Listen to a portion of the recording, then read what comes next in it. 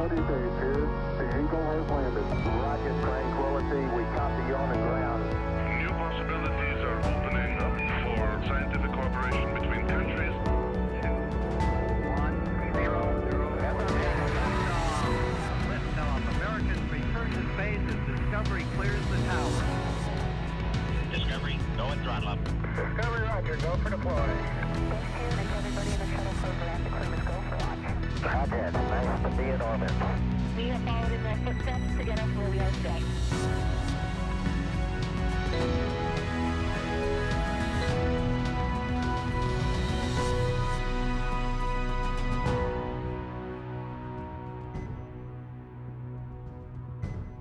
And there it is. You're looking at the American-made rocket and spacecraft that will return American astronauts to the International Space Station from American soil for the first time since the retirement of the space shuttle, last flown nearly 9 years ago. Today, we're giving it another shot with our partners at SpaceX. Wednesday's first attempt was postponed due to that wild weather. But if all goes well today, we will mark a new first in NASA's storied history and usher in the commercial crew era of American spaceflight. At 3:32 Eastern Time this afternoon, NASA astronauts Doug Hurley and Bob Behnken are expected to lift off from Pad 39A aboard SpaceX's Crew Dragon spacecraft atop a Falcon 9 rocket. If the weather cooperates, today's attempt will mark SpaceX's first ever flight with crew and the beginning of a new chapter in human spaceflight. Good afternoon and welcome back to Kennedy Space Center, home of the wild Florida weather, which is why we're sitting inside again today, but this time a little bit closer with some plexiglass between us. Yes, and I'm Lauren Lyons, a senior Starlink development engineer at SpaceX, and joining us today is retired astronaut and NASA meatball lover, Leland. Thank you, Lauren and Marie. It's great to be back. That weather was really wild last what, 2 days ago, 3 days ago? Yes, it feels like yesterday. I don't know if depending on how much you slept, could be the same day. I but didn't I sleep think it was much. Wednesday. But down to T minus 17, and our teams made the right call. You know, we didn't want to go through that weather and have something happen. And I think that, you know, we're back to this hollowed ground thing, Pad 39A. We are, you know, my time back there was in 2008, 2009 on Space Shuttle Atlantis, launching to the International Space Station and building out the International Space Station. So now Doug and Bob can launch Crew Dragon and go to an assembly complete space station. Yeah, and I know it's been really touch and go with the weather. Yeah. We were looking at it last night. We were looking at it this morning. The teams are going to continue to monitor things, so it's kind of touch and go. But at last check, it was a 50-50 chance. So hopefully those odds are going to be, I don't know if they're going to improve, but 50-50 is not bad. It could be worse, right? So we have teams all over the country covering the action from SpaceX headquarters in California, Mission Control in Houston, and our social media desk in Washington, and of course, right here in Florida. Today's mission will be Crew Dragon's second test flight and its first test with humans on board. We're a little more than 4 hours away from liftoff. Bob and Doug have had their lunch and have completed their medical checks in advance of launch. In about 15 minutes, NASA is going to turn the crew over to the SpaceX team. And once that happens, there are a series of key milestones to complete as we count down to T0. The first one is suit up. Now, the suit-up room is located in NASA's Neil Armstrong Operations and Checkout Building, or the ONC. Here, the SpaceX team is going to help the astronauts put on their suits and perform key suit checkouts. From there, the next step is crew walkout. The astronauts are going to leave the ONC building for final goodbyes with friends and family gathered outside of the facility before they head out to the launch pad. And following final goodbyes, the crew will get in a Tesla and begin the roughly 20-minute drive to Pad 39A. Now, once at the pad, the crew will ascend the fixed service structure in order to board the spacecraft in a process we call crew ingress. During ingress, the SpaceX team will run a series of checks to ensure the suits, seats, and the vehicle interactions are all functioning properly. And after all the vehicle and crew checkouts are completed, the SpaceX closeout team will close Dragon's hatch with Bob and Doug safe inside. About 40 minutes before launch, the crew access arm, which is that long suspended walkway that the astronauts are going to use to board Dragon, it's going to retract away, followed by the arming of the launch escape system. Once the arm is retracted and the escape system is armed, that's when propellant loading on the Falcon 9 rocket will begin. About 5 minutes before liftoff, Dragon will be configured for what we call terminal count. This is when Dragon's onboard computers take control of the vehicle. And at T0, again, a little over 4 hours from now, if all goes well and the weather cooperates, Crew Dragon and Falcon 9 will lift off from Pad 39A, carrying astronauts Bob Behnken and Doug Hurley. Roughly 12 minutes after liftoff, Dragon will separate from Falcon 9's second stage, enter its activation phase, and begin using its own onboard propulsion system to carry Bob and Doug to their destination, which is the International Space Station. And as I mentioned previously, Bob and Doug are just finishing up their lunch, and we are currently awaiting their arrival to the suit-up room. And while we await that, you will notice over the course of this broadcast that we do not have crowds gathered here at Kennedy Space Center. And that, of course, is one of the impacts of our protocols to protect each other and our teams. We would normally have tens of thousands of guests here at the Kennedy Space Center in Florida to view the launch. But even though we couldn't host a lot of guests here, you can still join us through every step of this historic mission from wherever you are. We have a team dedicated to those of you following along on social media, and NASA's Tahira Allen is in Washington right now leading that effort. Hi, Tahira. Hey, Marie, and hey, everyone out there. My name is Tahira Allen, and if you are one of the 4.9 million people tuning in on Wednesday, we are so glad to see you here again.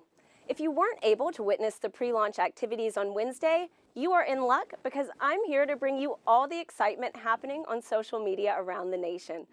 This is a big day for both NASA and SpaceX, and we are ready for you to be a part of it. We had a lot of people engaged on Wednesday, so we want to see if we can top that energy today. We will be sharing your photos and thoughts live on air during today's broadcast, so don't hold back and show us how you're getting ready for liftoff. You can join the conversation by using the hashtag LaunchAmerica on NASA's Facebook, Twitter, Instagram, and LinkedIn. I'll be monitoring that hashtag LaunchAmerica all day to highlight your social media posts throughout the show.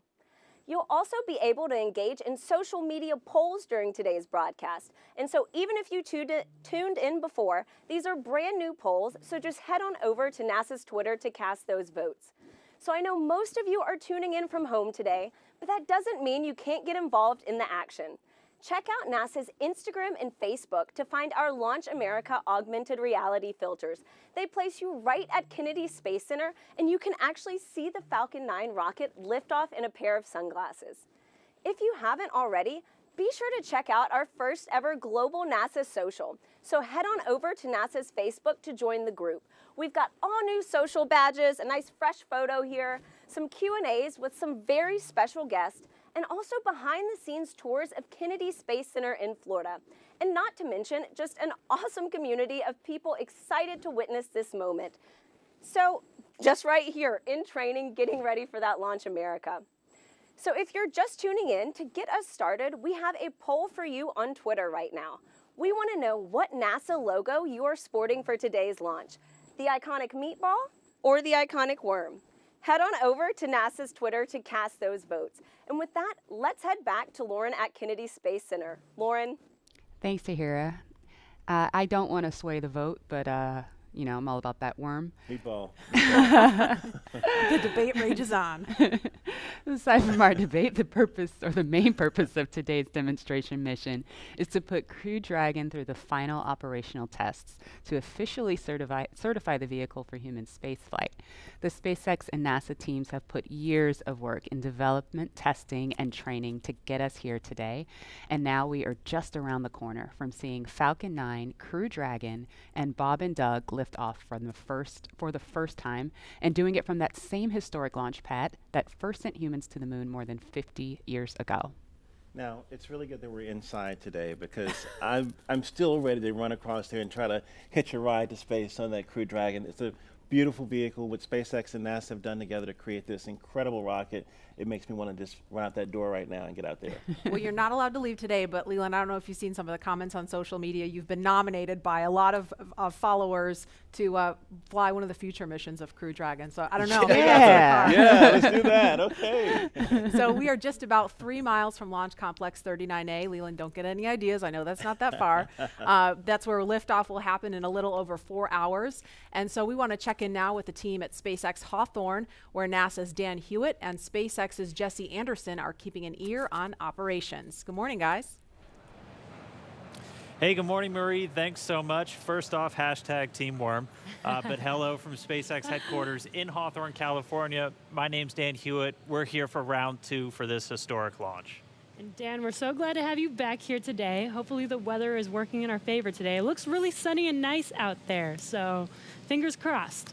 My name is Jesse Anderson, and I'm a lead manufacturing engineer here at SpaceX, and we are so honored to be NASA's partner in returning humans to space from the shores of Kennedy Space Center. 10 years ago, we sent the Dragon that's displayed right behind us on its first orbital demonstration flight, and I speak for all of us here at SpaceX when I say we could not be more excited to finally be sending humans to the International Space Station.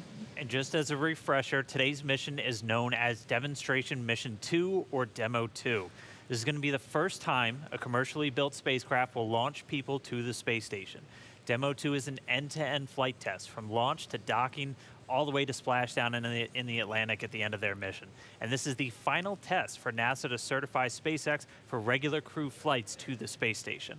Right now, SpaceX and NASA have teams working together around the country. On the SpaceX side, they have teams at the Cape performing final launch day checkouts as we speak, just to make sure Dragon is healthy and good to go. At the moment of liftoff, we will transfer authority over Dragon from our firing room in Florida to Mission Control here in Hawthorne. Mission Control will have insight and command of Dragon systems for the entirety of this upcoming mission. And since Dragon is a highly autonomous vehicle, our teams in Mission Control will be continuously monitoring the health and performance of the spacecraft through the entire duration of its journey. That's from liftoff all the way until Dragon splashes back down on Earth. While there are a number of people on headset here in Mission Control right behind us, the mission director is the one in charge. It's also where the SpaceX Core, which stands for Crew Operations Responsible Engineer, who's essentially the voice talking to astronauts throughout their flight, will reside. Dragon and Falcon 9 together have years of operational experience, or what we refer to as flight heritage. SpaceX has successfully completed 22 flights of Dragon to and from orbit since 2010, and that includes 21 trips to the International Space Station. And to get us where we are today, not only have we conducted thousands of hours of testing, but we've also enhanced and added a number of safety features to Dragon. One of the most important safety features on Crew Dragon is the launch escape system. It's a huge advancement in the safety of human spaceflight, and SpaceX was able to demonstrate the system in 2 important tests. The first one coming back in 2015 with the pad abort test, which we're watching some video back from right now. And then a little bit more recently, last January of this year, the in-flight abort test. Dragon's launch escape system is outfitted with 8 Super Draco engines that are integrated directly into the spacecraft body. This enables Dragon to separate from Falcon 9 and carry astronauts to safety in case of an emergency on the launch pad or all the way up to orbit. And in addition to the launch escape system, SpaceX has completed over 80 parachute tests, which includes nearly 30 tests of just the upgraded Mark III parachutes that's flying on today's vehicle. And that's to ensure a safe landing back on Earth, even in the unlikely event that one of those 4 main parachutes fails. And we can't forget the significance of our first demonstration mission just last year, which itself was an end-to-end flight test to and from the International Space Station, just no actual humans on board. But now, though, let's go to the one and only SpaceX's Principal Integration Engineer, John Innsbrucker, for our first status update. John? Oh, you're so kind, Dan. Good morning from SpaceX headquarters in Hawthorne, California. As Dan said, I'm John Innsbrucker, and I'll be bringing you status updates throughout today's countdown. We're currently just inside T-minus 4 hours, 9 minutes. Today, as mentioned, is our second launch attempt.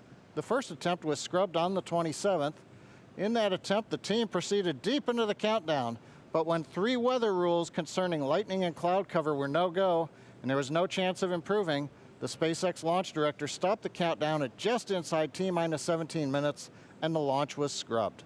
Now, following the scrub, we drained back the propellants from Falcon 9, and the crew left the capsule and returned to crew quarters. Now, since the scrub, Falcon 9 has remained vertical on the pad, as you can see there on the monitor. It's remained powered up. The launch crew currently reports no significant issues on the Falcon 9. Minimal activity has occurred on Dragon over the same period. The most significant task was topping off oxygen and nitrox in the environmental control system. Now, we just finished up a weather briefing to the crew a few minutes ago. Conditions at Kennedy Space Center for launch 50% chance of violating conditions, which is also 50% chance of good conditions. The basic concerns are precipitation, cumulus thick clouds, anvil clouds, all related to the threat of lightning. We're also watching the weather downrange in case there is an abort and Dragon has to splash down off the coast.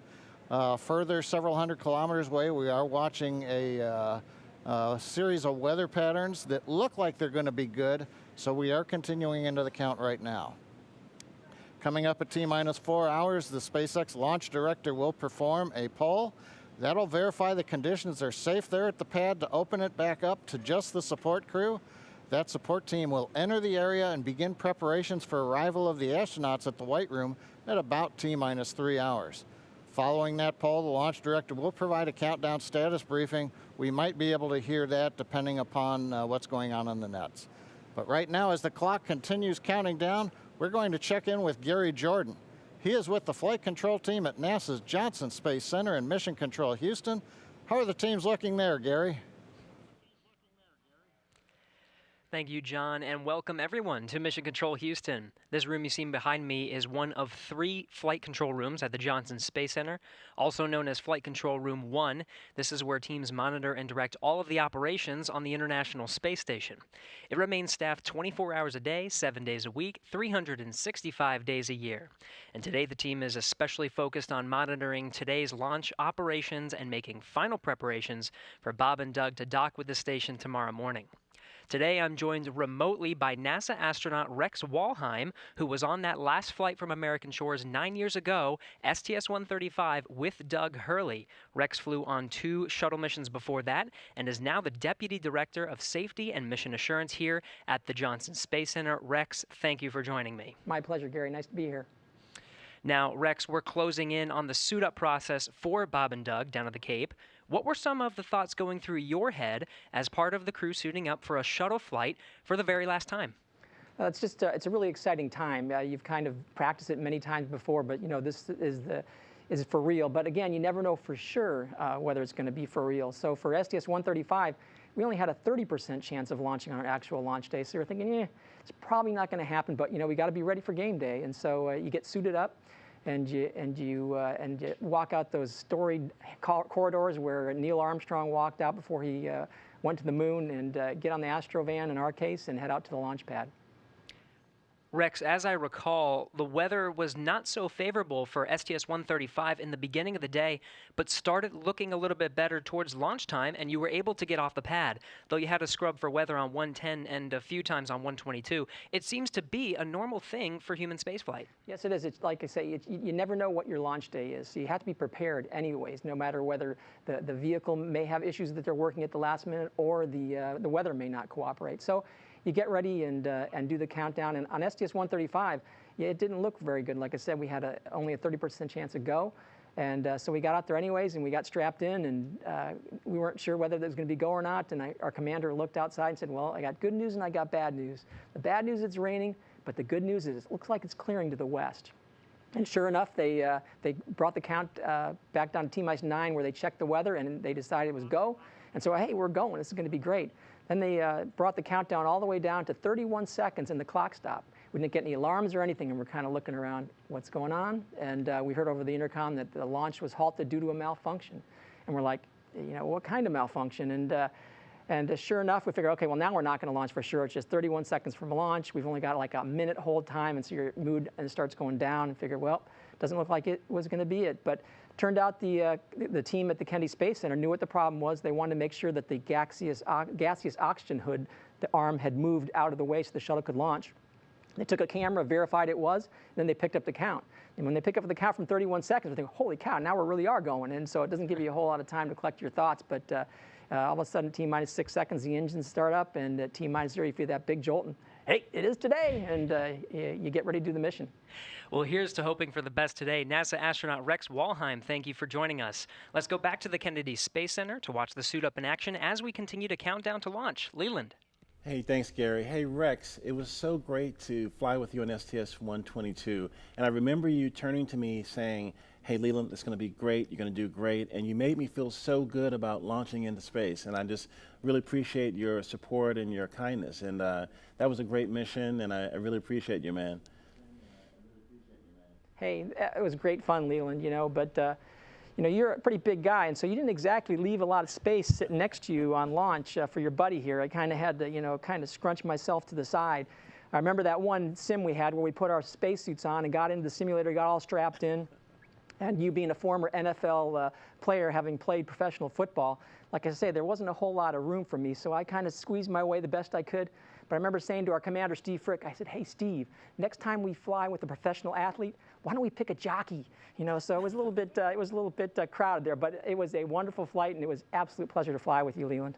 Likewise. And when you came home on 135, I was with your family. I remember it was a night landing, and I said, hey, Fergie's back, and your son, I'll never forget this, he said, hi, Dad, and it's all about the families, and you did such a great job on that mission, flying with Doug on that last shuttle mission. So thank you, Rex, for everything you've done. We're going to go live in crew quarters in a minute and see Bob and Doug suiting up. Yeah, absolutely. Thanks, Rex. And my takeaway from what Rex had to say is, you're telling me there's a chance. There is I know there's a chance. There's a pretty good chance, actually, 50% in fact. And the astronaut crew quarters is where astronauts live in seclusion before missions to space, and it's where Bob and Doug have been living for the past 10 days. Now, the suit-up room inside of the crew quarters is something of a national landmark in and of itself. This room was first used as a suit-up room for Apollo 7 back in October 1968. And for every crew mission since then, when launching from U.S. soil, serving 400 different astronauts on a total of 150 missions.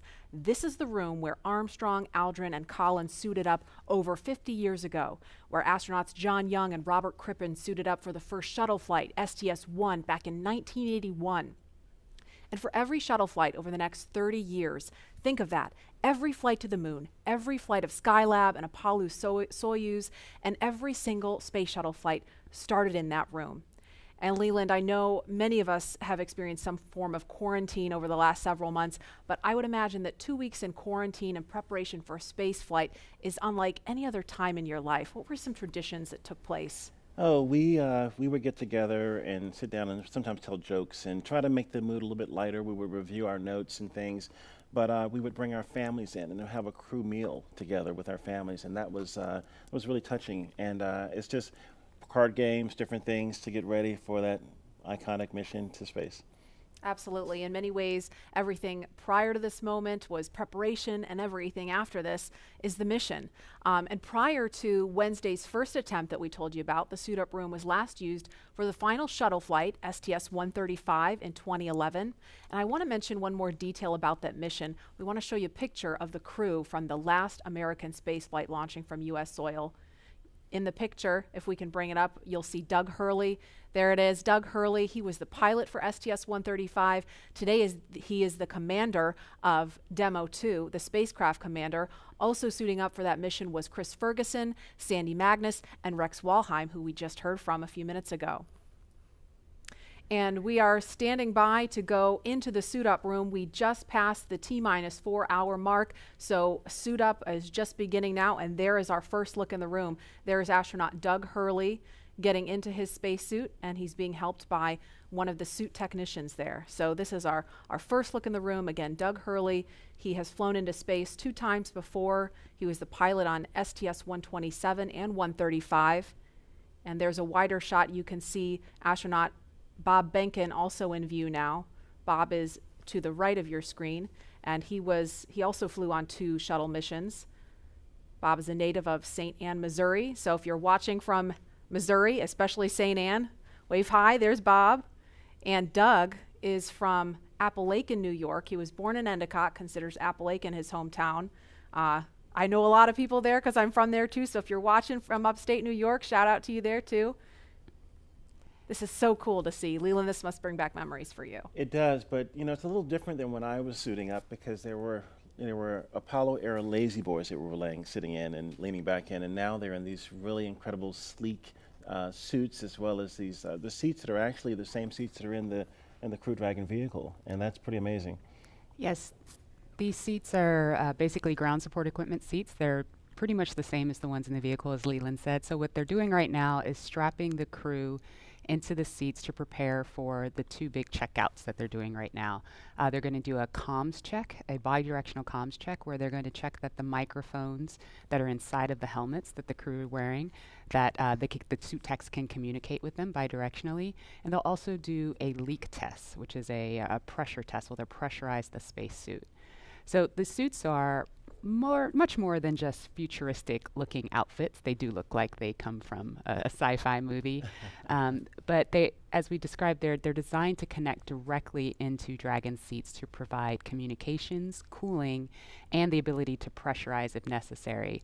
A moment ago, you may have seen one of the suit technicians attaching a big white umbilical to the leg of the suit. That is the way in which the communications and the airflow, all of that is happening through that umbilical, which is connected to the seat.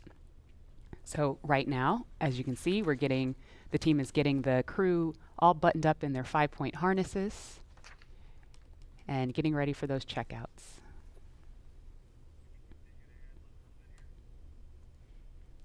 And there's that worm again, Leland, right front and center. How does that make you feel on a spacesuit? It makes me feel just great, Marie and Lauren.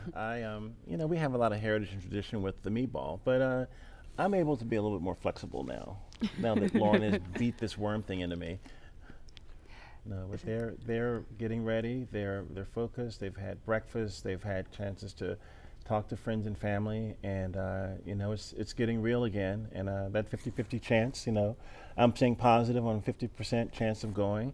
Seeing the suit techs around them with these futuristic-looking flight suits versus the white suits that we've had in the past. It's transitioning from that old legacy to this new era in space travel. And I think working with NASA and SpaceX, working together as one team. It's just like what we do in space, work together as an international team to get things done. Absolutely, and this group really gets to know each other well too. There's a wave from Doug and a thumbs up. That's so cool to see. I mean, the people in that room get to know Bob and Doug really well because they've rehearsed this so many times, especially the suit techs. The suits are, custom made for each of the astronauts. So I feel like I couldn't even count the number of times they've had like suit fit checks and leak checks and just making sure every detail with the fit and the function is just perfect before they get ready to launch. And interestingly enough, these suit techs are also the designers of the spacesuit. They've been working with the crew for years as we've been building these suits, their training suits, all of the training events in Hawthorne, where the crew is inside of the Buck, the capsule simulator. This is the team that's been working with them for years.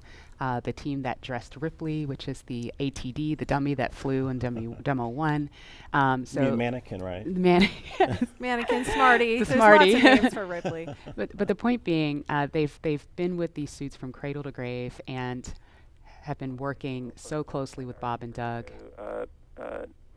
Pressures and making sure everything looks good prior to arming the launch escape system, but not tracking a constraint at the moment. So overall, Dragon's healthy and ready for crew ingress. Okay, thank you for the update, MD. And this concludes the countdown briefing. So you just heard in that briefing there, they're continuing to move forward towards launch. And as we have a view of Doug Hurley there adjusting his visor, again, he is the spacecraft commander for Demo 2. And while he continues the suit up process, we want to give you a closer look at the veteran Marine Corps fighter pilot and spaceflight pioneer.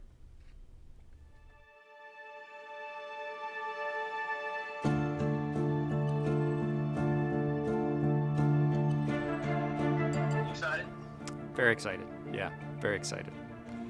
You feel ready? Feel pumped? Oh yeah, I think we're ready. I think we're certainly ready. Joining the SpaceX Demo 2 test. He is a Marine Corps colonel and test pilot. He was selected as an astronaut in 2000. He piloted Space Shuttle Endeavour and Atlantis for STS-135, the final space shuttle mission. Introducing NASA astronaut Doug Hurley.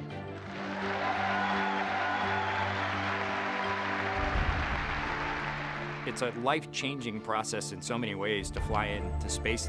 It's just overwhelming in some respects. Just the sensations, the rumbling, the shaking, the acceleration when the engine shut off and you go from in the case of the shuttle, you go from 3 Gs to 0 Gs instantaneously, and things start floating. And I remember distinctly just thinking, what just happened? To see a rocket launch in person is, it's a pretty emotional event. I remember the first time I saw a shuttle launch, and it was amazing. And then when I saw a shuttle launch with my wife on it, that is quite the emotional experience. My name is Doug Hurley, and I'm the spacecraft commander for the Demo 2 mission to the International Space Station.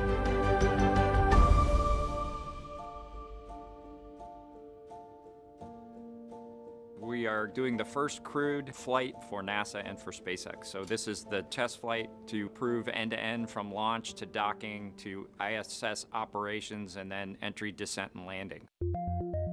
This will be the first time the Dragon had a crew on board, and so there's a myriad of objectives we want to achieve for this mission.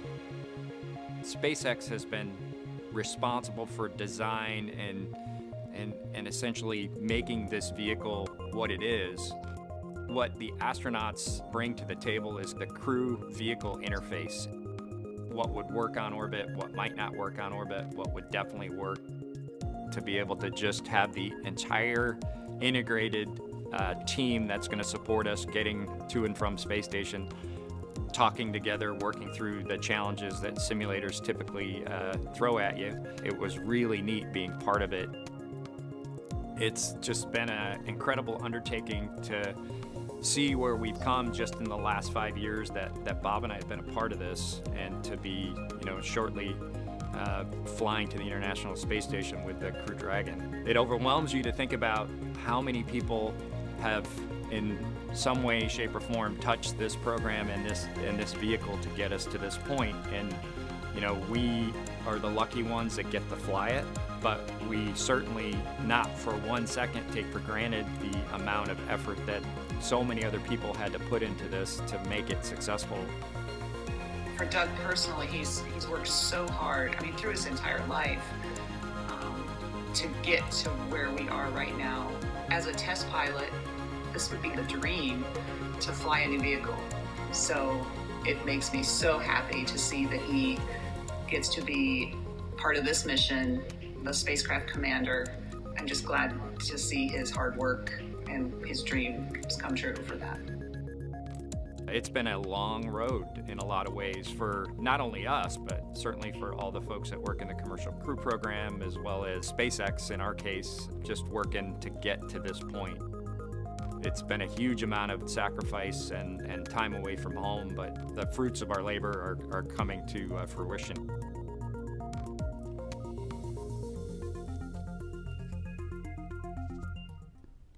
We are now getting closer to when we expect to see the crew complete their suit checks and walk out of the Neil Armstrong Operations and Checkout building.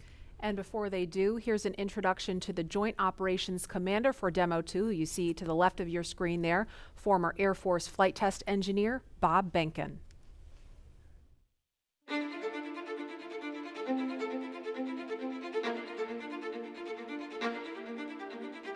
When you go through the launch day preparations, there's a lot of moments that kind of stand out to you. One is the kind of the celebratory piece of it, which is that you're walking out of the suit up room and getting in the vehicle that's going to take you to the launch pad. When you close the hatch, that's really when Doug and I are in the vehicle, and it's our vehicle, and we're really in control of the mission at that point. Test pilots, their task proved that man could fly into orbit around the Earth and return live and well to talk about it.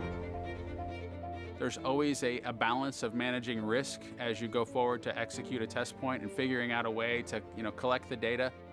We hear a sound. Okay, is that sound an expected sound? Or we see a light, is that light an expected light? What's the source of it? Does it sync up with something else that's going on or not? So trying to dissect all of that in real time in your head is, a lot of things happen like that on launching of a vehicle. From St. Anne, Missouri, he is an Air Force colonel and flight test engineer. He flew aboard Space Shuttle Endeavour twice. Introducing NASA astronaut Bob Behnken.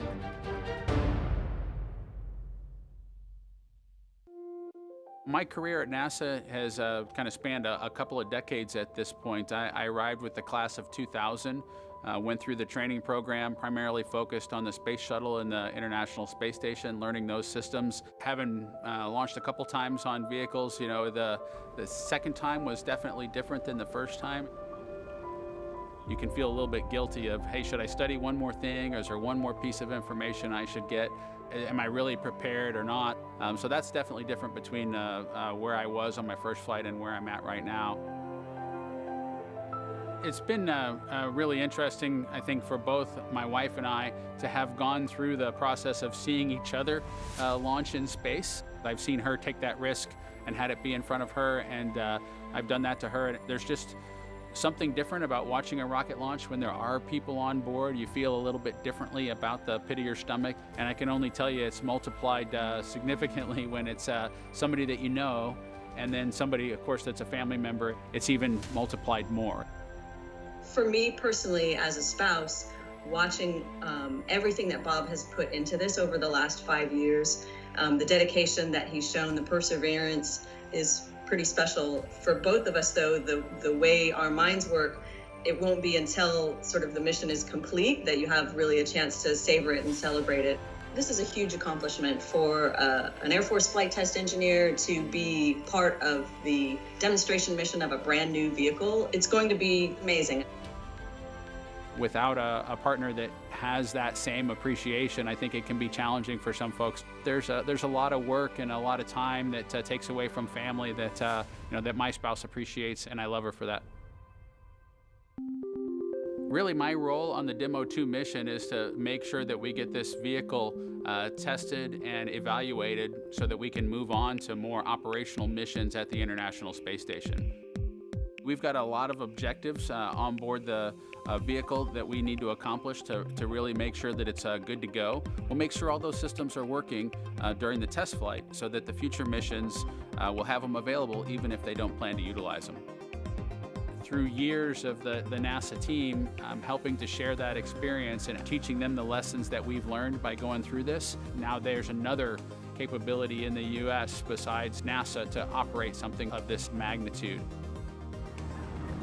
When is the last time humans launched on a new vehicle? Certainly on the American side, it's been several decades. Now we're in a time when we've got multiple vehicles under development. It's a great time from a space exploration time frame just to see all that happening, and it's because of this nurturing of the environment, being able to pull in a wider group of people who can contribute towards human spaceflight. It's a super cool time. On a deeply personal level, I'm really excited that my son is get a chance to see me launch into space. Being an astronaut has been a little bit of an abstraction thing for him because he's seen me do it in old videos, but he hasn't seen me do it for real. And so I'm excited for him to see this launch. I want to thank the entire Commercial Crew Program team that's worked together to get to this point where we've got vehicles in the launch pad ready to head to the International Space Station.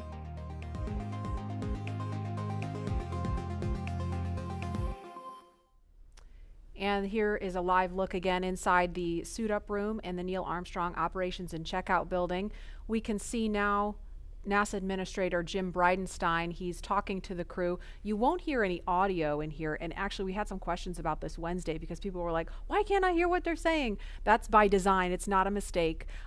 We are really lucky to be able to show you this video live as they're suiting up, but you don't hear the audio because that's a little bit, we try to give the crew a little bit of privacy, and so being able to talk freely and share really what's on their minds without having to worry about who's listening is part of the reason you don't hear audio in there. But that's Jim Bridenstine there talking to the crew, and it looks like Associate Administrator Jim Morehard is also in the room standing to the right of your screen.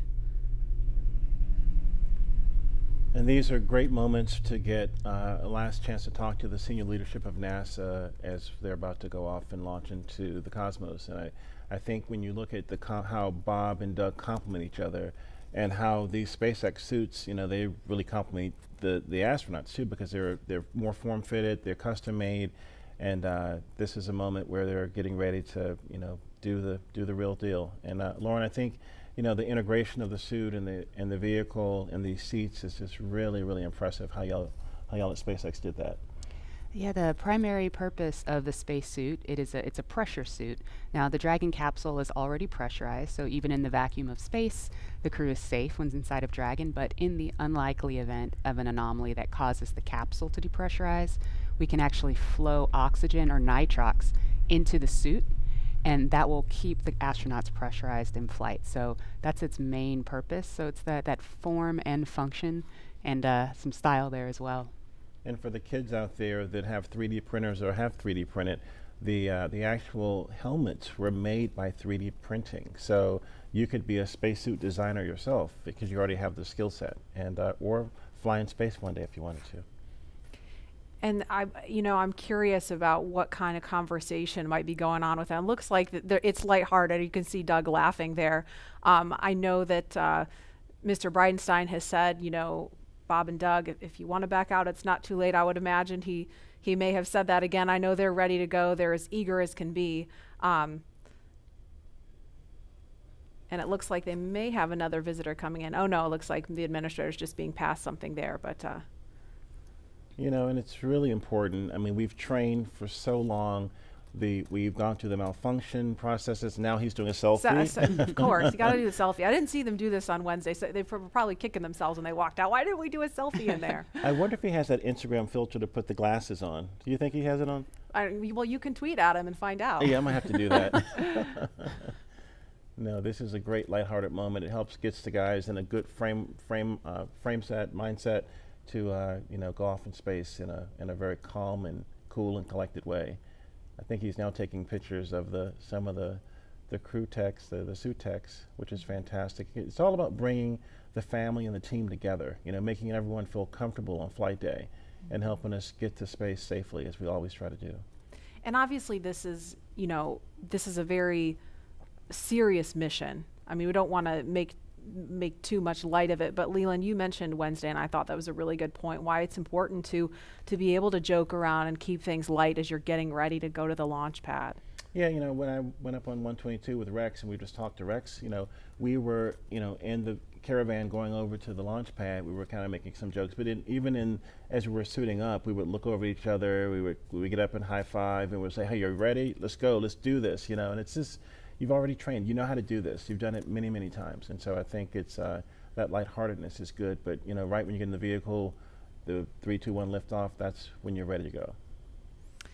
And they're the visitors making their way out of the room. And as we mentioned, Doug Hurley and Bob Behnken, I mean, they are two of the finest at what they do. And it's really starting to sink in that the mission is on as you see them in their spacesuits.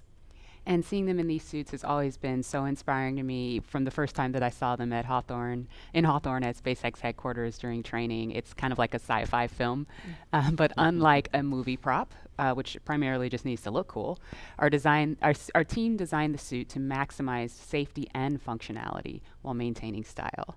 Here are two members of our spacesuits team, Chris Trigg and Maria Sundin, telling us about how the suit came to be. I think one of the things that was important in the development of the suit was to make it easy to use, something that the crew just has to literally plug in when they sit down, and then the suit kind of takes care of itself from there. So the suit is really kind of one part of the bigger Dragon system. It's really part of the vehicle. So we think of it as kind of a suit-seat system. So the seat that the crew is in and the suit are in a lot of ways working together. And so it made sense that we were designing Dragon in-house to also design the suit. Our spacesuit is completely designed in-house.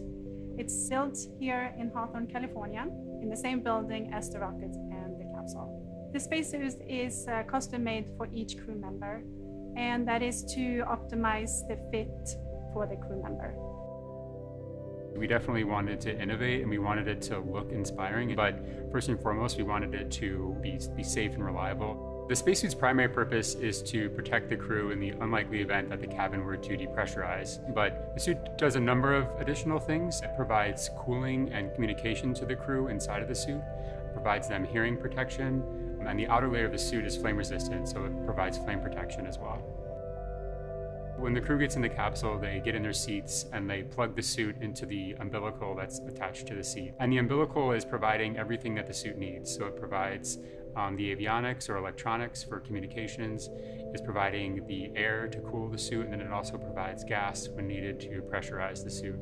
So it's really a single point that lets the suit do all the things that it needs to do. We designed the helmet in-house. The helmet serves a number of different functions. Obviously, it's protecting the crew's head and it's retaining gas like the rest of the suit, but it also houses the microphones as well as the valves that are regulating pressure in the suit. We had to design the gloves so that they would work with the touchscreens, but the gloves also still had to do a number of other things like the rest of the suit. So all of those things had to come together within the glove. It'll be obviously really amazing to see Bob and Doug in their flight suits, and I think one of the things that's cool about the suit is it's not just a piece of hardware, it's not just a suit, it's a very personal thing. It's Bob's suit and it's Doug's suit. And so seeing the two of them in their suits using it in flight will be just a really amazing thing.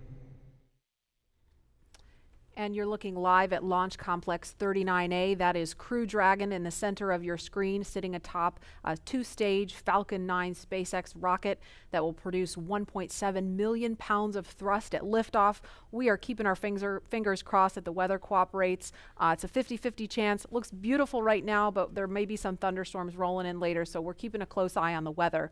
In the meantime, we're going to head west to Hawthorne for an operational update. Dan? Hey, Marie. We are here in Hawthorne still. The astronauts have a crew training facility that's equipped with both a cockpit simulator and a full-scale Dragon mock-up to conduct simulations both for nominal and off-nominal situations. And recently, the SpaceX team shared the exact same ISS simulator that the astronauts train on with the public, so you can try your hand at docking the ISS. If you head over to iss-sim.spacex.com, you can try your hand at docking with the space station.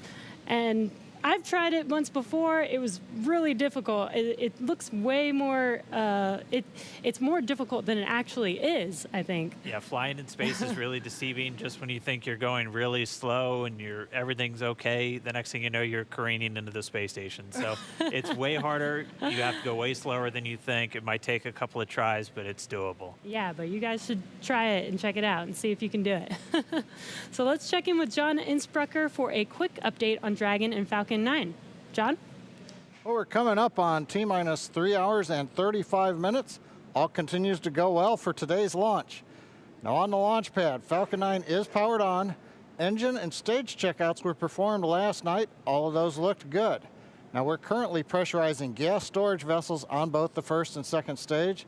And as I like to report, the good news is there's nothing significant to talk about on the rocket right now. Now on top of Falcon 9 is the Dragon spacecraft. That's being prepared for the crew. The Dragon propellant system was pressurized to final flight pressure about an hour ago. We had the support team arrive in the White Room just inside T-minus 4 hours, and we're waiting right now for the crew to walk out of the ONC building, and they should arrive at the pad by about T-minus 3 hours. For the Dragon spacecraft, all systems are also currently go. The Air Force range reports no issues at this time. The range will be maintaining both air and sea space clearance around the launch pad. They also help support things like putting the roadblocks up to prevent access to the hazard areas at both the launch site at 39A and around the Cape. Now, the big question, of course, is the weather. And as I've said before, we all talk about it, but it's the one thing we can't do anything about. Weather is 50% probability of good conditions. We are going to be watching for the clouds, lightning, thunderstorms. The sea breeze is not as strong today, and that's going to not help push all of that back over Central Florida. But right now, things are looking good with both Falcon 9 and Dragon as we count down to liftoff. Now, we want to see where you're following today's launch from, so we're going to jump over to Tahira at our social desk. Thanks, John. So glad to hear that things are at least looking good right now for this launch. Really hope it stays that way. So we just took a look at numbers of viewerships across our social media platforms, and there are now 500,000 of you tuning in for today's broadcast. Welcome, guys. We are so excited to have you. We also have the top cities right now tuning in, and that's Columbia, South Carolina, Houston, Texas, Los Angeles, New York, and Orlando. So it seems like the East Coast is really pulling today's viewership, but hey, last time on Wednesday, California came in and really stole the whole show away. Let's take a look at what's being shared online right now. So right now we have this future astronaut, and I don't know who he had to call, but it looks like he is in this SpaceX suit and his Tesla getting ready for round 2. Absolutely love it. Let's take a second look. Okay, right now we have a French bulldog. It looks like taking Bob's place for launch right now. This is so funny. We'd love to see it, guys. And so for those of you tuning in, be sure to use that hashtag LaunchAmerica on social media and show us how you're getting ready for liftoff. So earlier in the show, we polled users to see which NASA logo you're sporting for today's launch, and the results are in. So it looks like about 62% of you are wearing the meatball today, and that leaves the worm falling a little bit behind. But hey, now that the worm is back, maybe y'all will be sporting it more often. And so with that, let's head back to Marie at NASA Kennedy. Marie? Thanks, Tahira. We have some really spirited reactions here. We're looking live at the ONC walkout doors, but I just have to tell you, Leland threw up his arms in the air in victory when he saw more people sporting the meatball, and Lauren looks like someone just kidnapped her dog. I am shook. Go worm, go worm, go away worm. Oh, wow. You know, you can't predict, you know, how everyone else feels. That's the beauty of diversity of opinions, you know. And other traditions like the meatball and the worm, or a card game that we play called Possum's Fargo. And you have to play enough hands to where the commander loses a hand before we can walk out. So that's probably going on right now, and they're getting ready to have Doug lose his hand. Yes. And then we can get in the elevator and come out and get in the spaceship. Yep, so we're giving them that moment in private. And Leland, I wanted to ask you too, because I know, I mean, we had a scrub really late in the count yesterday. We got just under T-minus 17 minutes, and we were all like, oh, it was like a collective groan across the country, everybody watching. And I know you've been through a delay once yourself on one of your shuttle flights. And I wonder, you know, what does it take to kind of refocus yourself on day 2? I mean, do you go through all the exact same preparations? Do you do anything a little different? Is there a little bit of superstition involved? No, not really. I mean, we try to keep everything the same way because we've practiced this way, and now we're in the real day. We're playing this way. So if you stay the same, kind of the same form and function that you've done before, nothing else hopefully will happen that's out of character to your mission. So I think we just try to stay the same way. Yeah, that's good insight. And I know, you know, Bob and Doug, we heard them on the comms after that as they were detanking Falcon 9, and we're waiting for them to get out of Crew Dragon, and they were just cool, calm, collected, thanking the teams for doing a good job. Nobody's getting launch fever, and you know, they're going to do the same thing today. No matter how many people are watching, they're going to make the same call as they would if nobody was paying any attention. Right, and I was talking to CJ Sturkow before I launched on my first mission, and he said that he made a mistake and flipped the wrong switch on Ascent, and he glommed on that and was about to make another mistake. But he said that he had to just focus and get back to, you know, grace under pressure so that he would make a third mistake, which could have been, you know, catastrophic. So that's what we always try to do, is to try to do everything the same way, be very deliberate, but be very graceful, not really try to overthink something, but try to stay safe. Absolutely. And calm. Yeah, that's so key, and I know that's top of mind for all the SpaceX and NASA teams working on this today. And again, we're just standing by. We expect the crew is going to be leaving the suit-up room in just a couple of minutes, so we're giving them those last few minutes in private at the ONC building. And again, we're looking at the pad here. One of the other things that struck me, you know, we watched the videos about Bob and Doug, and when I went home on Wednesday, you know, because people saw, a lot of people who were watching and then, or maybe watching again today, saw the videos about them, learned a little bit about their military background. My husband's a Marine, so he's like super pumped about Doug. You know, Doug tweeted Semper Fi, and so I know like all the Marines out there are like just super pumped about seeing this, and the airmen that are watching Bob, seeing them represent the Air Force. I mean, it's just such a cool moment for our military community, and as a military spouse, I definitely feel some of that pride. I saw Charlie Bolden last night coming from the restaurant, and he was very excited about Doug as a Marine, and he's a Marine, and so Semper Fi was definitely something he said. Godspeed Semper Fi, go Crew Dragon. So it's our military people that are helping us with this launch, with the recovery, with all these other things, is very important to the success of the mission. Absolutely. And we want to turn our attention back to the Neil Armstrong Operations and Checkout Building. If we could, we want to take you to a picture of the doors. There they are. Those are the doors at the back of the crew quarters building, and it's an area where family, friends, and members of the media can share one final moment with the crew before launch. Now, the walk through those doors has signaled the beginning of the march towards launch for every American mission to space since 1968. This is the moment that is immortalized on film and video for 400 different astronauts from Apollo all the way through Space Shuttle, serving 150 total missions, and soon, if the weather cooperates, mission number 151 with the first 2 commercial crew astronauts.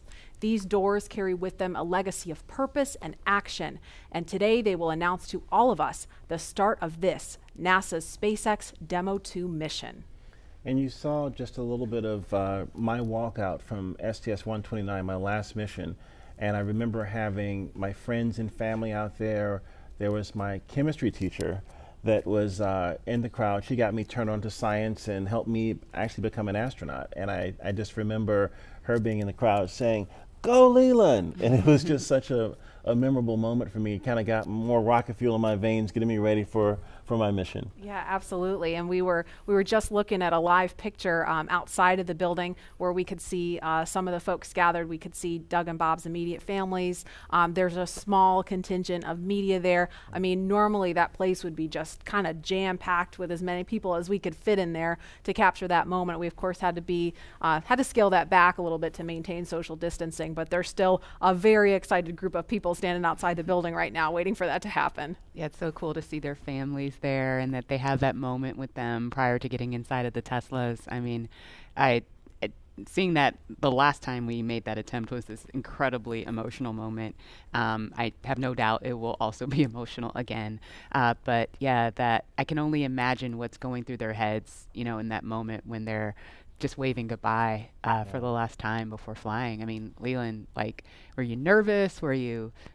You know, at that moment we were, you know, we had been a little jovial in the suit up walkout, but I think at that moment we're thinking about our families, leaving our families, but then at the same time we're going to do this incredible thing for helping advance our civilization. We are working as a team, all the other teams now with SpaceX and NASA and people all around the world really, you know, in recovery and all these things, helping us get to space so we can advance our civilization. And I think those moments are really heartfelt for us, that a team of people have helped us get to this point. Absolutely. And we are looking at a live picture now of Bob Behnken and Doug Hurley walking down that hallway in the astronaut crew quarters. We just saw Doug wave at the screen, and they're just turning the corner, getting inside that elevator. And this, you can't see it from here, but there is a banner hanging there. You can kind of see it in the back. There's a banner hanging on the wall of the elevator with the signatures of all the people who worked on this mission. So it was really important for them to hang that up in there so Bob and Doug could see it. Yeah, we see that, and we see all those signatures of people that have helped us through training, through fit check, through all of these moments and getting ready for this mission. And it feels like they're going along with us on the ride. Absolutely. And as we wait for the crew to come downstairs to the first floor, we will pause to honor today's efforts with our national anthem. Kelly Clarkson just blew us away with a fantastic rendition Wednesday. Here she is again.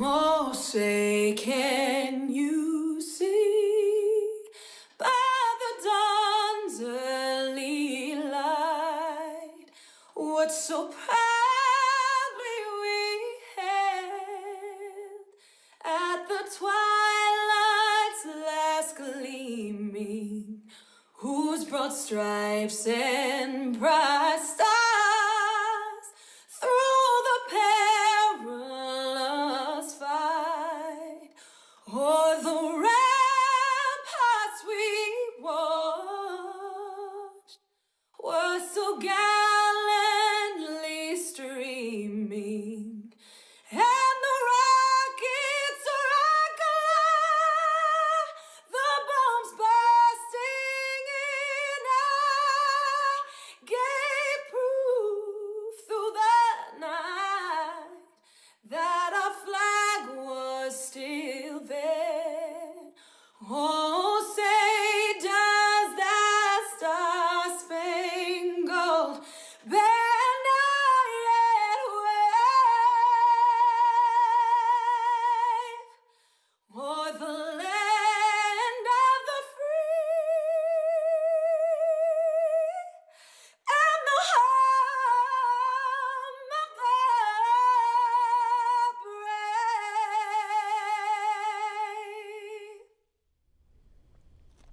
got goosebumps listening to that. I mean, it doesn't get old. We heard it Wednesday, but I mean, I could hear that every day of the week. She was blowing. Yeah, amazing. That's a live look again at Launch Complex 39A. We are awaiting astronauts Bob Behnken and Doug Hurley to walk out of the Neil Armstrong Operations and Checkout building any minute now. So we're going to be ready to cut to that shot just as soon as we get the word that they're ready to walk out that door. Those doors, excuse me.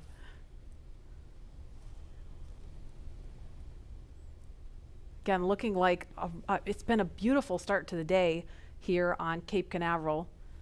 But we're keeping a close eye on weather because it looks a little iffy as we get later into the afternoon, closer to launch time, which again is 3:22 this afternoon. It always blows me away every time I visit Florida is, 1 hour it's this beautiful, clear, gorgeous day, and then an hour later it's a thunderstorm. You said it. Welcome to our world. And then an hour later it's back to clear. Yeah. Yeah. Wow, just similarly to last attempt, right? I mean, just 15, 20 minutes later, it was good to go. I know, it hurt my soul because we have this instantaneous launch window. It's not like with shuttle where we could give it a couple more minutes because you had a 10-minute window. We have a single second to get this off the ground, so everything's got to be just right. The conditions all have to be green at that moment. Again, Mother Nature showing she's in charge. Absolutely. And we just heard we're about 30 seconds, less than 30 seconds now from seeing the crew walk out of those doors. So we are standing by to show you that moment live.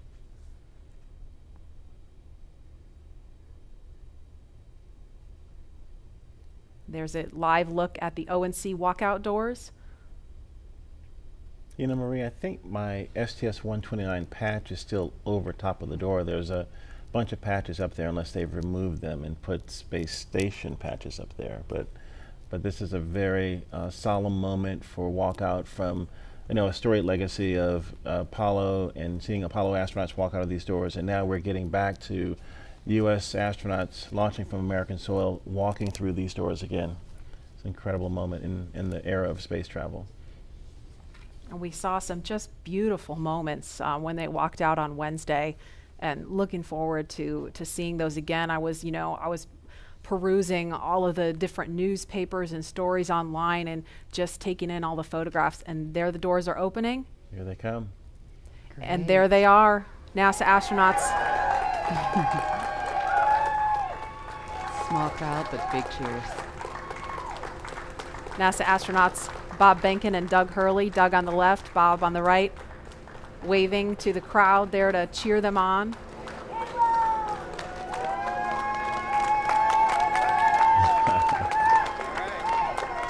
And there are their families right in front of them. The virtual hugs, a very special moment. Fist bumps.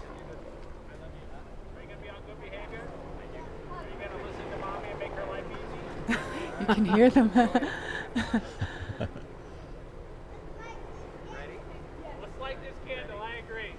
Launch America! Bye, guys.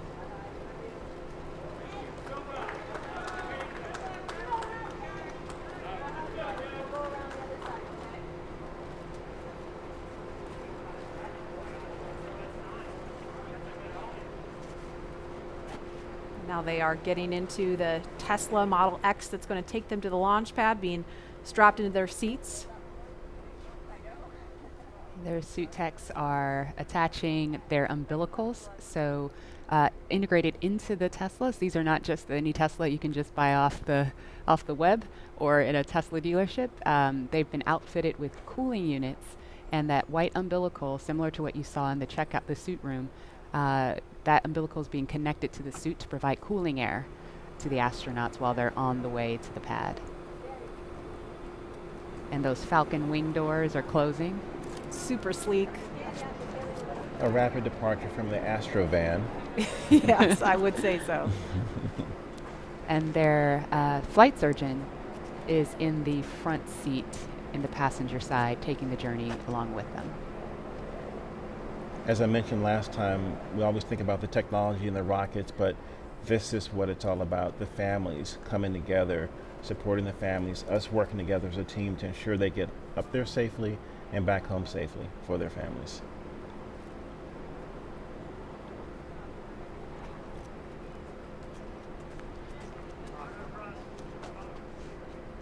I couldn't hear everything they were saying, but I did catch Bob telling his son to be good for mom and make her life easy. As a parent, I appreciate that. Let's see that prominent NASA meatball.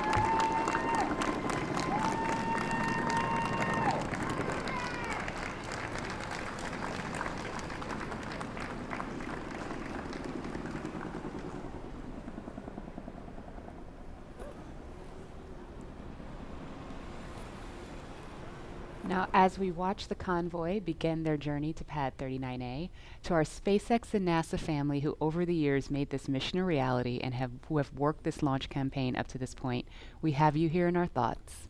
And we wish every one of you could be here to see this up close. But we want you to be part of this journey regardless of where you call home and regardless of where you're watching from today.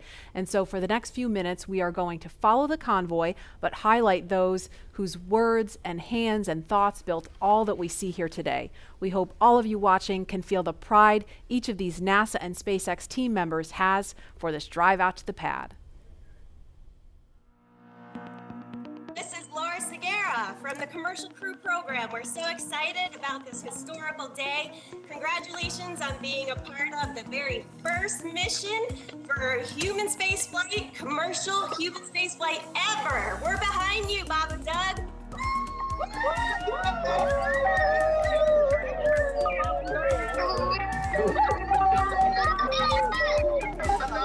I'm Nicole from SpaceX in Cape Canaveral, Florida. Congratulations to SpaceX for hitting another major milestone, and safe travels to Bob and Doug. Bob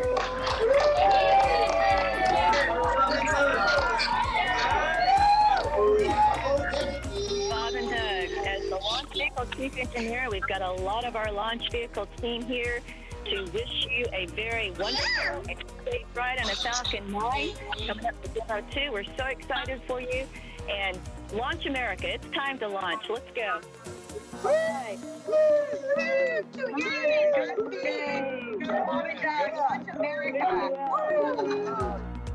Hi, this is Perla from Hawthorne headquarters. We want to wish Bob and Doug a safe trip to the International Space Station. Go Dragon!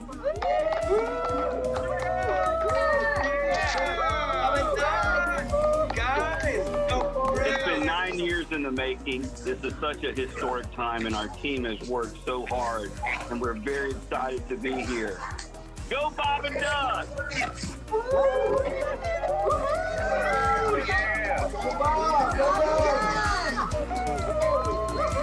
Hi, this is Sam from McGregor, Texas. Go Bob and Doug, go NASA, and go SpaceX.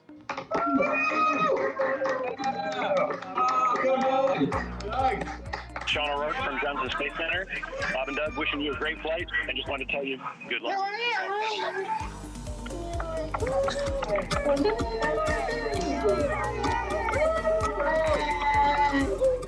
Hi, I'm Dustin Kamak with NASA Kennedy's Communications and Public Engagement Directorate, and we all want to wish Bob and Doug safe travels and Godspeed. You are both an inspiration to us all. Now, let's get out there and launch America. Let's do it. Come on, launch America.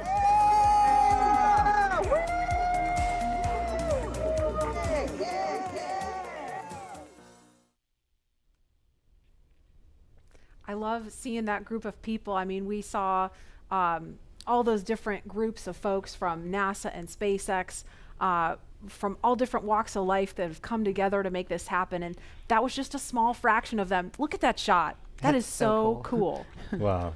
A little thumbs up from, I guess that's from Bob. Yeah, and you know, it took a little bit of creativity to get this shot to happen. We have a chase vehicle that's on the other side of the road, which is of course shut down, so we could get a camera in there and follow them out. So we are really thankful to Kennedy Space Center Protective Forces for helping us make that happen, so we could see Bob and Doug all the way out to the launch pad. My ride out was a little bit different than what they're experiencing in this Tesla, because we had the Astrovan had bench seats on each side, and we could look across at each other as we were driving out. And it was moments where we would tell some jokes and look, but sometimes we would just look at each other, and we had such gratitude for having this opportunity to launch into space and to think about all the people that had a hand in helping us get in that vehicle to drive out to the launch pad to get ready for this momentous moment. And I think that's probably, even though they're sitting, side by side, I think they're probably thinking of the gratitude and the people that have helped them get here so that they can be on the, the pointy end of the rocket, getting a chance to go up to space. It's just a momentous moment. And they're listening to some tunes too, I heard, right, Lauren? Yeah. There are at least 3 songs on their playlist that are super interesting. The first is AC/DC's Back in Black. You know that one. Yeah, well, who doesn't? Right. Another one that they're listening to is the elevator music from the Blues Brothers film, The Girl from Ipanema. Oh, Leland. Okay. Got another career. That's enough. Career number 3. That's enough. Right. NFL, astronaut, musician. Yep. And of course, they are also listening to the Star Spangled Banner, the Army French Horns version. Now, we didn't have tunes in the Astrovan. No? And I know that the Tesla has a really kicking stereo system. Is that still the custom stereo system that's in the Tesla? I haven't been in this one, so I don't know what they're rocking, but I'm sure it's pretty cool. And again, just for some perspective, they left the operations and checkout building just a minute ago, and so it's about a 9-mile drive from there to the launch pad. It takes them around 20 minutes, kind of depends on how quickly they're trucking. The other thing sometimes that you hear as you're in the convoy is the helicopter, the Huey helicopter flying overhead. And it's kind of also, you're thinking military, you're thinking really important things, and it's a moment that also kind of solidifies in you that, hey, something big is about to happen. And that whoop, whoop, whoop, whoop, the sound of that Huey is just in your head, and it feels good that all those people are helping you get there safely. Yeah, I think we heard that actually coming by Yeah. this building earlier because we were talking. I was like, I hope that's what I think it is. And it was pretty low because it was pretty loud. You could feel it, too. I did. I could feel it. I took this drive yesterday in my rental car, and granted it wasn't in a Model X, and I'm not an astronaut, but driving to 39A, that same route, and trying to imagine myself in that headspace, it was pretty awesome. I got to figure out how to get on Falcon 9. Lauren, we're all astronauts. We're in space. That is true.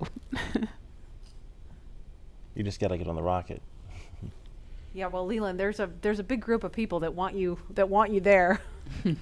I think we should, listen to them. Yeah, I'm all for it. I think we should. Maybe we should make that a poll question. Yeah. Well, we should all maybe go to space. What do you think? I am on board. I mean, not literally right now, but I would like to be on board. Lauren, would you go with us? Absolutely. Okay, poll question.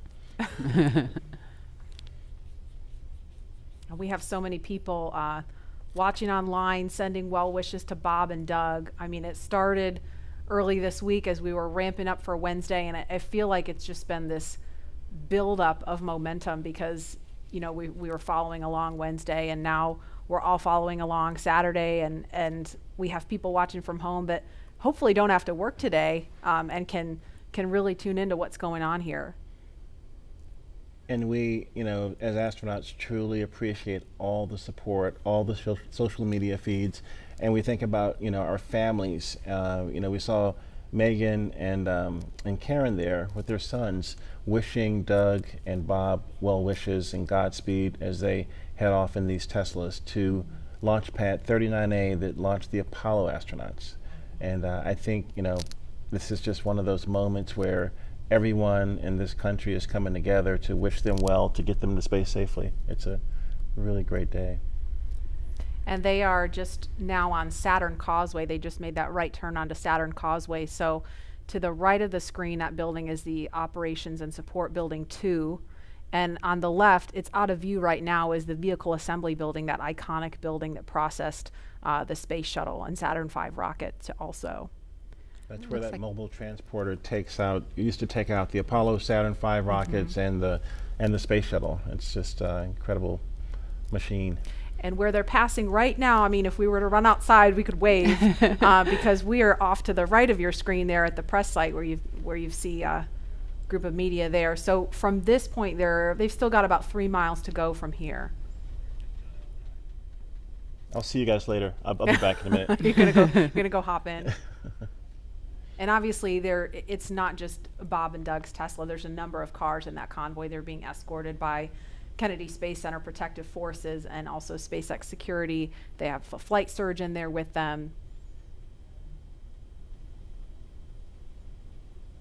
And we've seen just a sprinkle of folks along the way. Normally, we'd have a whole lot more people out here watching this, but we really appreciate you watching online and from home. Again, wherever you are, at the beach, watching on your phone, your tablet, your whatever mobile device you have, we're going to be here every step of the journey, taking you through it moment by moment. There's a cool shot with the worm on the roof. There we go. The second place worm, yes. The second place worm. So, Leland, when I drive down this road on the way to 39A, on the left, there's that area where the crawler used to drive. Do you tell us a little bit about the crawler? Yeah, right there you can see the kind of the gravel where the crawler actually crushes that gravel almost into sand. It's so heavy. When the shuttle will go out and the Apollo Saturn V rocket will go out, and it's just, this thing moves at a glacial rate to get out there because it's got this huge rocket or shuttle on it. But I had a chance to see that when my shuttle went out one day with Alan Poindexter, and it's just this enormous, tracks and vehicle, but you guys do it in a different way, don't you? You don't go out of the vehicle assembly building. You have your own building. We have a hangar right there on the pad, so we just roll the rocket up the hill. You kind of do it like a Soyuz, where you just raise it up right there from horizontal to vertical, and it's done. Yeah, horizontal integration, so you don't need an enormous building in order to process the rocket and mate drag into it. And then once you pin into the pad at the very top of the hill, you raise it up vertical with the transporter erector. And again, all these efficiencies to help us get people to space faster and safer, and this is going to be the future of space travel. And also the relationship between NASA and SpaceX working together as a team to get people up. And at this point, the convoy is approaching pad 39A, and they're entering what is known as the BDA, or blast danger area. Now, before any pad technicians, engineers, or astronauts enter that area around the launch pad, the SpaceX and NASA teams do an internal go, no-go poll to make sure everything is clear. This storied launch pad, which has been the beginning point for so many firsts, is the perfect backdrop for today's historic launch that marks a new first and a new era in human spaceflight.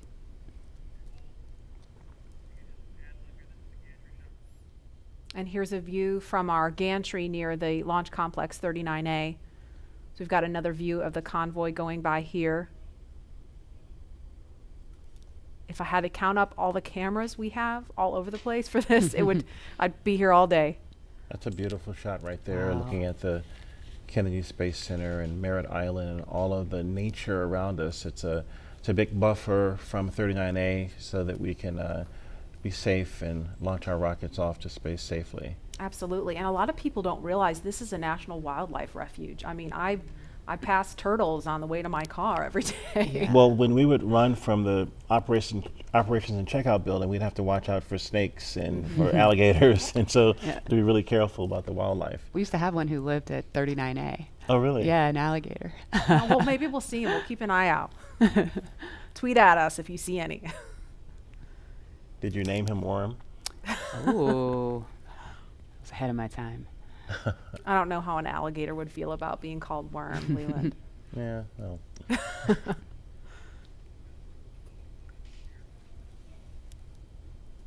And we've got a ton of you following along on social media. Lynn says, as a fellow Missourian, we're so proud of Bob. Launch America, we will be watching from the Space Coast, cheering loud.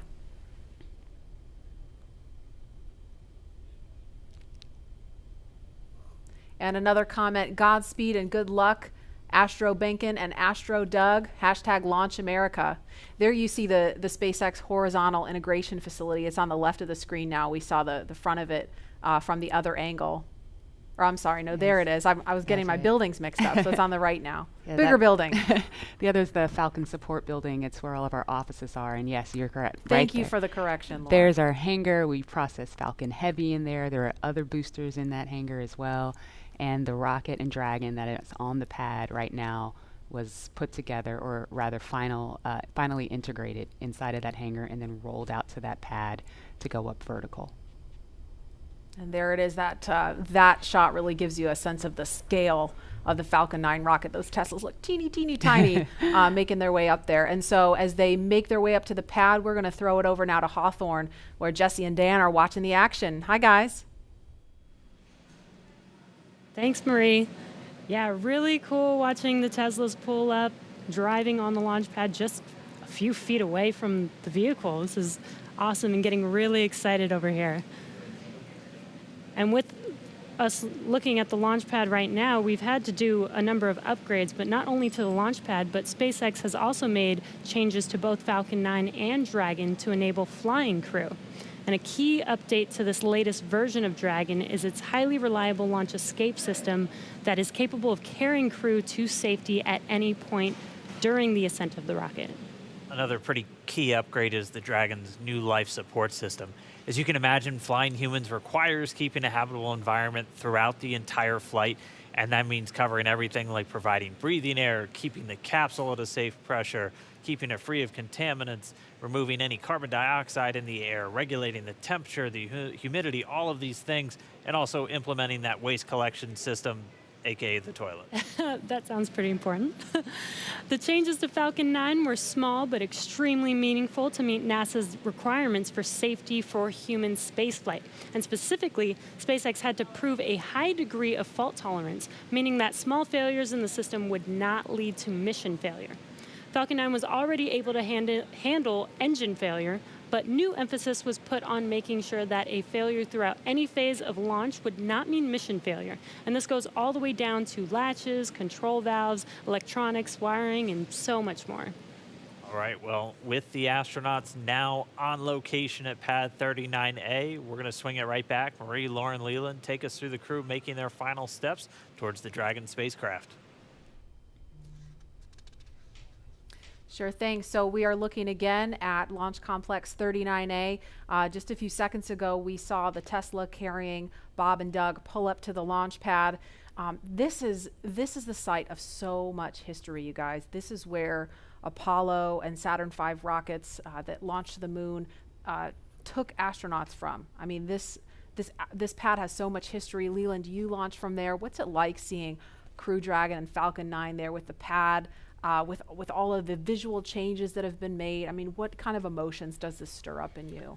You know, when we got out of our Astro van, we stepped out and we just looked up to see this vehicle, and it was creaking, it was groaning, it was making noises, it was getting ready for us to enter it, to take us off planet. And you know, you get a chance to take a picture. Sometimes you stand there, you look there, you think about all the training you've done, all the preparation, and again, all the people that have helped you get there. And it's just a solemn, amazing moment for all of us.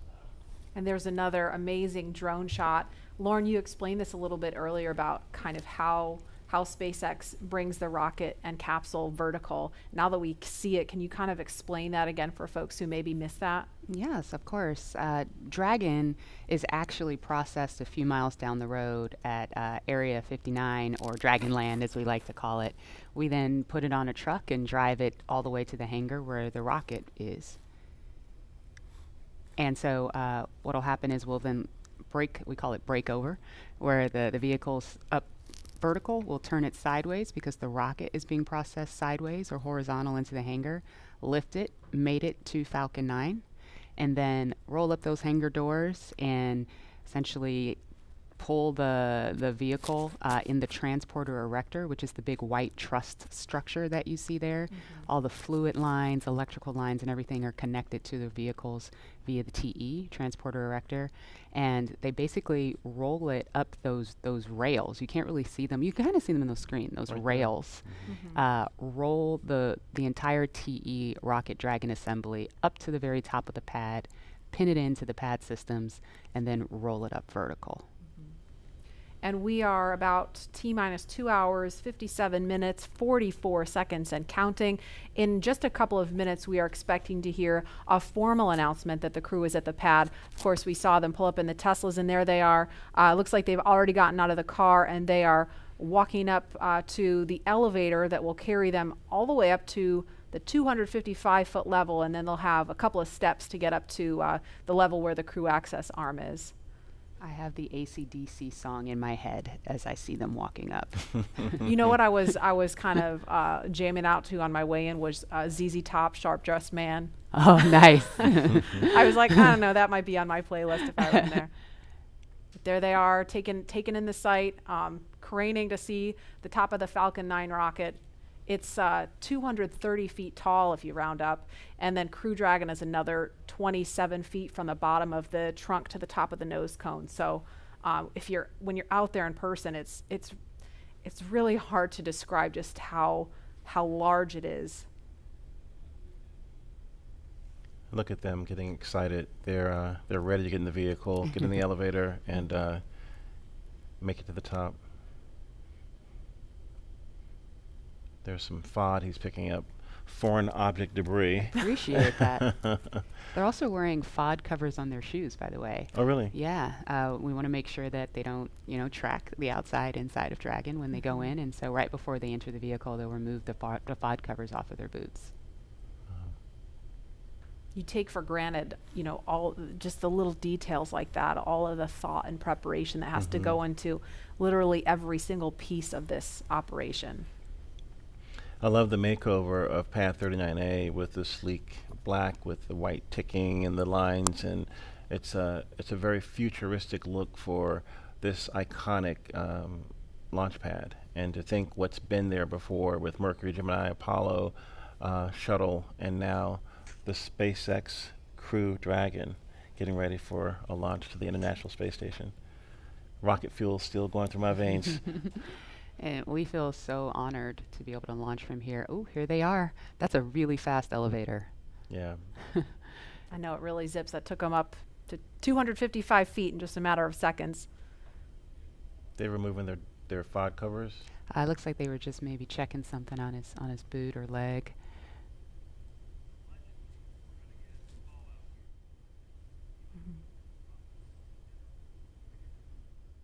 And we should hear a call any moment that the crew has arrived at the pad as they make their way up the stairs, and they're headed to the crew access arm now.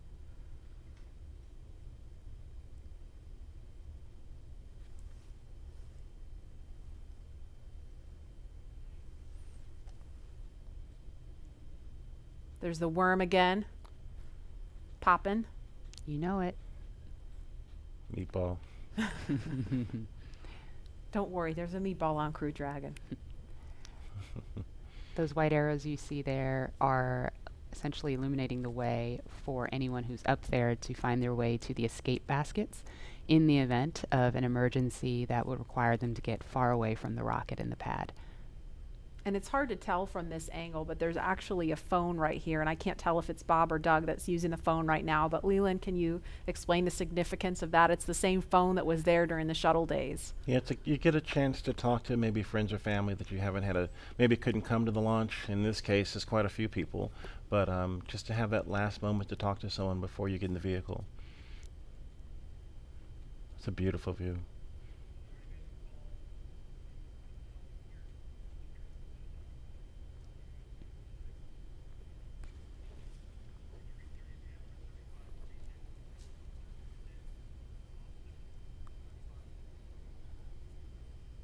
And we're watching the crew when they're done using the phone there. We expect them to be making their way into the crew access arm.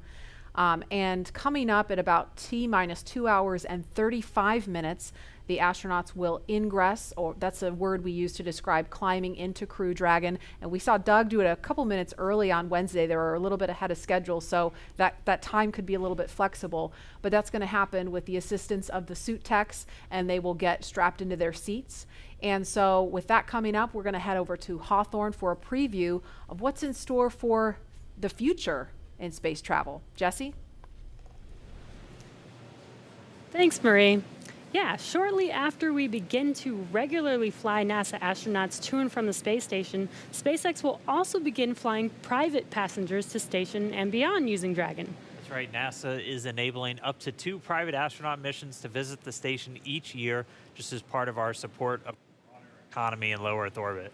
It's one of the many ways NASA's working to just open up access to outer space for companies to manufacture products in microgravity, for any new commercial modules in space, and really just to enable more people to be able to explore the stars firsthand. And the more people out there exploring the stars, the closer we become to becoming a multiplanetary species. Earlier, we showed you a first-hand look at where you would train if you were to fly with us on board Dragon, but now let's take a peek inside of the spacecraft itself.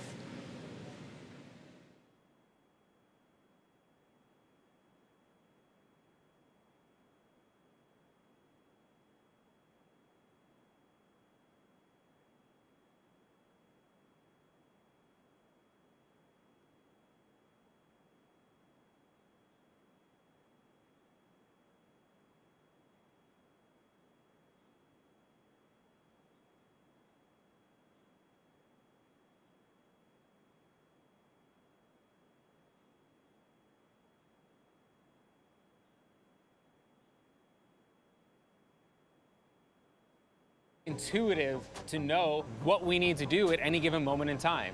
When I think about comfort for the astronauts, it's really every aspect of how you could interact with the spaceship that comes to mind.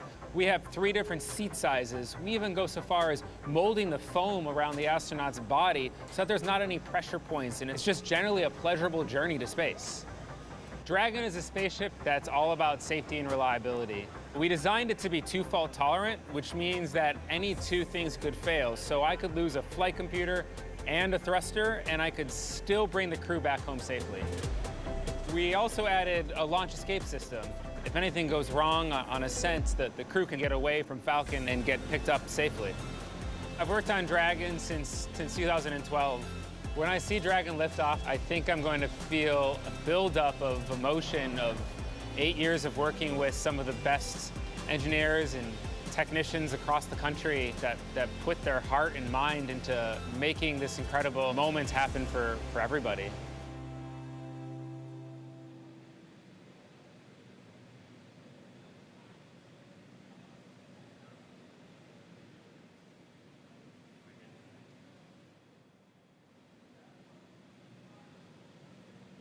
All right, so that was a detailed look inside Dragon. Here's a live look at 2 astronauts about to climb right in.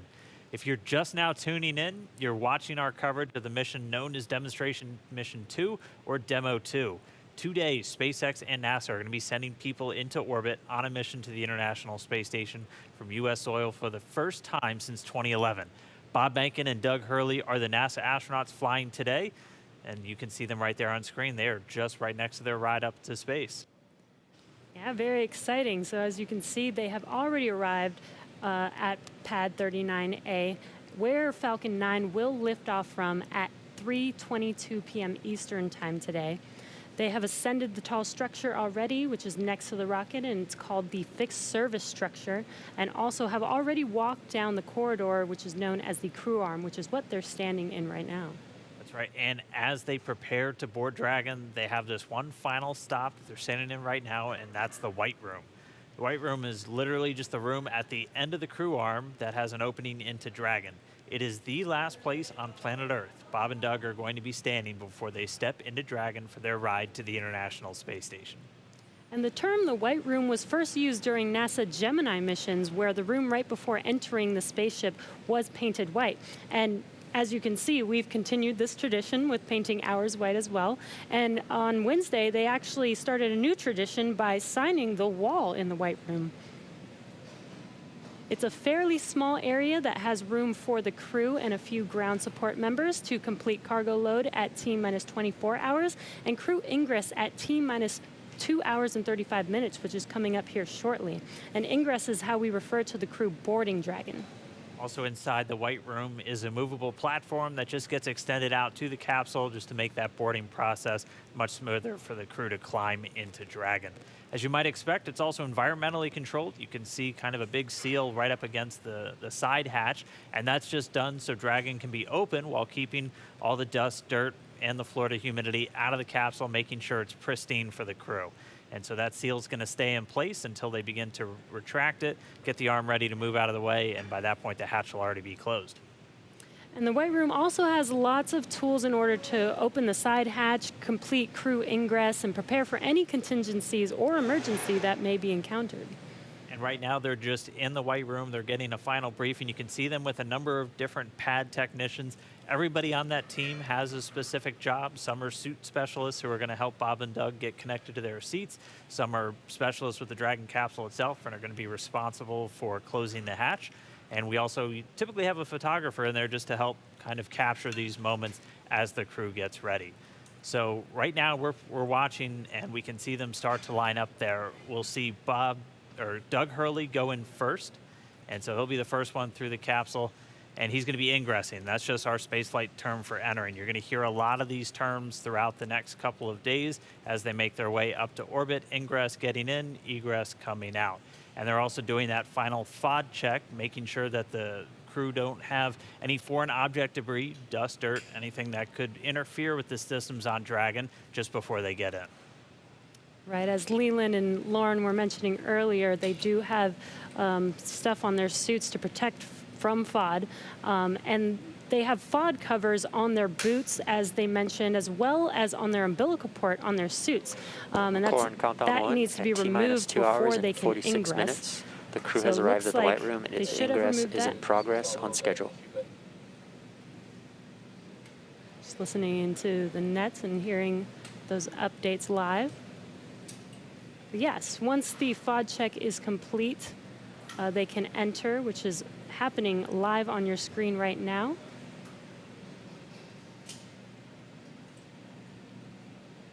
And as they climb into Dragon, they will buckle themselves in and attach their umbilicals to their suits. And as you can see, the suit techs are there to help them get buckled and settled into those seats. And as we mentioned earlier in the broadcast, the suit's primary function is to protect the crew in the event of a cabin depressurization. So the suits help keep them cool, as well as delivers nitrox in case there is a suit depressurization. As we go through this, we saw Doug Hurley go in first. He's the commander for this mission. He's closest to your screen. And then Bob Bankin's just next to him, and they're going to get some assistance from these suit techs as they get in. There are 4 seats inside of Dragon for these missions, and they are numbered 1 through 4 if you're looking from the perspective of the suit techs inside the hatch, going from right to left. So Doug Hurley is in seat 2, that's the commander seat, and Bob Bankin is in seat 3, which for Crew Dragon's the pilot seat. And then obviously we don't have anybody in seats 1 or 4 today. Crew Dragon is designed to carry 4 astronauts, though, on future NASA missions, and we'll see that on Crew 1, which will have 3 NASA astronauts and 1 from our partner agency, JAXA. And then directly above the crew right now, but right in front of them, once their seats get rotated, are the 3 displays that they'll use throughout the flight. And that just gives them insight into all of Dragon's systems. It allows them to take control of the vehicle and manually fly it, which we'll see them do hopefully only twice during 2 manual flight tests. As again, Dragon's autonomous, but they can jump in and take over if they need to. And as Dan mentioned, the displays are above them right now, but those seats will rotate back for launch position so that they can easily access those displays. So coming up next, the crew will do a comm check once they're all settled in. And that's so that they can check to make sure that they can hear mission control, and then after that, their seats will be rotated into position. So let's check in with John Innsbrucker for the latest on the health of both of those vehicles. John, what's the status update today? We're at T-minus 2 hours, 43 minutes and counting down for the launch of Falcon 9 with Dragon to the space station. As you see, the Dragon launch pad team has obviously arrived at the pad. They got there shortly after T-minus 4 hours, opened up the side hatch on Dragon, got ready for the arrival of the astronauts. We saw the crew come up the elevators, walk over and enter Dragon, and they're now getting situated inside the capsule. Now, the flight team is monitoring data from Dragon. They most recently have completed a command and telemetry check of the radio frequency system on Dragon through the tracking and data relay satellite network. That looked to go well. There are no issues in work as we watch the astronauts getting situated in their seats inside the Dragon spacecraft. The Falcon 9 team is preparing for final checkouts and propellant load. Those checkouts are due to begin at T-minus 2 hours, some 42 minutes from now, when the launch crew officially gets on console in the firing room. All systems on Falcon 9 are currently go. The range continues to be green on the support side. The areas around the pad obviously clear except for the folks doing the entry into the capsule. Air and sea space are clear. We hear helicopter go by from time to time. The big concern is the weather forecast. We are continuing right now at a 50% probability of violation of the weather constraints. The big concerns are going to be the thick clouds, precipitation, possibility of lightning. I mentioned earlier, normally you get a strong sea breeze from the ocean that pushes inland and keeps the clouds from Central Florida from building up. But today the sea breeze is fairly weak, so we expect the thunderstorms will get closer to the launch pad. We're also checking downrange conditions. If there's a contingency splashdown of Dragon, we're looking at essentially the wave heights, lightning, rain along the trajectory. Right now it's marginal, but it is still go. We do expect that to improve slightly during the day. So fingers crossed there that the downrange weather looks good. But right now at T-minus 2 hours, 41 minutes as the clock continues to count down, all systems are go for launch. All right, thanks, John I. And as we watch Bob and Doug get buckled into their seats, I'm joined once again by SpaceX's Jessica Jensen, just to kind of walk through everybody what made Dragon a 21st century spacecraft. So first off, thanks for coming in today. I know you got to come in for a launch. That's always tough. Of course. Walk us through again kind of Dragon's life history. I mean, we have one in a clean room pretty soon right behind us. Walk us how we got to where we are today to have Bob and Doug climbing into that spacecraft. Sure. So SpaceX was founded to make life multiplanetary. That was why Elon started the company back in 2002. But also when he founded the company, we were a very small company for several years. And so we had to look for opportunities to, hey, how do you go from being a small company to actually putting people into orbit? So when NASA came out with the need to fly cargo to and from the International Space Station, we jumped on that because we said, hey, first, not only is carrying cargo to and from the space station cool, I bet we could actually then fly people to the International Space Station. And hey, for 8 years now, we've been flying cargo. Yeah. And then now we have transitioned over into flying crew and cargo together. So that's basically been the evolution of Dragon, and it's been awesome. And I know when we see Falcon 9, we get to talk a lot about reusability. Everyone is very familiar with the first stage coming back down and how cool that looks. Dragon is also designed with some reusability. In fact, you've flown Dragon multiple times, or you've flown Dragons multiple times to the space station. How does reusability factor into Dragon's life cycle? Yeah, so I'll actually talk a little bit about both, because one thing I think everyone always thinks about reusability and, hey, it saves money, or that's great, but reusability actually improves your reliability. So when we get Falcons back and when we get Dragons back, either after one mission or multiple mission, we can do all these detailed inspections on them. And that's super important because when you fly a vehicle, you can only have so many sensors on it. You can't put a sensor, every single inch of a rocket or a spacecraft. And there's already way more than I think anybody realizes. Exactly. But so, especially for rockets that wind up in the ocean, some people don't have any idea of what they actually went through. So the fact that we get all the hardware back, we were able to inspect literally every square inch of it and make small design changes that actually improve reliability for the whole fleet. So even though Bob and Doug are on a brand new rocket and a brand new spacecraft, those spacecraft are actually more reliable based on the knowledge we've learned from reusability. We've walked people through a lot of the new systems on Dragon. What are just some of the cool things that are maybe beneath the surface that people don't know about with Dragon? So I think one of the coolest things is the autonomous docking system. And What that is it's basically we have, GPS sensors on Dragon, but then we also have cameras and imaging sensors such as a LiDAR on basically the nose cone or the front part of Dragon as it's approaching the space station.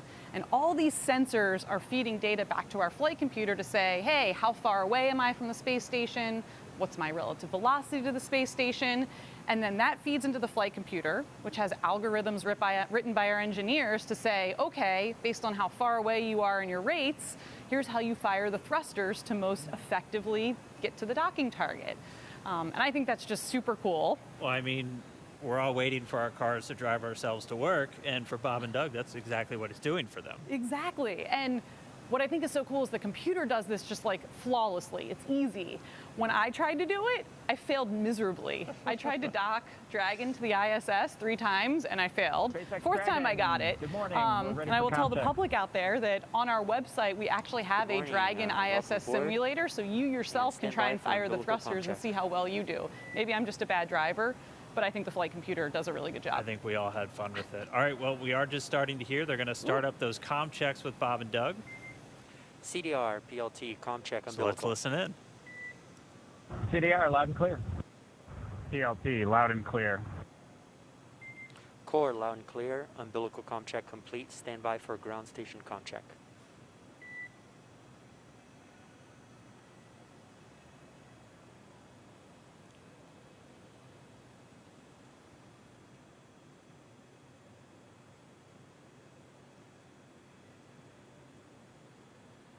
And again, we're just listening in. They're doing these comm checks, these communication checks. So Bob and Doug are going to do a series of these checkouts with the teams on the ground, both the core here in Hawthorne and the launch director out in Florida. And they're going to be doing this over Dragon to ground. And they're also going to be doing it over the countdown net. Those are the 2 main loops or nets that you're going to hear going out. And they're going to be doing it through their different communications paths. We heard them do through the TDRS, or the tracking data and relay satellites. Those are those primary satellites that we're going to be used to talk to Bob and Doug throughout their flight and to send commands to Dragon. They'll also do it through ground stations. SpaceX has a worldwide network of ground stations that they're able to communicate with the vehicle, and that's what we'll be using to get video inside the cabin of Bob and Doug on their flight up.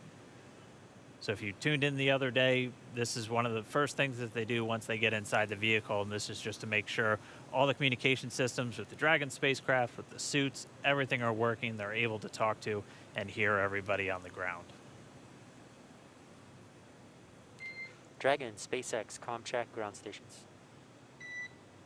SpaceX Dragon, loud and clear. Core, loud and clear. Ground station comm check complete. Stand by for TDRS comm check.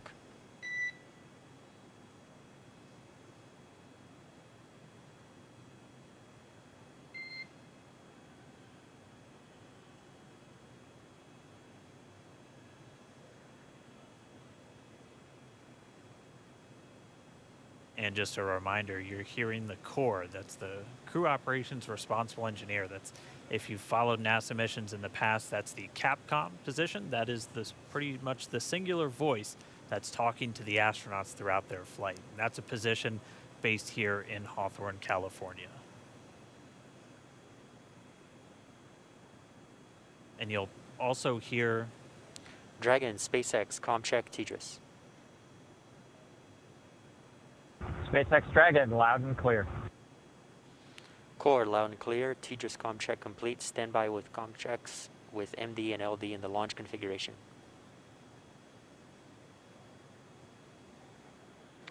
Dragon, MD on countdown 1. Comm check.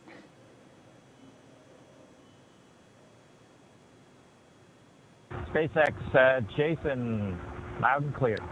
Copy, loud and clear. Glad to have you guys on board. Stand by for comm check on Dragon to ground.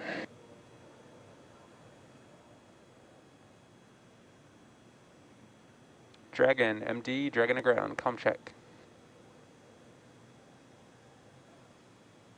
MD Dragon, loud and clear.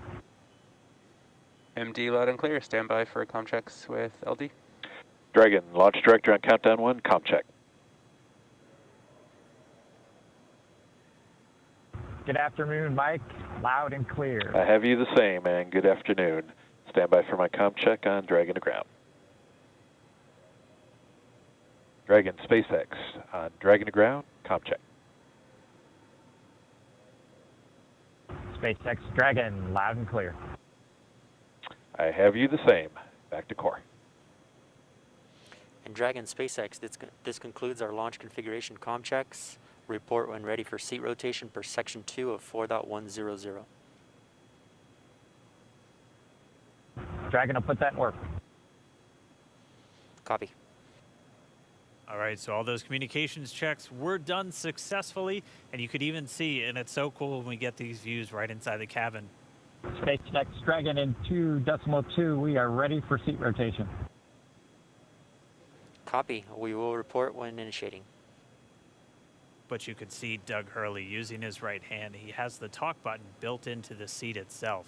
So just, again, showing you all of the different systems, how the suit is integrated into the seat, and it's all just one big circle for this whole spacecraft. So really cool to see those comm checks live. Jessica, thank you so much for walking us through some of the really cool updates, the upgrades. Did you have any other cool stuff besides? Let's see. So I don't know if you guys can see, but we have the Dragon clean room here. And one of the coolest things is it is right on the main floor of our main building. So thousands of employees walk by here all the time and get to see Dragon in its final processing before it goes to the Cape. On Wednesday, the Crew 1 capsule was in here. It looked almost done. It looks a little empty right now, but that's because that capsule went off into our separate test facility for its final propulsion checks. So we do leak checks and things there, and we do that in a separate facility just because it's high pressure testing. And then the vehicle will come back here, get its final thermal protection system put on, and then it will ship off to Cape Canaveral and get ready to launch 4 astronauts to the International Space Station. I mean, what's it like to see it? Because when you see the first initial pressure vessel, it looks nothing like the final thing. So what's it like to just kind of watch it go through, and you just see little bits get added on, and then the next thing you know, it's a whole spacecraft? Yeah, I mean, that's what's so amazing. I'm so impressed. You know, when you look at a machine, you're like, how does this ever get built? How do people ever do this? And it really is just step by step, one piece at a time. Each piece has its critical function, and you get to watch that being built right in front of your eyes every day when you come to work. Dragon SpaceX, we an are ready engineer, whatever and you do initiating here. seat rotation. Dragon copies. And we just heard the seat rotation's about to begin. So, Jessica, thank you so much. Cool facts about Dragon for everyone to listen in on, and we can see the seats start to rotate now. Pretty soon, Bob and Doug will be in their launch configuration, and they'll be ready to go.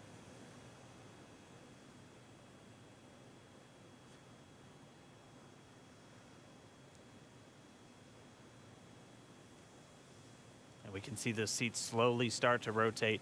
Again, they're in this down position just to make it easier to climb in and out of Dragon. They'll rotate to this launch position to put their backs a little bit more parallel to the ground.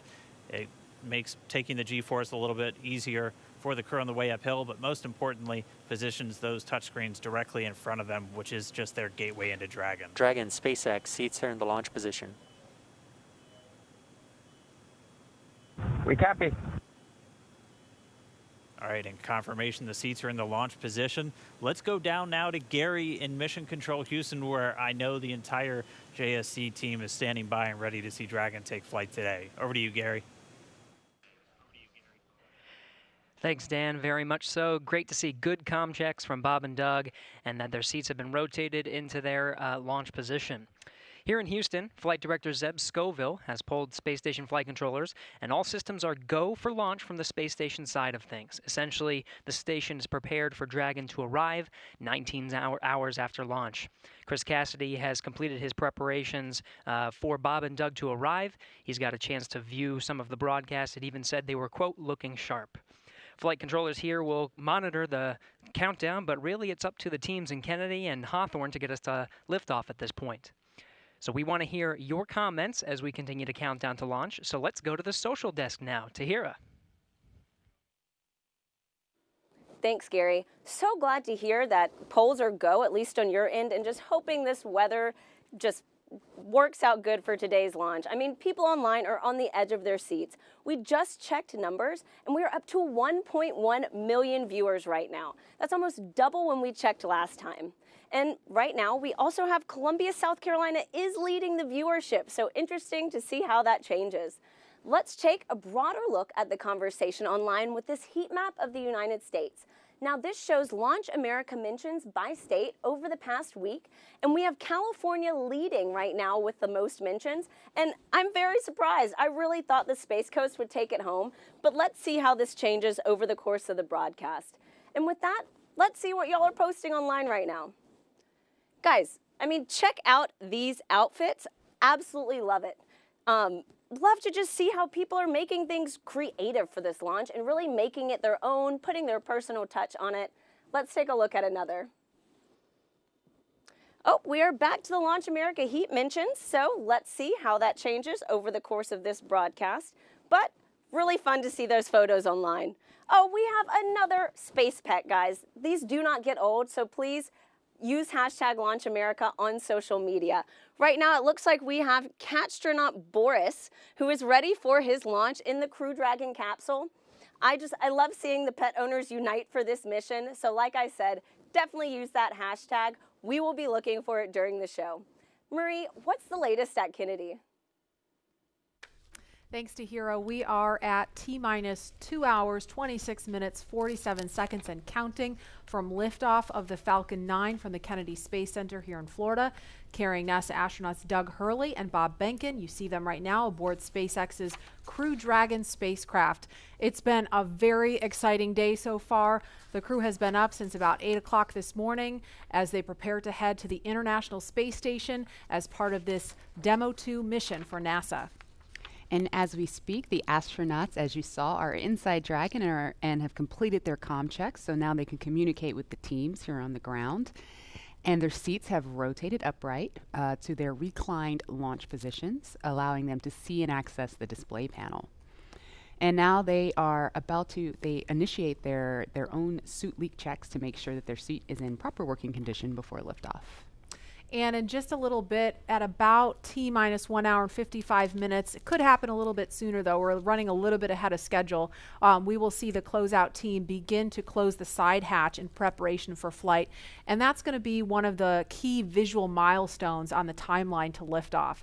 Now, we want to take you to a couple of special guests we have joining us. They are with Daryl Nail at the OSB-2 viewing location, NASA Administrator Jim Bridenstine, and also Kennedy Space Center Director Bob Cabana is there with Daryl. Hi, Daryl. Hi, Marie. That's right. We're in the 5th floor of the Operations and Support Building here at the Kennedy Space Center with a nice view of Launch Complex 39. And the two men that you mentioned are here to join me to answer a few questions. We're excited to have them both here. And they are, of course, Bob Cabana, the Director of the Kennedy Space Center, and Jim Bridenstine, Administrator for NASA. Gentlemen, thanks again for making the time to be here.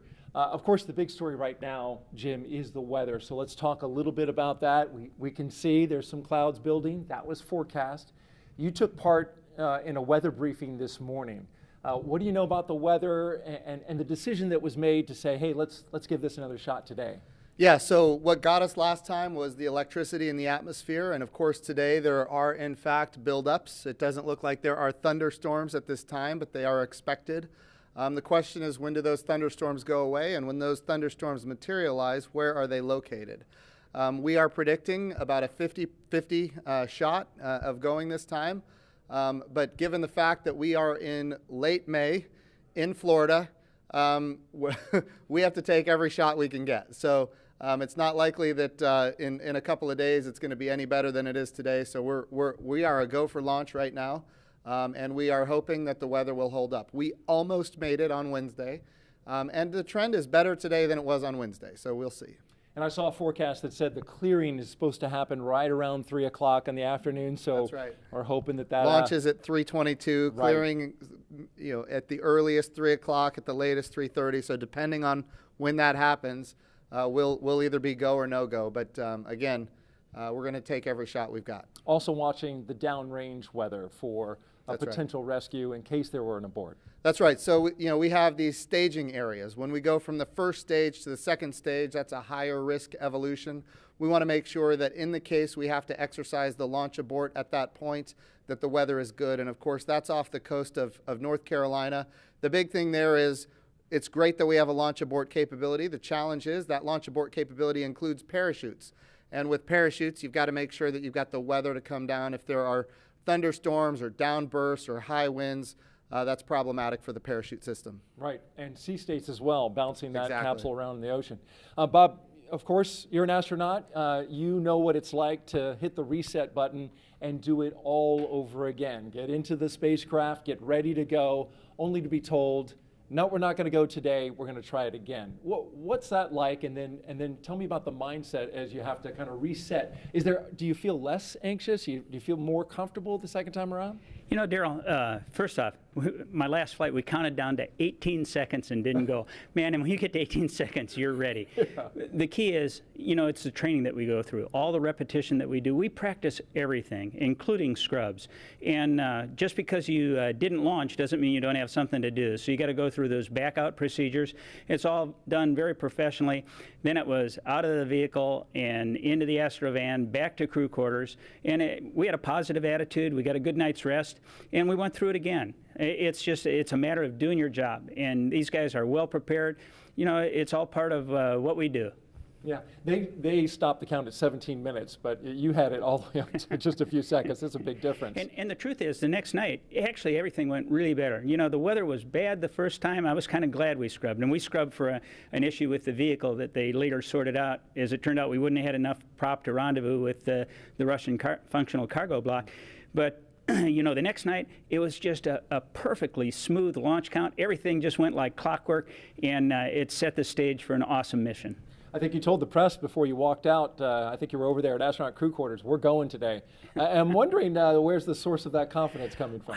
I just got a feeling, you got to have a positive attitude. I watched a lot of weather down here supporting shuttle missions, and I'm hoping that those clouds over the I-95 corridor, that the Indian River keeps them west of us, and that stuff that's building offshore is far enough off that we can stay in an open window here at the Cape. Good. Well, we got your positive vibe going, and we appreciate that. Jim, when you were down in the astronaut crew quarters and when they were suiting up, you got a second chance to visit with the astronauts. Kind of tell us about that and what was their demeanor, what was their mood today? So again, they seem loose. They were loose last time, they're loose this time. They're definitely ready to go. They're excited. They've been wanting to go for a long time now. I'll tell you one thing that I thought was a little interesting is Bob Behnken was making fun of Doug Hurley because on Doug's last flight, they scrubbed 5 times before launching on the 6th time. So Bob Behnken seems to think that Doug Hurley is the problem in this case. But to see them joking about that as they're getting suited up, ready to go, yes, they're trained, they're ready, but they're also loose, and that's good to see because they're going to have to be on their game when we launch. These guys are pretty impressive, Doug Hurley and Bob Behnken. I mean, Doug Hurley, an incredible pilot. Bob Behnken, he's got a PhD in mechanical engineering. And he's a flight test engineer himself in the Air Force. Yeah. Well, in your assessment, why are these guys the right stuff? Well, this is a test flight, and we have great astronauts that are chemists. We have great astronauts that are botanists. We have really talented and diverse, a very very diverse astronaut corps in general. But this is a test flight, and for a test flight, what do you want? You want test pilots. You want people that, for a living, they have made a living flying new things that have never been flown before. And Bob Behnken and Doug Hurley are the 2 people that you would want in a test flight, and that's exactly what this is. Bob, you're a pilot too. You want to weigh in on Doug Hurley? He seems like he's got the right mentality and a smooth customer. He's a naval aviator, a marine pilot, a test pilot. I'm all in. He's a great guy. Yeah, yeah. And tell me a little bit about in terms of the Kennedy Space Center, right? So you've been here since 2007, right? 2008. 2008. Sorry, off by 1 year. 2011, the Atlantis came to a wheel stop. I grew up here. My dad worked for NASA. My uncle was a contractor. When that wheel stop happened, the next day, my uncle got the layoff notice, right? Yeah. And it 30, 60 days. It was depressing. We're talking about thousands of people laid off. Super depressing. Atlantis landed on a Thursday. On Friday, 2,000 contractors got pink slips and walked out the door. Yet they worked on that vehicle. That was the best vehicle we ever flew, the cleanest. That's the dedication of the workforce here. Right. So, and take me back to that time. You called it a depressing time. You know, the fact that the shuttle program was something that the government completely had ownership of and paid for. Now we're moving into this commercial crew, which you've overseen making that transition. And tell me about that 9 years in which we made that move. Well, obviously, everybody was really attached to the shuttle. I mean, it was our history for 30 years. It did an awesome job. The Hubble Space Telescope, all the satellites it deployed, building the International Space Station. But when I first got here, I told everybody the shuttle program's going to end. We have to start preparing for our future. And nobody wanted that, to hear that. But how many times in your life do you get to define what you want your future to be? And we set out on this bold goal of trying to turn KSC into a multi-user spaceport, supporting both government and commercial operations. And I've got a very persistent team. They worked extremely hard, and through a number of agreements, you know, we were able to make it happen. And this is the future. Commercial spaceflight, you know, the administrator says it all the time. We want to establish a commercial environment in low Earth orbit so that we can focus on the hard job of exploring beyond our home planet, to establish that presence in our solar system beyond planet Earth, establish a sustained presence on the moon, get to Mars, establish a presence there. We can't do that if we're locked here in low Earth orbit. And commercial crew with both SpaceX and Boeing, that's the beginning of a whole new era of spaceflight. All right, very good. Quick question. We've got, of course, a special guest coming back today. The President of the United States plans on being here. Jim, you took him around the first time around. How did that go? I think I saw a picture on Twitter. He signed some space hardware. That's right. So he took a look at the Orion crew capsule. Of course, the Orion for Artemis 1 is ready to go. And he signed, you know, a piece of hardware that will fly on the crew capsule for Artemis 2. So that's kind of, and not just him, but the First Lady and the Vice President and the Second Lady, they all signed it. So, so their names are going to fly around the moon on Artemis 2, which is exciting. But I just want to give Colonel Cabana a compliment here, because he did bring this spaceport through a very difficult time. And now it is a multi-use spaceport, and we do have commercial, and we have, in fact, even international launches here, and now we're going to have commercial crew launches. Bob has done a wonderful job transforming this spaceport. That's why we're doing commercial crew. NASA wants to be one customer of many customers. We want to have numerous providers that are competing on cost, innovation, safety, driving down costs, increasing access. But even better today, when I took this job just a few short years ago, you know, our budget at NASA was around $19 billion. The budget request that President Trump gave us for next year is $25 billion. We are in a great position because the President is committed to space exploration. Of course, he's committed to the Space Force. We haven't had this much support for space since John F. Kennedy, and we've got bipartisan support. Everybody wants to see the Artemis program be successful. Everybody wants to see not just the next man, but the first woman on the moon, and that's what we're building here. Yeah, that's key to it all is that bipartisan support, and of course, what the work that Bob's been doing here. You can see the commercial activity all around this place. We're going to get to some questions on social media real quick that our audience wants to find out. So the first question is from James on Twitter, and he asks, what is the hardest part of going to space? And we're going to have to give that question to Bob. Well, Daryl, you know, nothing's hard if you prepare for it. And what we are afraid of is stuff we don't have knowledge about.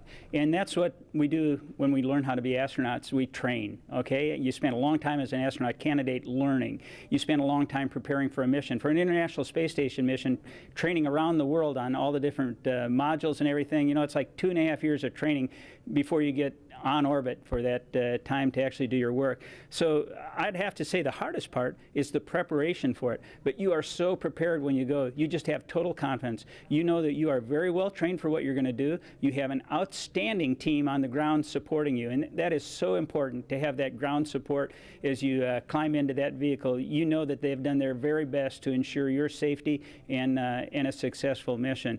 But after that, it's a piece of cake, except no simulator on Earth can prepare you for what those guys are going to feel. It's better than a cat shot off an aircraft carrier. I believe it. Maybe one day I'll get to try.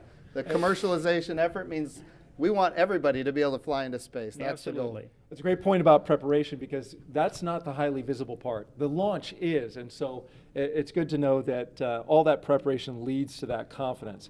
By the way, just an update operationally, they're getting ready to close the hatch door. You can see on your screen there, the workers there are getting ready to get that closed, and working on that right there with Doug Hurley and Bob Binken on the inside of Crew Dragon. Our next question is from Mathis on Twitter, and he asks, what kind of operations will the astronauts do between the liftoff and docking with the International Space Station? I know you pay a lot of attention, Jim, to the operations, especially of this mission. You bet. What do you know about that? So there's a number of things. The first thing that they have to do is, of course, we've got a number of burns to get in phase with the International Space Station. We've got some boost burns as well. We're talking about, operating the rocket engine to get in alignment with the space station. But I'll tell you, the biggest thing that we need the astronauts to do once they get on orbit and before they dock is rest. We need them to eat, we need them to rest, we need them to be prepared for that docking. Once they are in the range of the International Space Station, they're going to start maneuvering the spacecraft themselves. Not automatic, but they're going to do it themselves. They are in fact test pilots, and as test pilots they will test fly this vehicle to make sure that it operates as advertised. And of course then they will dock with the International Space Station. And a unique capability here is it's automatic rendezvous and automatic docking, and so we're going to be able to see that for the first time as well. That's going to be exciting to see. Thank you for sharing that with us. Jim Bridenstine, Administrator of NASA, Bob Cabana, Director of the Kennedy Space Center, thank you both for joining us. And we're going to send it back to Marie in the studio. All right, thanks a lot, Daryl and Mr. Bridenstine and Mr. Cabana for joining us. You can see some clouds starting to gather over Launch Complex 39A. We're keeping a close eye on weather. Again, 50% chance of launching today. We just got to see what the weather's going to do. A little bit ago, we heard the crew complete their comm checks live on the air. We saw their seats rotate. That helps get them into a little bit more comfortable position for the G-forces during launch. And more importantly, it helps them be in a better position to interact with the screens in front of them. They completed their suit leak checks.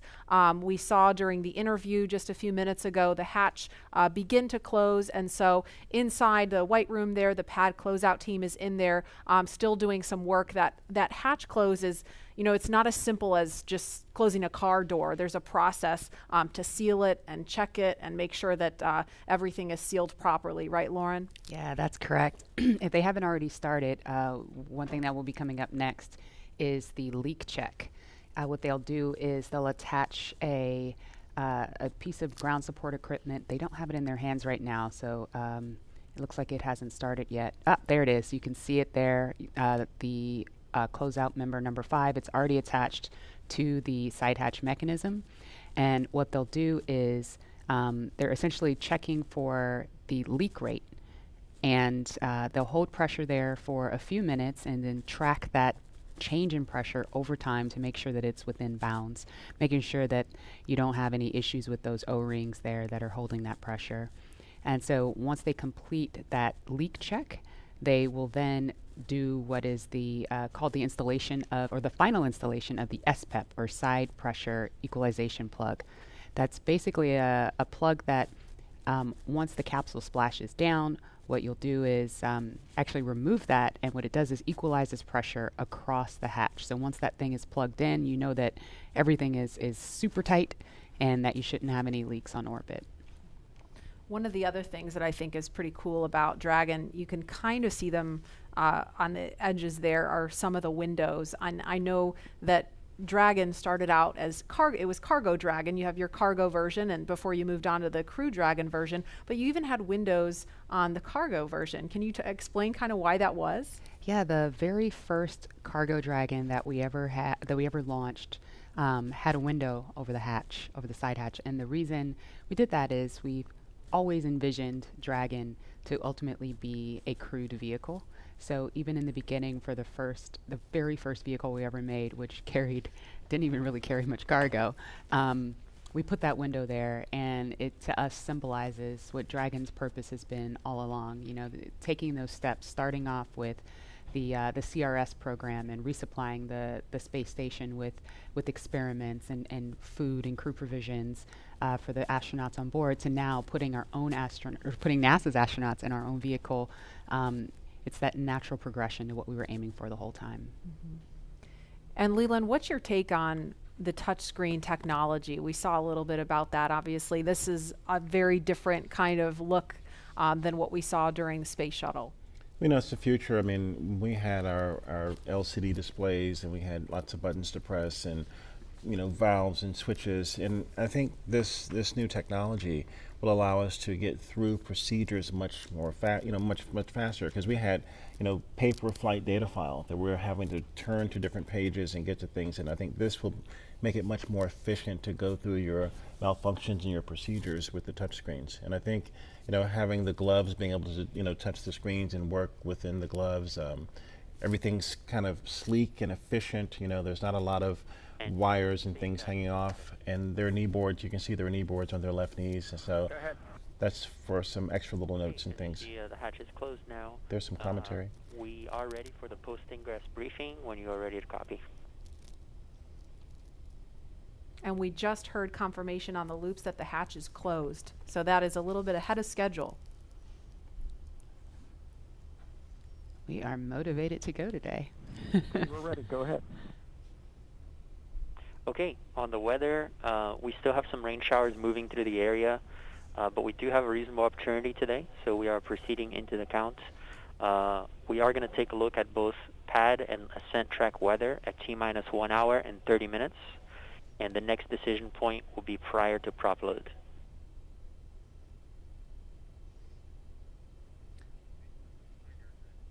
Okay, we copy.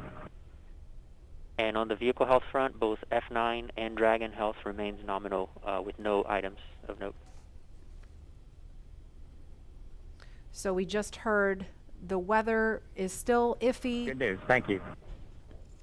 The weather is still iffy. This concludes the post-ingress brief. Report when ready for comm checks with Falcon 9 operators.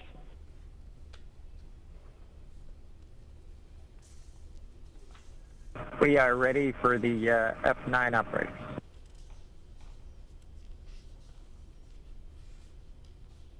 Copy. Expect that shortly.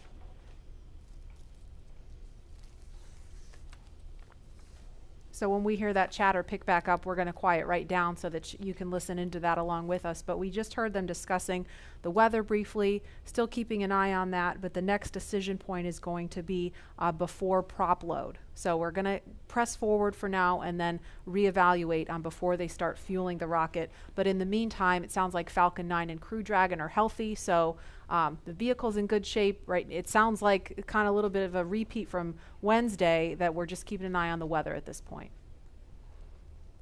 You can see on their left legs, well, in that previous image. And Dragon SpaceX comm checks with F9, you can expect it in about 1 to 2 minutes. Dragon's ready. All right, on their left legs there, they have these satchels that are strapped to their legs. Inside are some crew provisions, including these tablets that you see that they have displayed there. You say, Lauren, those are tablets versus just knee boards that you can write on? Or the tablets are inside. Oh, they're inside. Yes. Okay. Okay. And so when would they pull those tablets out to use them? During the mission, Okay. while on orbit. Okay. And I don't know if it's coming, if the background noise is coming through over the air, but we hear the rain really picking up outside the studio here. So I'm kind of wondering if Bob and Doug are hearing the sounds of the rain clouds opening up over the pad. Looks like it's still kind of patchy out there. But again, we were following some thunderstorms that look like they may be making their way over here. It kind of looks like it's raining from that view. It's a little bit hard to tell through the haze.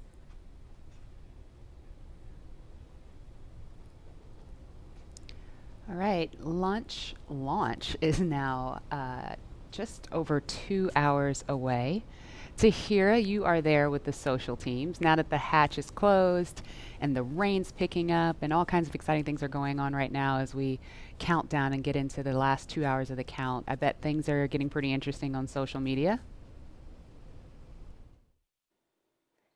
Hey, Lauren. I mean, yes, they are. So many different things are going on right now, and I think people online are just wondering what's going to happen with today's mission. I have TweetDeck open right now, and it is just scrolling with the conversation of people around the nation talking about today's launch attempt. We also just checked viewership, and we are now up to 1.4 million people watching this live broadcast, so really hope things look good with weather.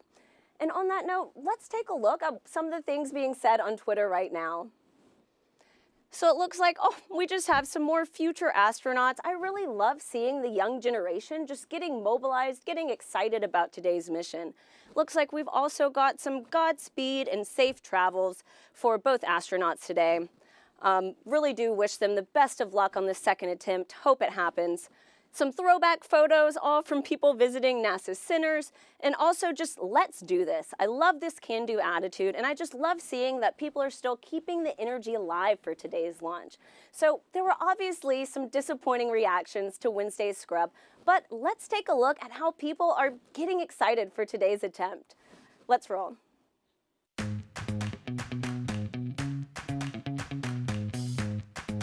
Ready for takeoff.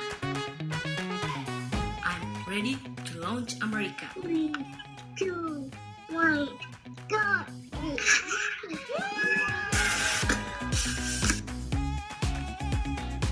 Ready for liftoff?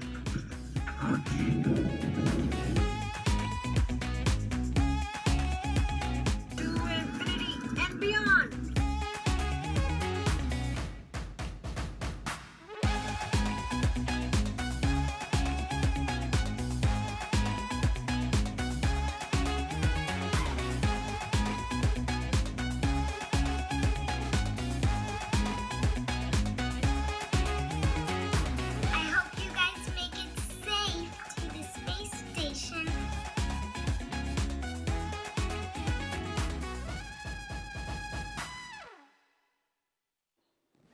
I mean, how fun is that video? I think I will definitely have to attempt the worm after this, but just really glad to see everyone in good spirits leading into today's second launch attempt, and I really hope everybody will have something to smile about.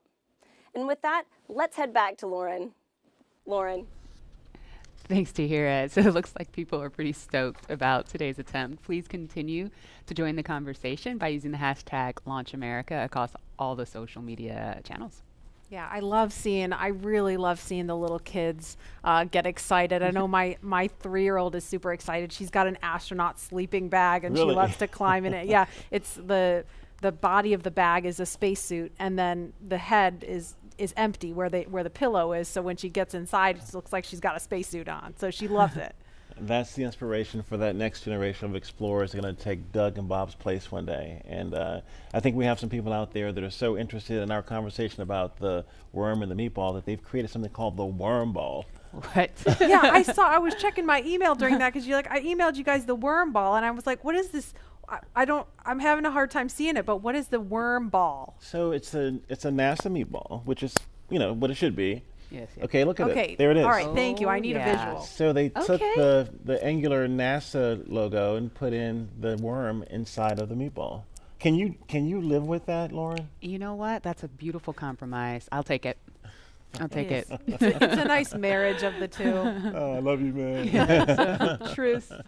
And there is another live look at Launch Complex 39A, and we have had the opportunity to share with you a lot about the SpaceX Crew Dragon sitting on top of Falcon 9, a lot about the crew themselves, and the significance of today as the official return, we hope, of human launch capability to American shores. But we would be remiss if we did not explain why this pad, 39A, is hallowed ground.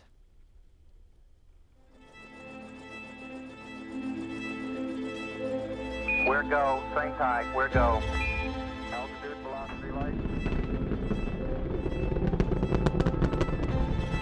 Many of NASA's storied missions began their daring journey from the exact same spot on Earth. Launch Complex 39A at the Kennedy Space Center.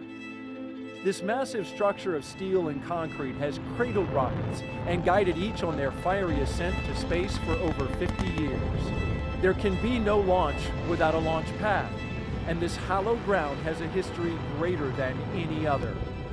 Having evolved and been reshaped for each new era of space flight, it's alive with a heartbeat as strong as the first. Launchpad 39A came to life under the direction of project engineer Harry May as NASA ramped up its efforts to achieve an unprecedented calling. Why, some say the moon. Why choose this as our goal?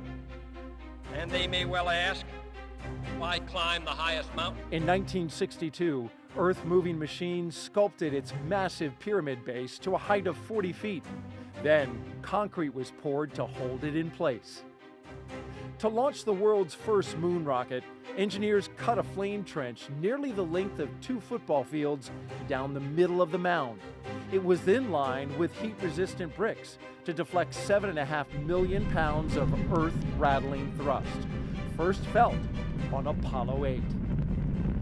Less than a year later, Apollo 11 launched from Pad 39A. And hundreds of millions of people around the world watched as it landed on the moon 3 days later.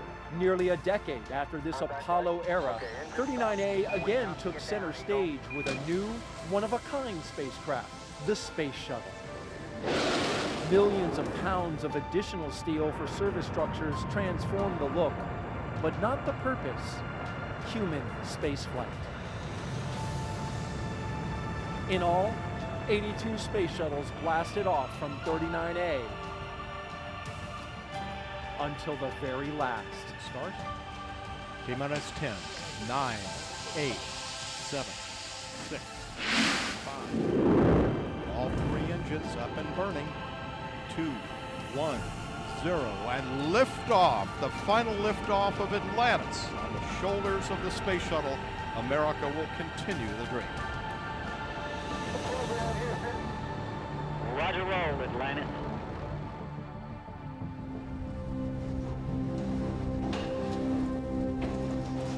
With the fleet retired, demolition crews removed the shuttle-era hardware to clear the way for NASA's monumental decision to lease this historic launch site to the private company SpaceX. Today, its sleek and modern design supports a family of rockets that has advanced the commercial age of American spaceflight. Now, 50 years after it first sent humans to the moon, this historic spaceport stands ready for the next wave of human exploration.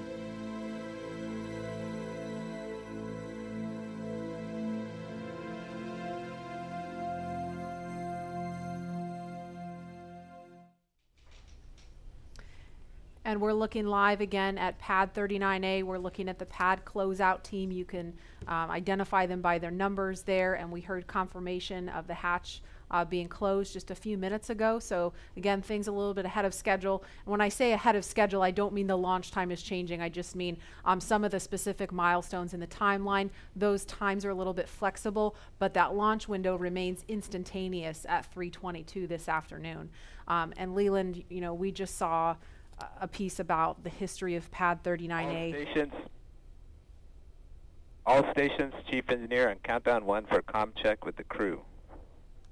We're going to pause for that comm check. Falcon 9, guidance, navigation, and control. Dragon GNC on countdown 1, comm check. GNC Dragon, we have you loud and clear. GNC loud and clear. Stand by for comm check by the propulsion engineer.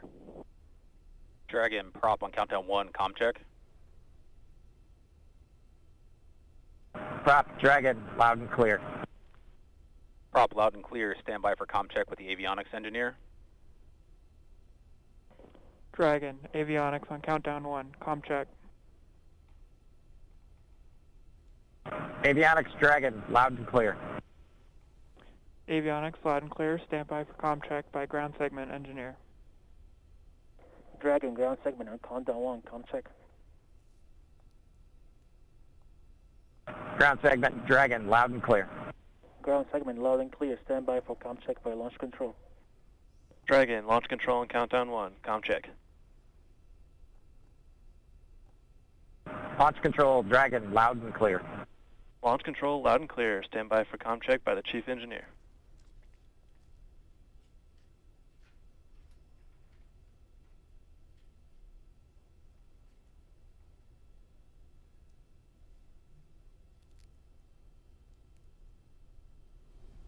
Dragon, chief engineer on countdown 1. Comm check. Chief engineer, Dragon, we've got you loud and clear, Bala. Chief engineer, loud and clear. This completes the Falcon 9 responsible engineer comm check.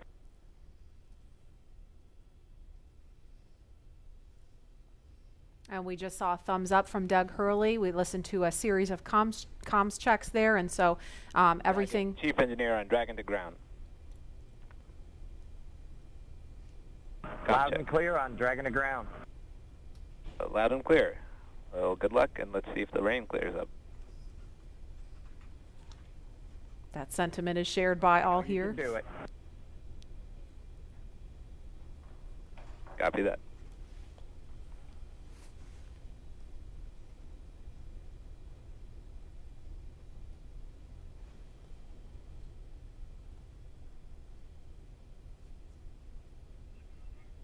So Bob and Doug, along with the launch teams and all of the rest of America, hoping the rain clears up here.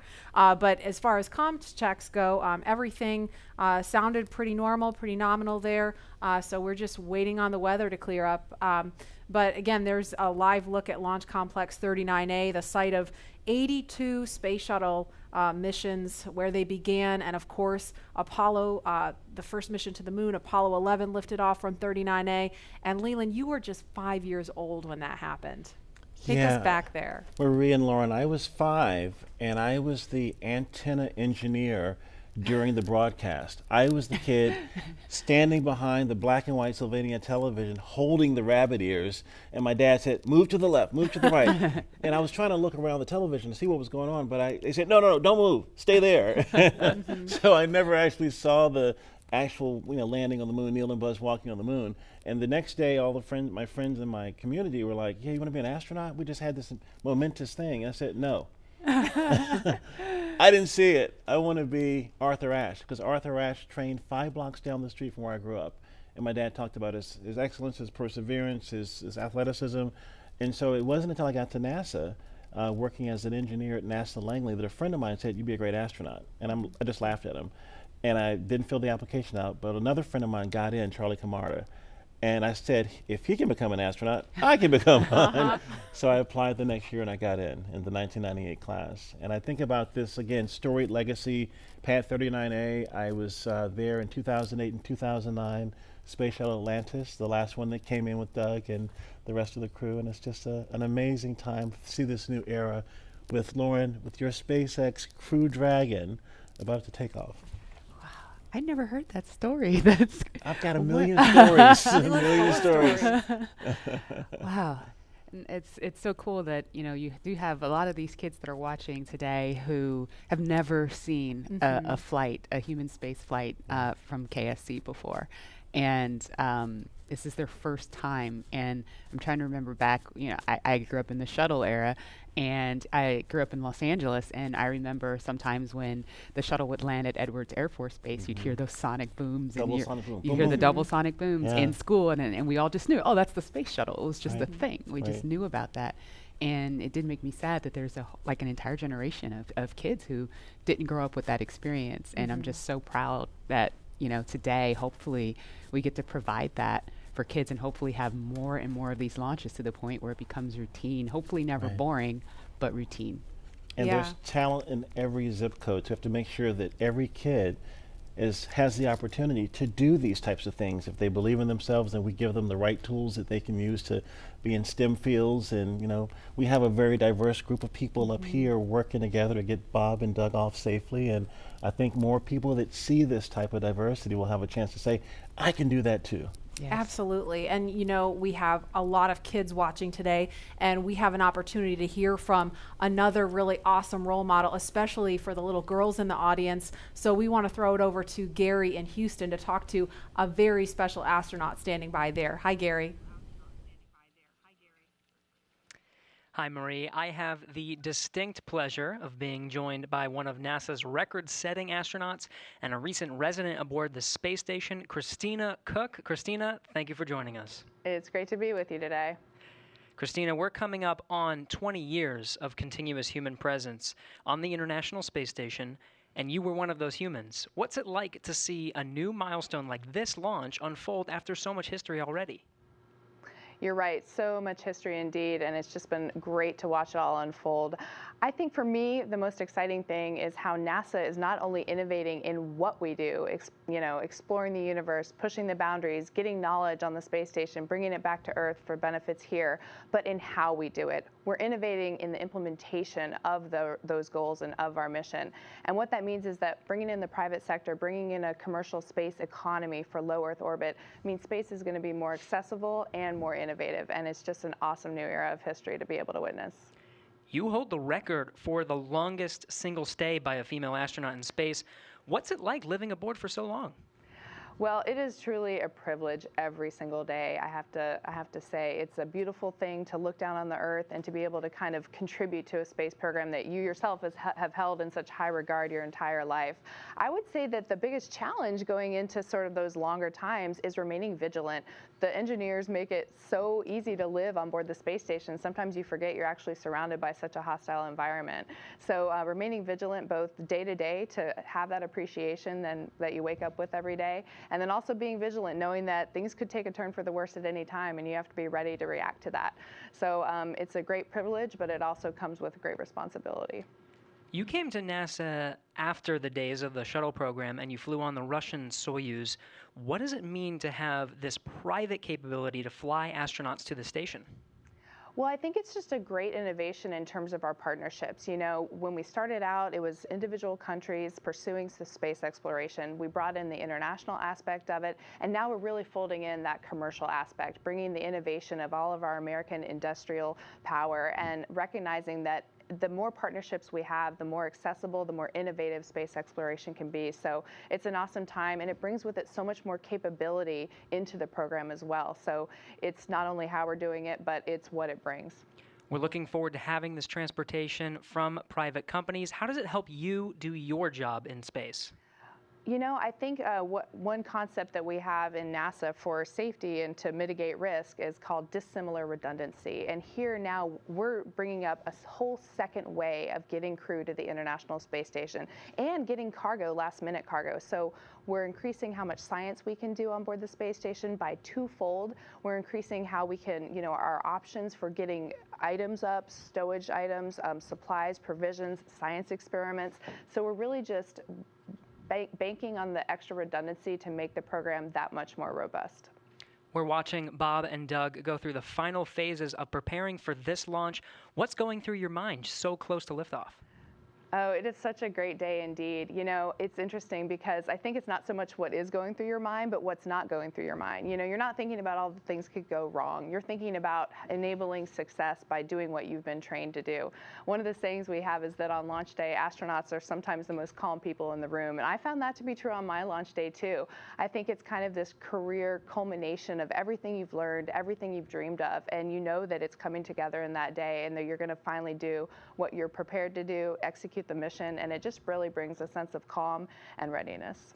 NASA astronaut Christina Cook, always an honor to hear from you. Thank you. Great to be with you. Well, once Bob and Doug arrive at the station, NASA astronaut Chris Cassidy will be ready to welcome them on board.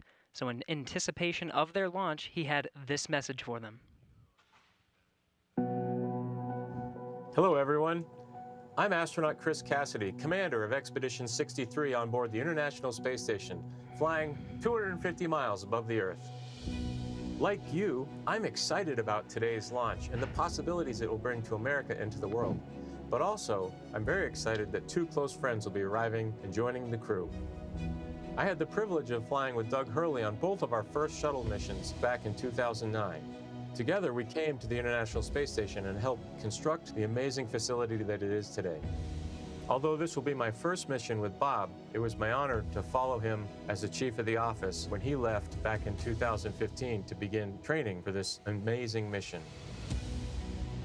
Personally, I've been very fortunate to fly in 2 different spacecraft. Launching from America on the shuttle, and most recently launching from Kazakhstan in the Soyuz. But I can't tell you how exciting it is to know that we're once again launching Americans from the coast of Florida. And finally, here's a story I'd like to share with you. Back in 1981, John Young and Bob Crippen launched on Space Shuttle Columbia, the very first space shuttle flight, marking the last time we flew Americans on a brand new vehicle. 434, Max Q-48. Roger. With them, they flew an American flag, representing America's technical prowess. Roger roll, Atlanta. 30 years later, that same flag was flown to the International Space Station. This flag remains here today, waiting for Bob and Doug.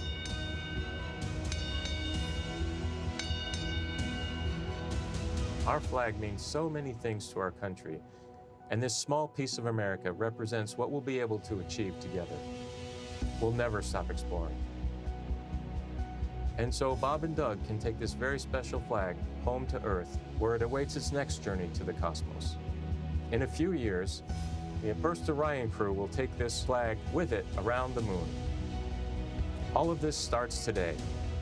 I'll be watching outside the window along with everyone else in America and around the world. I can't wait to look out the window and see my friends on close approach. Go Falcon 9, go Dragon, and go Bob and Doug. I'll see you soon. And there again is a live look at Launch Complex 39A at Kennedy Space Center in Florida, where we are T-minus 1 hour, 41 minutes, 58 seconds and counting from liftoff of the Falcon 9 rocket carrying Crew Dragon with astronauts Bob Behnken and Doug Hurley strapped inside. We can see some raindrops on the screen there. It looks like rain coming down at the pad, but we're still monitoring weather, and it sounds like there's going to be another decision point before they start fueling the Falcon 9 rocket, which is scheduled to happen at about T-minus 35 minutes. So we just heard a little bit about where they're headed. If the weather cooperates today, to the International Space Station. Leland, you've been there twice, and I know just from what you've told us, it's this Leviathan in space and the site of so much important work and partnerships happening. Right. Chris Cassidy is up there floating in the Columbus laboratory that I installed, or our team of us installed on STS-122. And I think about, using this robotic arm that was made in Canada. The European Space Agency built the Columbus laboratory, and my job was to use that arm and attach it to the International Space Station.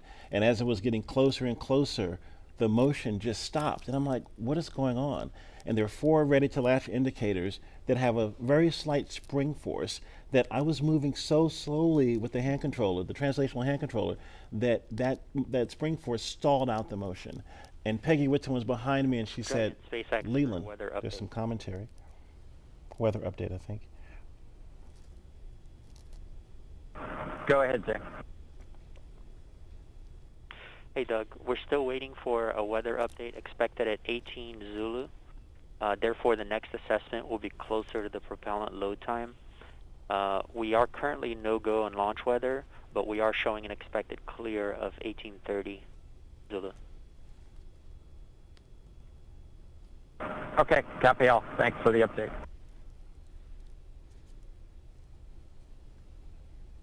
So we just heard if they were to launch right now, the weather would be no-go. However, it sounds like there may be an opportunity if the weather clears, as it sounds like they expect it may. So again, we're gonna keep listening as we continue talking. If we start to hear any kind of chatter, especially if it's about the weather, we're gonna do our best to quiet down so that we don't step on that and everyone can hear it along with us. But Leland, you were just talking about the work on station, and Peggy Whitson was getting ready to tell you something. Well, so the Columbus laboratory is stalled out. It's about to be attached, and there are 10,000 people waiting. Their job security depended on me installing this thing properly. Right. And Peggy said, Leland, push just a little bit harder on the hand controller. and all 4 ready-to-latch indicators went green. And I was like, yes! And that was our primary mission objective. But that paled in comparison to what happened next. Peggy invited us over to dinner in the Russian segment, and we had this meal with people from all over the world, Russian, German, French, African American, Asian American, this diversity that we talked about earlier. Were up there breaking bread at 17,500 miles per hour while listening to Sade's Smooth Operator. What? It blew my mind. It was Smooth Operator, right? What an appropriate song for this I know. job too, right? Wow, does she know? She knows Oh, now. yeah. And Dan Tani actually changed the song from Smooth Operator to Arm Operator. So you see Arm Operator. Love it. Love it.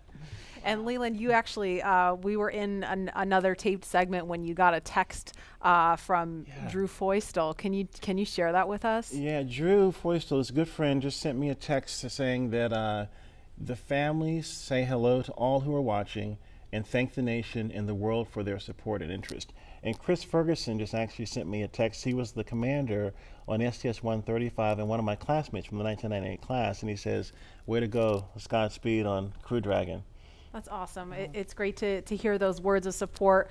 Thank you guys for watching and everybody following along at home. I mean, the COVID-19 situation has been just a tough time for people stuck inside, homeschooling their kids, still trying to do their jobs, and so it's really cool to be able to watch this happening. And we see the pad closeout team. Looks like they are getting ready, or they've left the white room and they've already come down the crew access arm, so they are getting ready to leave the pad now.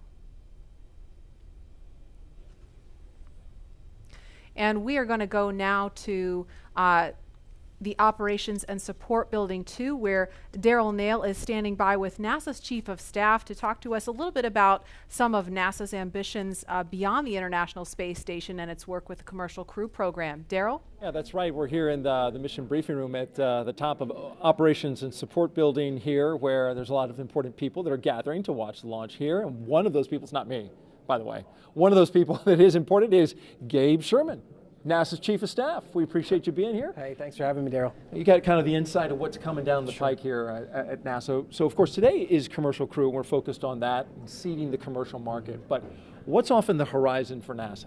Well, I'll just tell you, it's an incredibly exciting time to be at NASA, and you know this. I mean, you're here every day. But whenever you think about what we're doing with Commercial Crew, in the horizon in July, we're launching Mars Perseverance, which is just going to be an incredible thing for us.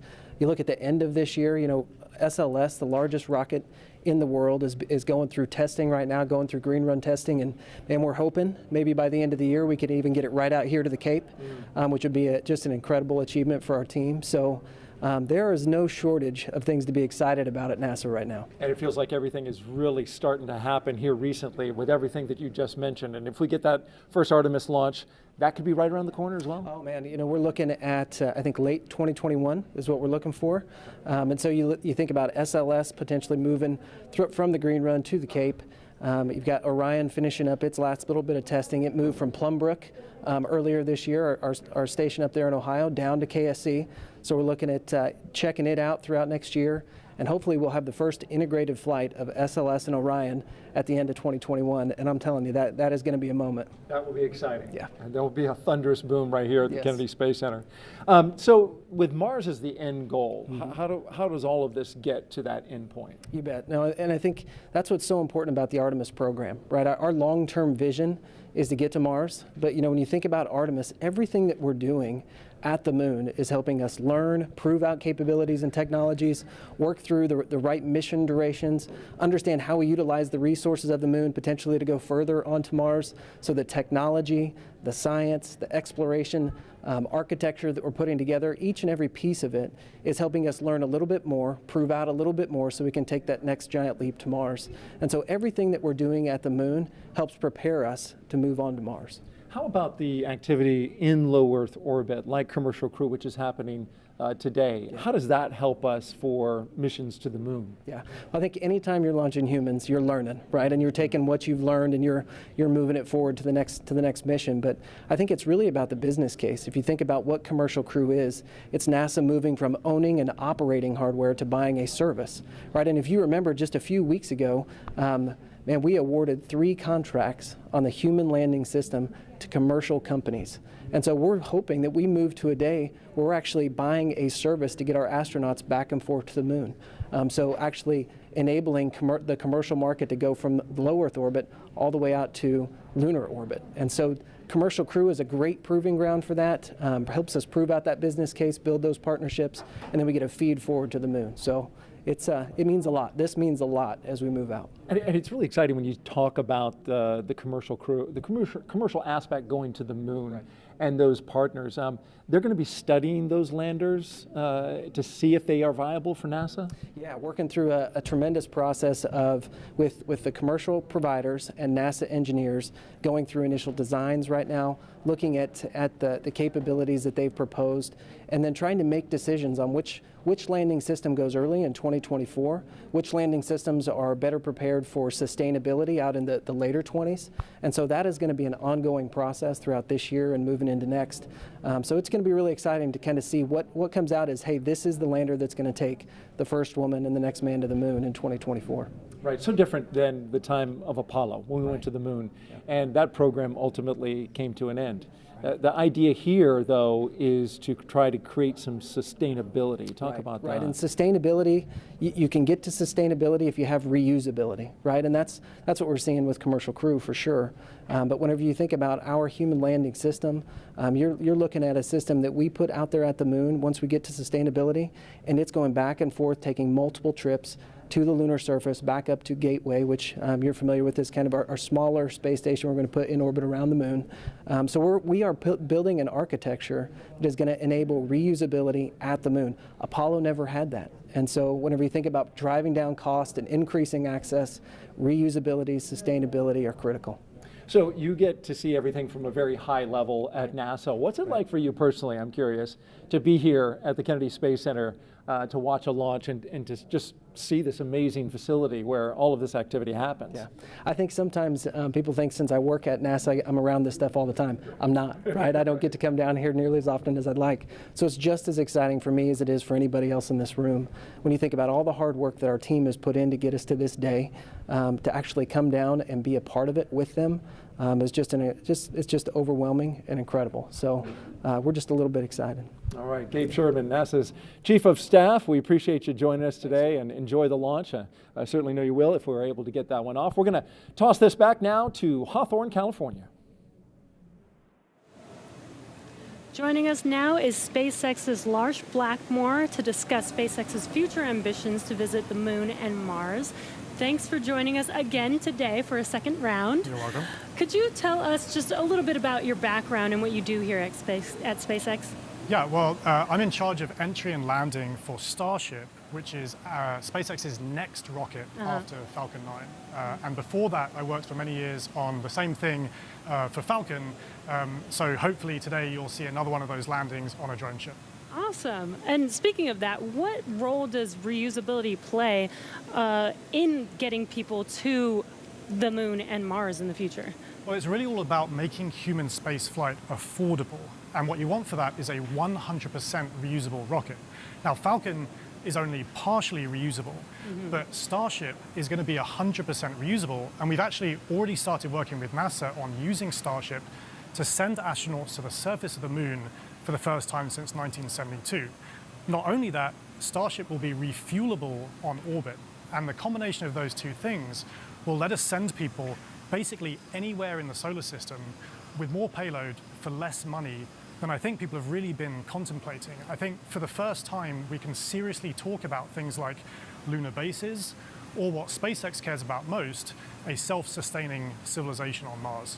Right. So what you're saying is I will have an opportunity soon to get on board one of those spaceships. I very much hope so. Yeah.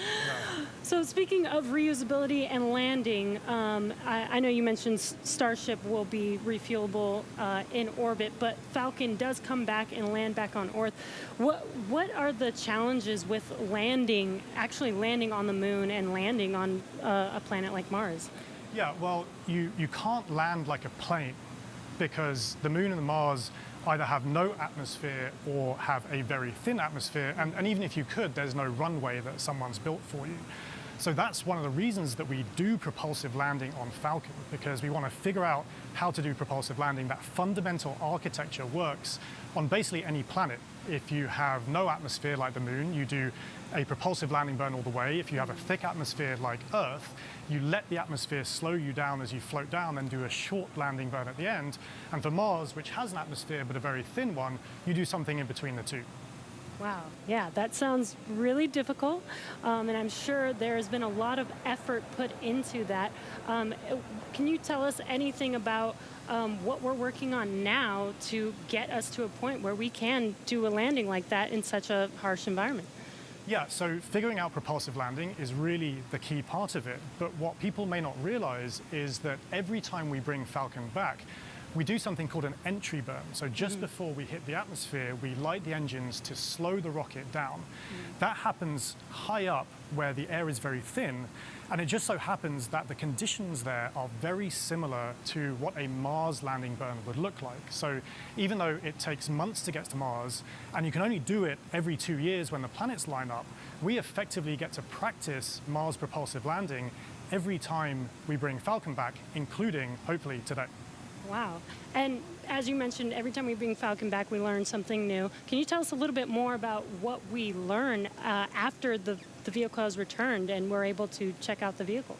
Yeah, so Jessica actually mentioned this earlier, that I talked about how cost is really one benefit of reusability, but reliability is the other benefit. I mean, imagine that you do all this planning to send a rocket up through the rigors of launch and re-entry, but you don't get to see the rocket afterwards. And what we would like to do with reusability, what we've been able to do with Falcon 9, is see the rocket, inspect it, and because of that, we've been able to correlate our models pre-flight to what actually happens when you launch, re-enter, and land a rocket. Right, instead of just guessing what happened to the vehicle after it's left. Exactly.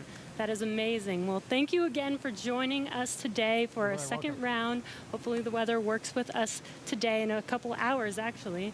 Let's throw it back to KSC with Marie. All right, actually, we have Lauren here. Now, today's mission opens up the door to one day, allowing the general public to be able to visit places like the moon and Mars. And as you've heard through several interviews today, reusability is a really, really important part of that. Imagine if every time you flew a plane from LA to New York, you threw it away at the end of the flight.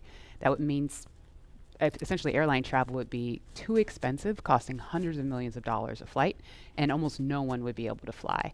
And so that's what SpaceX is trying to do here with reuse, allowing not just a handful of people to be able to go to space, but tens of thousands and hundreds of thousands of regular folks like you and me to be able to go to space. So, myself, when people like me have a chance to go, I know my dream is to land on Jupiter's moon, Europa. Scientists believe that there is a liquid water ocean underneath the ice and that it has the potential to be habitable. And so I'm super excited to get up close and personal to maybe some space fish. Leland, what about you? Where would you go? Wow, that's a pretty interesting destination. I think I would like to go to Mars. We've studied Mars so much and looked at it, and I think maybe having a Martian base that is dog friendly, bring the pups along, because I think as we explore, we want to take our families, our cultures, our traditions, with us, and flying with Doug and Bob is cool, but having more people, There's the dogs. The puppers, taking the puppers to space. I mean, they're not. They look ready to go. They are ready to go. We just needed maybe some like SpaceX type suits for them, But it's that's what it's all about, exploration. Like the settlers going west, they took everything with them, and they started these new communities and these new traditions. And I think that's what we do with space travel. We start new traditions and communities and bring everyone together as one family, one civilization. Absolutely. We're here for it. And knowing that the opportunity to fly to space as a private citizen is really just right around the corner, we have a new poll question on Twitter for you. If given the opportunity to fly to the moon, now we're talking the moon, would you fly to the South Pole where no one has ever been, or would you go to the Apollo 11 landing site? So those are going to be some interesting answers. And while there is not a ton of cargo on today's mission, Dragon is carrying 2 very special payloads, aside from Bob and Doug, of course. The first of those payloads is a series of custom art pieces entitled Humankind by Los Angeles artist Tristan Eaton. These indestructible, double-sided paintings made from gold, brass, and aluminum celebrate how far humanity has come, as well as how far we still have to go.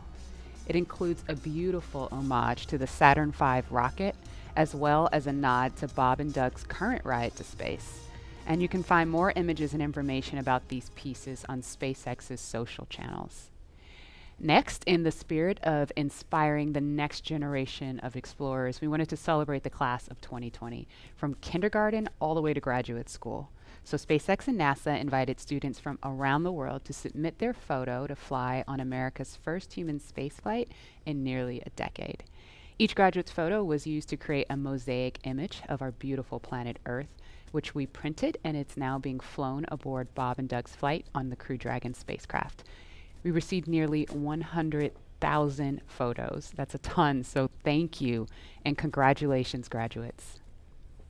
Yeah, I've got a couple of family members and friends who submitted their photos, so they're super excited about seeing their faces go to space in that beautiful mosaic. That was really cool. And again, that's what it's all about, you know, everyone coming together with their experiences and bringing them forward to space. And I think regular people flying to space, I mean, SpaceX is going to be flying, you know, non-government people, non-military people, but people that have a desire to explore and do new things and traditions off planet, as we say sometimes. Yeah, I mean, all this time since we've had the International Space Station, it's been government astronauts performing the research because you're the only ones we've been able to send, right? But we've had some tourists, though. We've had people that paid their way on a Soyuz rocket. Sure. Go. But it's really the billionaire boys club. You know, that's what Pharrell talks about with, you know, it costs so much money to go to space, and I think that price point will come down as we make this more, you know, more amenable for everyday people. Absolutely. And then eventually being able to fly artists and musicians and poets. People can tell the story of what they've seen out there in a way that really connects to the soul of people down on Earth, so they feel inspired to go. Exactly. Now, following today's mission, we will be one step closer to a future where we can all have that opportunity to gain the orbital perspective and explore new worlds. In just over an hour from now, Bob and Doug will be the first people to launch on an American vehicle in almost a decade. And for the SpaceX team, if I can try to speak for all of us, which is impossible, but I will say it has been an absolute honor to have the opportunity today to have this stage to show the world what we've poured our hearts into over the years with our partners at NASA. And it's just deeply humbling to know that the agency and that Bob and Doug have entrusted us with this critical mission. The responsibility that's on our shoulders is huge, and we're just so grateful to be here today. Absolutely, and I know that, you know, our NASA teams really share in that sentiment. We heard from just a handful of them earlier when Bob and Doug were riding out to the launch pad, but there's so many people that we're probably never going to see or hear from on the public stage, but that have poured their hearts and souls, as you said, into this mission. You know, all the engineers up late hours checking, double checking, triple checking everything to troubleshoot and solve problems and get us to this point. So it's just really awesome that we've made it to this point. When you think about legacy, Katherine Johnson, who helped get John Glenn to space, her daughters are watching right now. And that, again, that legacy going forward to the future of space travel is powerful. Wow. And we heard from two icons of science and exploration on Wednesday, and we couldn't resist sharing these shout outs with you one more time. Wow, we're making history again. The NASA program. I am there with you guys in spirit. Bob, Doug, good luck. I know you'll be fine. I'll be watching and got everything crossed, arms, legs. I'm tied in a knot. Can't wait for you to get back safely. This is the first time a U.S.-built rocket has taken people into space in 9 years. It's quite an accomplishment. So for us at the Planetary Society, more rockets means more exploration. More people in space means more exploration. More countries involved in the endeavor of spaceflight means more exploration. This is how we know the cosmos and our place within it. So congratulations, SpaceX. Here's wishing your team, and the crew especially, a safe journey and the joy of discovery. Let's go. So great to hear from William Shatner and Bill Nye, two very recognizable faces following along on the mission. Yeah. And we want to go over to Dan and Jesse in Hawthorne, where we are now just 1 hour and 18 minutes from launch. Dan, Jesse? Hey, thanks, Marie. Yeah, 1 hour, 18 minutes. I think we're tying ourselves in knots, just like Captain Kirk. We're really hoping the weather cooperates. In about 20 minutes or so, we might clear. So we're getting hopeful. We're getting our hopes up. Yes, yes. Very excited. Again, we're T-minus 1 hour and 18 minutes from launch, and the anticipation is real over here. Since arriving at the spacecraft, Bob and Doug were helped by our closeout engineers to get into their seats, attach their suits to special umbilicals that provide breathing air, pressurized nitrox, and a communications link to Dragon systems. They conducted leak checks, which were successful, and communications checks with the Corps here in Hawthorne, which is the person who will speak to them directly throughout the mission, as well as the launch director in Florida.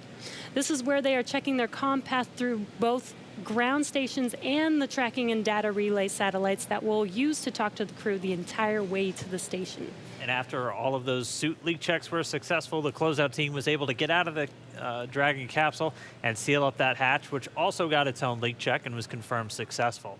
At this point, the closeout team is out of the pad. They're away from the BDA, the blast danger area, and weather operators are about to kick off their final checks on wind speeds at the pad, which are going to be used during the final go, no go for launch. So we're all keeping eyes on the weather right now.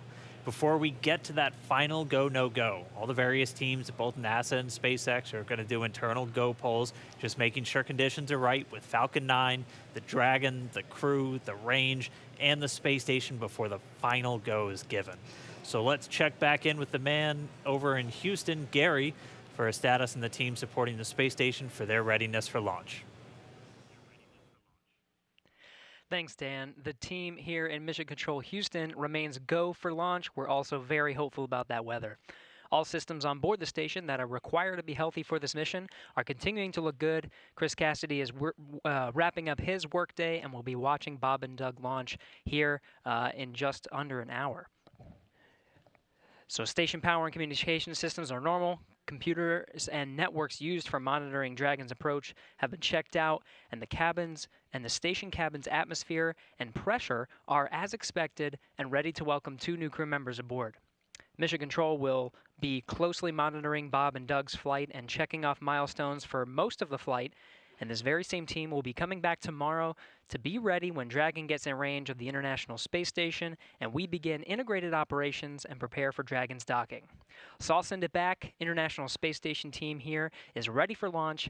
Go Falcon 9, go Dragon, and Godspeed to Bob and Doug.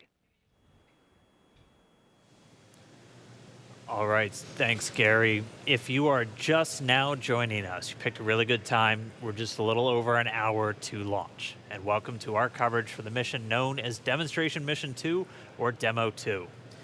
Liftoff time still holding for 3:22 p.m. Eastern. Tracking no issues with Falcon 9 or Dragon. Everything good with the range so far. We're just really keeping an eye on that weather. Over the last 3 hours, our crew members, Doug Hurley and Bob Bankin, donned their SpaceX suits in the historic crew quarters suit-up room. After that, they walked out of crew quarters, just as every astronaut to fly from space from this port has done since Apollo 7. And then they were transported over to the pad, where the crew members entered the SpaceX Crew Dragon spacecraft that we're looking in live. Today is a historic launch. It will be the first time a commercially built spacecraft will launch people into orbit, and the first time the U.S. has sent people to the space station from American soil since 2011 with the retirement of the Space Shuttle program. Over the next hour, we will conduct a series of polls to get ready for launch, have Bob and Doug arm the launch escape system, and begin fueling Falcon 9. Launch is set for 3:22 p.m. Eastern. This will include a 12-minute flight to orbit and then a 19-hour flight to dock with the International Space Station tomorrow morning. Today's mission is the culmination of years of work between teams at SpaceX and NASA. Demo 2 is going to be an end-to-end flight test starting with this launch today, going on to dock with the space station tomorrow, and then splashing down at the end of their mission. And this is going to be the final test for NASA to certify SpaceX for regular crew flights to the space station. We've been hearing a little bit from the crew on board Dragon, which you can see on your right screen. They are currently strapped into their seats and already through communications and leak checks.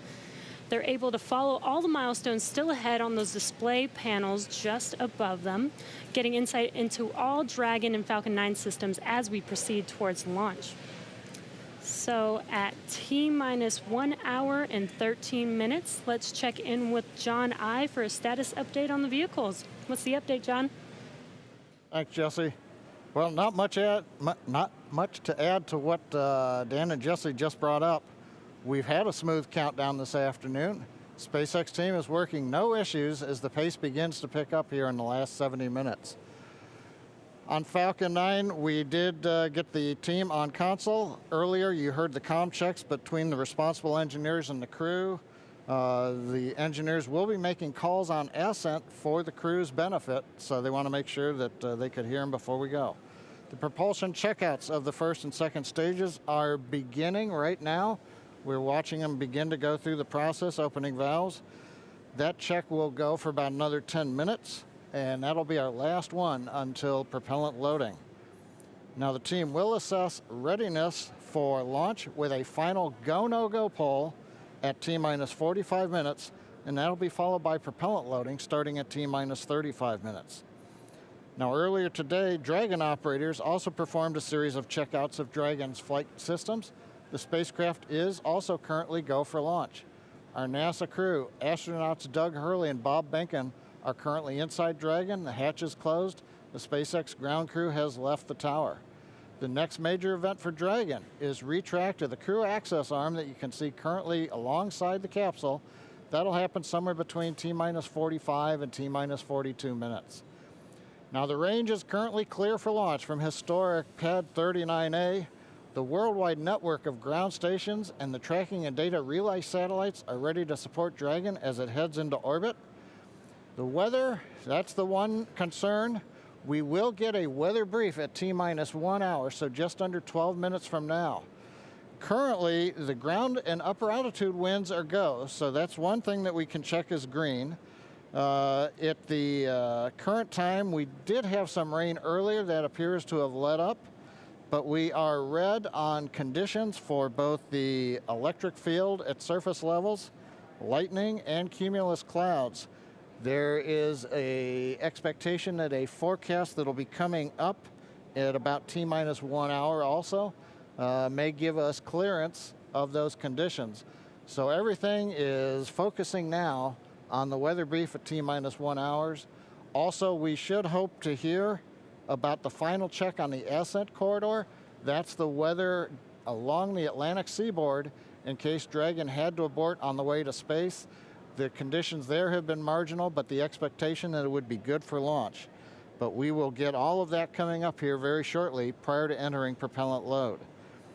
Now today we are aiming for a launch at 3:22:45 p.m. Eastern Daylight Saving Time, or 19 hours, 22 minutes, 45 seconds Universal Time. Once we begin loading propellant, there's no opportunity to change T0. So once propellant is loading, we're committed, and we'll get one chance at it today. But currently at T-minus 1 hour, 10 minutes, and 30 seconds, everything except the weather is go for launch. Thanks, John, for that detailed update. We've got an extensive history now of flying Falcon 9 from the Florida coast, and just last year completed a test run of the mission. We're less than an hour from beginning here today. The purpose of that mission was to demonstrate Dragon's capability to safely and reliably fly to and from the International Space Station. The success of Demo 1 was a really exciting moment, Falcon paved 9, the way Falcon for 1, today's please, mission to where we are today. And right now we're getting ready to fly U.S. astronauts from U.S. soil for the first time since 2011. Dragon and Falcon 9 together have years of operational experience, or what we refer to as flight heritage. As I mentioned earlier, SpaceX has successfully completed 21 flights of Dragon to and from orbit since 2010, including 20 trips to the International Space Station. Not only have we conducted thousands of hours of testing, we've also enhanced and added a number of safety features to Dragon. Much of what was learned with the Cargo Dragon was leveraged in the design of this new vehicle. It's fully autonomous, which means it can basically fly itself, but also features that full manual override capability just in case of emergency. Many of the other enhancements help towards SpaceX's goal of reusability and less refurbishment time between missions. So let's take a closer look at these advancements. Standing at almost 27 feet tall from the very bottom of the trunk to the very top of the nose cone, Crew Dragon's comprised of two main elements. You have the capsule, which is designed to hold crew and pressurized cargo, and then you have the trunk, which holds unpressurized cargo as well as having a solar array and radiator. And the nose cone at the top of the capsule protects the docking system as well as the guidance navigation control system, or what we call GNC. The nose cone opens for docking and remains attached to the Crew Dragon spacecraft, and that's unlike the previous version of Dragon, and that helps towards our reusability efforts. Completely opposite the nose cone is that trunk. It has attachment points for Falcon 9, the Dragon capsule, and it can hold cargo.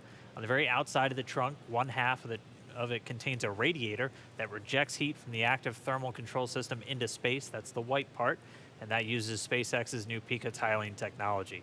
The other half contains the solar cells used to charge the spacecraft's batteries. And though we only have 2 astronauts on board today, the spacecraft is actually designed to accommodate up to 7 crew members with modular seats that can be removed and replaced by additional cargo. The seats are made of carbon fiber and are custom sized for any crew member flying on board. The control panel centered right between the pilot and the commander seats and has those 3 touchscreen displays that gives the crew insight into Dragon and even the ability to operate the vehicle and fly it manually. And finally, our Super Draco launch escape system is a key safety feature of Crew Dragon, giving the crew the ability to safely escape from the time of launch all the way to orbit. And as we look to the future beyond this test flight later this year, the first operational crewed mission for NASA will take place. NASA astronauts Mike Hopkins. Reminder, review your launch commit criteria and indicate readiness at the appropriate time. Step 5469 for propellant load and launch. That's a good sign. That was the launch director. We're getting ready to pull the teams as we move towards that go, no go for propellant loading, which happens at about 45 minutes before launch. But back to our Crew 1 mission, NASA astronauts Mike Hopkins, Victor Glover, and Shanna Walker, and Suichi Noguchi of the Japan Aerospace Exploration Agency, or JAXA, were chosen to support this mission. Again, it's called Crew 1. But today, Doug Hurley is the spacecraft commander for this mission. He previously flew on 2 space shuttle missions as the pilot on STS-127 and STS-135, which was the final space shuttle flight. Here's a closer look at Doug Hurley. Excited? Very excited. Yeah, very excited. You feel ready? Still pumped? Oh yeah, I think we're ready. I think we're certainly ready. Joining the SpaceX Demo 2 test. He is a Marine Corps colonel and test pilot. He was selected as an astronaut in 2000. He piloted Space Shuttle Endeavour and Atlantis for STS-135, the final space shuttle mission. Introducing NASA astronaut Doug Hurley.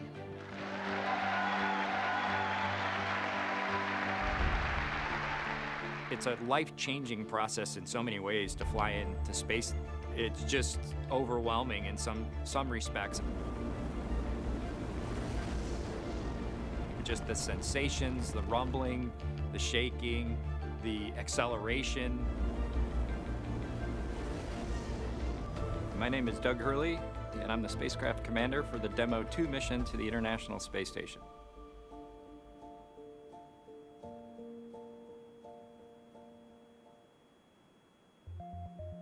This will be the first time the Dragon had a crew on board, and so there's a myriad of objectives we want to achieve for this mission.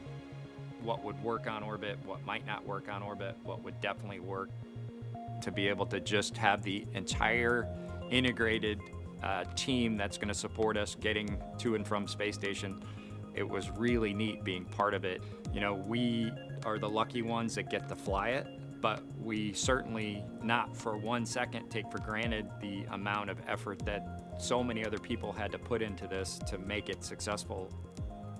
For Doug personally, he's worked so hard, I mean, through his entire life, to get to where we are right now.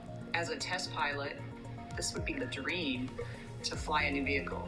So it makes me so happy to see that he gets to be part of this mission, the spacecraft commander. I'm just glad to see his hard work and his dreams come true for that. It's been a long road in a lot of ways for not only us, but certainly for all the folks that work in the Commercial Crew Program, as well as SpaceX in our case, just working to get to this point.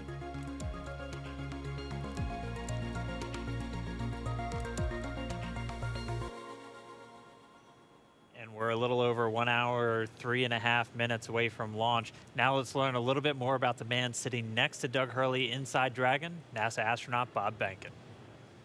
My career at NASA has kind of spanned a couple of decades at this point. I arrived with the class of 2000, went through the training program, primarily focused on the space shuttle and the International Space Station, learning those systems. Having launched a couple times on vehicles, you know, the second time was definitely different than the first time. You can feel a little bit guilty of, hey, should I study one more thing, or is there one more piece of information I should get? Am I really prepared or not? So that's definitely different between where I was on my first flight and where I'm at right now. For me personally, as a spouse, watching everything that Bob has put into this over the last 5 years, the dedication that he's shown, the perseverance is pretty special. For both of us, though, the way our minds work, it won't be until sort of the mission is complete that you have really a chance to savor it and celebrate it.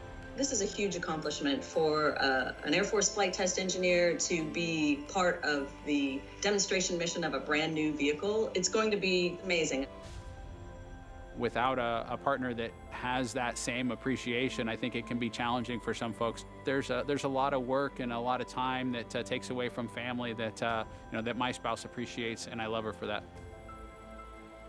On a deeply personal level, I'm really excited that my son is going to get a chance to see me launch into space. Being an astronaut has been a little bit of an abstraction thing for him because he's seen me do it in old videos, but he hasn't seen me do it for real. And so I'm excited for him to see this launch.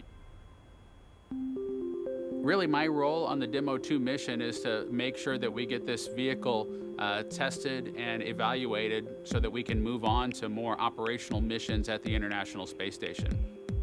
We've got a lot of objectives on board the vehicle that we need to accomplish to really make sure that it's good to go. We'll make sure all those systems are working during the test flight so that the future missions will have them available even if they don't plan to utilize them. Through years of the NASA team, helping to share that experience and teaching them the lessons that we've learned by going through this. Now there's another capability in the U.S. besides NASA to operate something of this magnitude. I want to thank the entire Commercial Crew Program team that's worked together to get to this point where we've got vehicles in the launch pad ready to head to the International Space Station.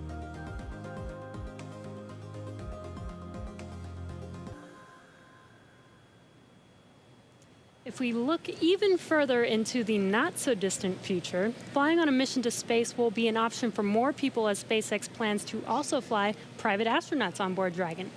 Earlier this year, SpaceX signed an agreement with the space tourism company Space Adventures to fly up to 4 passengers on an orbital trip aboard Dragon as early as next year. And of course, it's NASA that is making private astronaut missions to the space station a possibility.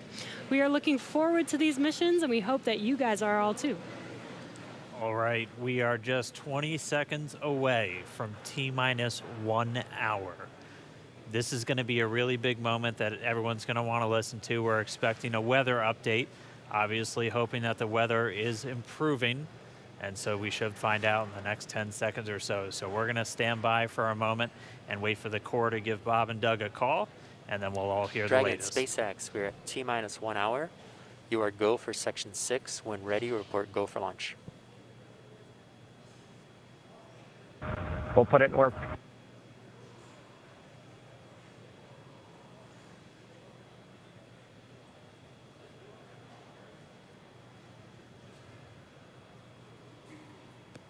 And that right there was a call for the crew to refer to some of their procedures. They do some final checks. You can see them checking harnesses, checking helmets, just making sure that they're strapped in and ready to go. And once they're done with that, the crew will report their readiness for launch.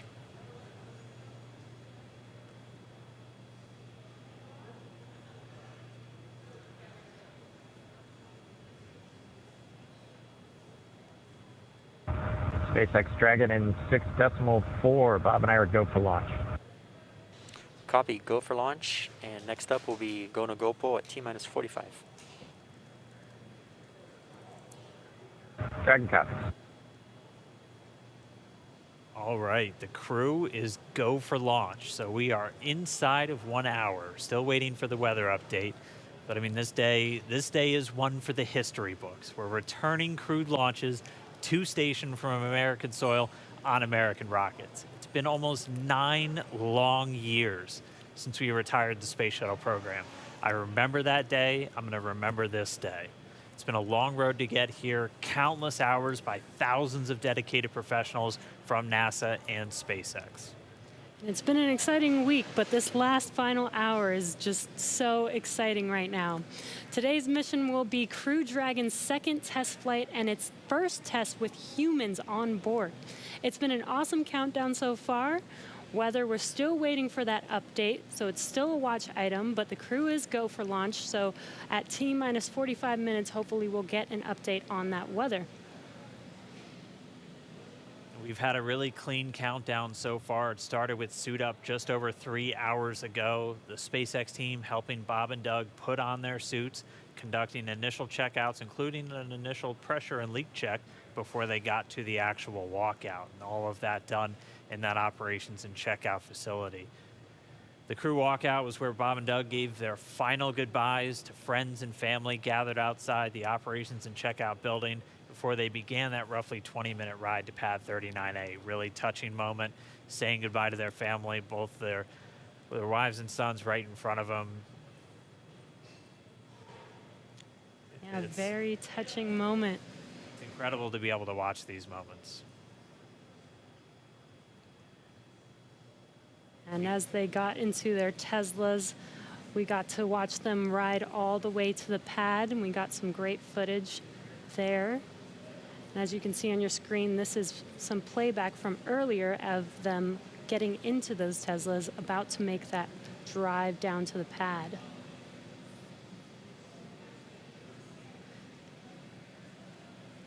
And once they got to the pad, they did take a minute to take in the sights, and they headed up the fixed service structure to begin the process called crew ingress, where Bob and Doug entered. And there you can see on your screen as they're coming through the crew access arm, entering the white room right before they are able to ingress into the vehicle there. Again, this was from earlier. Yeah, this all from earlier, and as we said, that white room, the last place on planet Earth they're standing before they climb into Dragon for the ride uphill. SpaceX carrying over a tradition that NASA had where that was traditionally the room from Gemini, Apollo, and the space shuttle, that last place. About 30 minutes ago, we're back with some live video here. The team was able to close Dragon's hatch with Bob and Doug safe inside. So we are under an hour ago. Things are going to pick up as we get close to that go, no go to begin propellant loading and then arming the launch escape system. The crew pull for readiness was completed at T-minus 60 minutes, and the Dragon pull for prop load is coming up here in just about 30 seconds at T-minus 55 minutes. And then following that will be T-minus 45 minutes will be the internal mission control Hawthorne pull, and then the launch director's pull for propellant loading. When we get to about T-minus 40 minutes, the crew access arm will retract, and Bob and Doug will get the call to close their visors and arm the launch escape system. This is the automated system in place that can fire the 8 Super Draco thrusters on Dragon to quickly separate the crew from the rocket, either on the pad or during the flight on the ride uphill.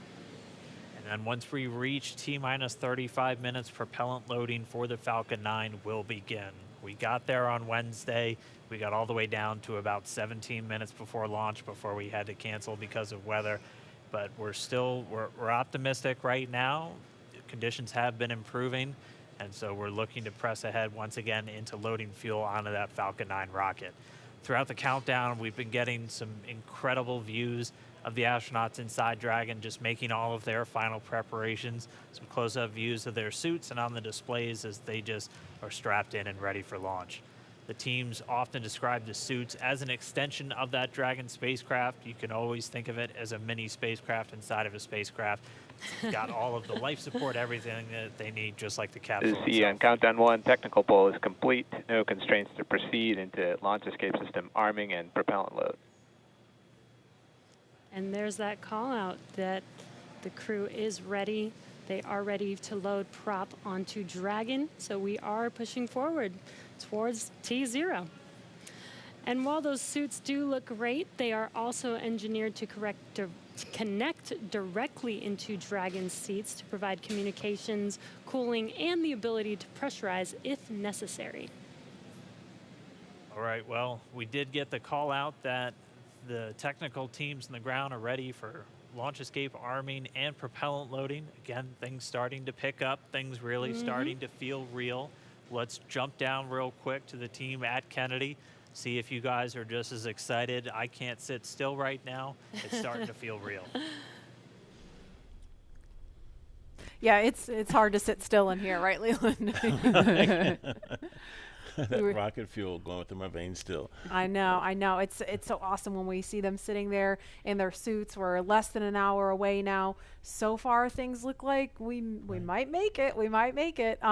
So I want to ask you what it was like the first time you put on a spacesuit when you knew you were going to space. Oh, that was February of 2008. We were in the ONC building getting the pumpkin suits on. A little bit different than the SpaceX fly SpaceX suits, but it was kind of surreal, you know. And to think that all of these, it took 10 years of training to fly in space. It took me 10 years from when I got in the Corps in 1998 to flying in February of 2008. So it was a long road to get there, but it was so worth it and so sweet. And you know, learning how to use the green apple, the connections for oxygen, for cooling, much different than these suits that we have here with SpaceX. And so it's a lot more complicated to go through that whole series of things that you have to do to make sure you're safe in the suit. But we've evolved, we're ready, and they look so cool and calm and collected in their suits and in the vehicle. They're focusing and getting ready to fly in space. And there's so much excitement around the center. I know, Leland, you've been getting some messages. You got another message from another astronaut. Yeah, Sunny Williams. Okay, so Sunny, She's Lauren, kind of the best. She's Sunny she's a commercial crew also. She was one of the original cadre. She was one of the original 4 who trained with Bob and Doug from the beginning of the commercial crew program. And she's one of my classmates. Look at her there. What is she wearing? There she is. Hey, the Sunny. meatball. I forgive you, Sunny. No, she had the worm on Wednesday. So she wore the meatball today. So she's the best. But now she can wear the worm ball, I guess. Yes. The worm ball, yeah, she can mix it up. But yeah, Sunny's awesome. She's training to fly on the Boeing Starliner in the not too distant future. So really glad she's watching and showing some love. So thanks a lot, Sunny, for sending that note. And again, we're looking at a live view of the Crew Dragon on top of a Falcon 9 rocket. You can see the crew access arm to the right of your screen. That's the hallway that Bob and Doug walked down to get into the White Room, which was the last place we saw them standing up before they climbed inside Dragon. And again, the wider shot there of Launch Complex 39A, where we are inside of an hour from liftoff, and I think we're just a couple minutes away from the poll we're going to hear before they start propellant load.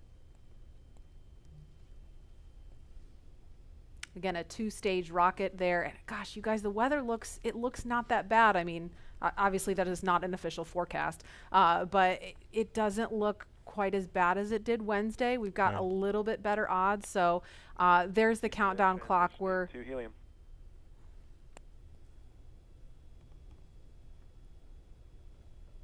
going to pause to listen to that comm.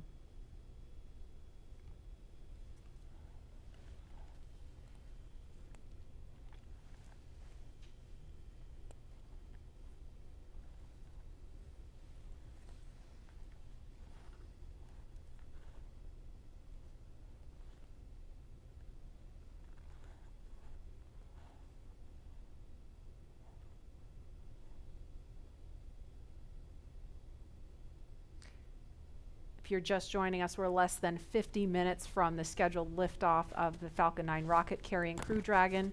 And if we start to hear any kind of update on weather or polling, we will pause to listen in for that. But if things go as scheduled, we should be hearing the launch director verify go for propellant load at about T-minus 45 minutes. So we're going to send it over to Hawthorne to carry the ball. John Innsbrucker or Jesse, are you there? This weather is go at this time. Dragon copies, go weather.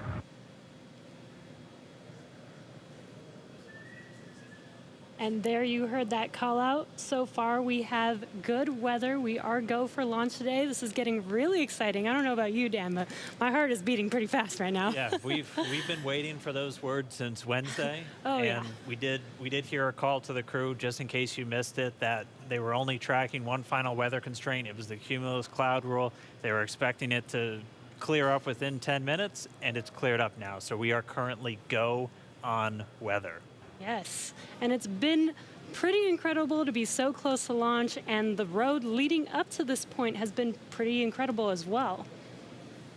It has been. It's been a partnership between NASA and SpaceX. We've been working together since SpaceX started flying cargo to the International Space Station, now getting ready to launch Crew. And we've been really fortunate to work with not only a lot of international partners on the International Space Station, but a lot of really great reminder companies. Here in the control room, we'll be closing doors here once we start with propellant load. Any last-minute bio breaks, please go ahead and accomplish those in the next few minutes. And the launch director just getting the teams ready. We'll be coming up on that propellant loading. Again, that starts at about 35 minutes prior to liftoff, so in about 12 minutes from now. There's going to be a go, no go coming up really soon. So let's go over to our man, John I, for the latest. John? It's T-minus 47 minutes, 24 seconds. We're continuing to count down. As you just heard, the launch director and launch team are preparing for the readiness for launch poll. Now, the launch director is currently checking with Dragon mission director, NASA launch manager for their readiness. And actually, it sounds like everybody is good there. The launch director will then ask the team, he'll tell them the poll is open, and the 13 members of the SpaceX launch team will be electrically polled for their go to load propellant, as well as continue all the way to launch. Now, we will hear that poll results and a briefing from the launch director at about T-minus 45 minutes. The good news right now is that the weather is go. All the conditions that were read shortly a while ago at T-minus 1 hour have cleared. We're, as the weather forecaster said, cautiously optimistic. Currently, Countdown. the probability... Poll is complete. We're go for propellant load. Well, we got an early call out there. And launch control clear to retract the access arm on time. After that, arming access arm retract at T-minus 45 minutes. Got an early call from SpaceX launch director Mike Taylor that the poll is go. You also heard the direction T-minus 45 minutes to prepare for retract of the crew arm. As we hear more discussion, we'll stop and let you listen in. But right now, weather for liftoff, ground level winds are good, 10 to 15 miles an hour, well within limits. Upper altitude balloons show that conditions are acceptable. The red weather conditions have cleared up, the last one being cumulus clouds. And the probability of violation is set at 30% right now, so that's 70% chance of good weather. We're continuing to watch. There is about a less than 10% chance of lightning. We're also watching the abort corridor off of the Atlantic coast. In case, for example, at stage separation, Dragon had to abort into the ocean. The conditions there are acceptable. There has not been lightning lately. The weather, winds are good, light rain. It is go, but NASA is going to continue to watch those conditions. T-minus 45 minutes and counting. Reminder on hold and launch escape protocol. For non-urgent no-go conditions, brief the CE or LD, and they will approve aborting launch auto sequence and proceed to launch abort. For urgent issues affecting the safety of the operation, operators shall call hold on the countdown net. Launch control will immediately abort the launch auto sequence and proceed to the launch abort auto sequence. Operators also advise launch director whether structural break or fire is imminent or occurring per Dragon manual escape flight rules. A reminder on fire alarm instructions.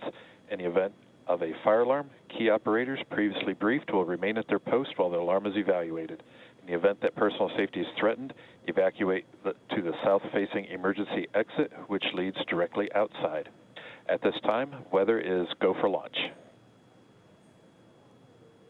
You can see on the screen, we're inside T-minus 40, we're T-minus 44 minutes, 5 seconds. Crew access arm retracting away. SpaceX launch director is giving the final brief to the crew. And we will be beginning propellant loading at T-minus 35 minutes.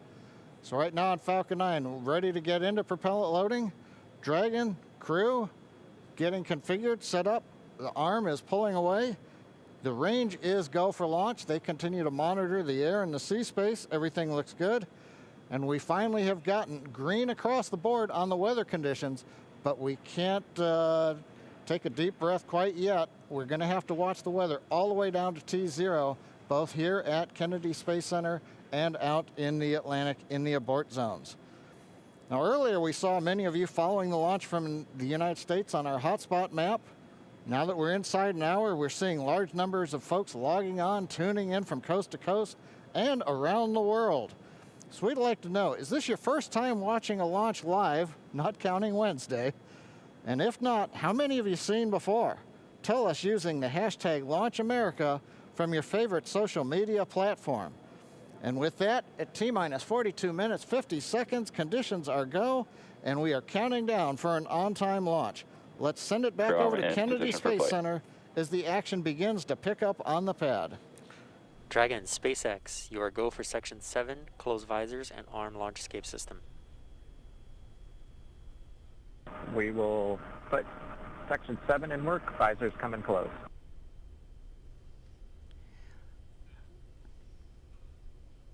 All right, the countdown clock is continuing to tick. My heart is continuing to beat 5 million beats a second, and we are getting so close. SpaceX Dragon in 7.2, visors are closed. We're arming launch escape system. Copy. And as you just heard, the crew is arming the launch escape system. That is one of the absolute last big milestones prior to liftoff, other than nominal Falcon operations.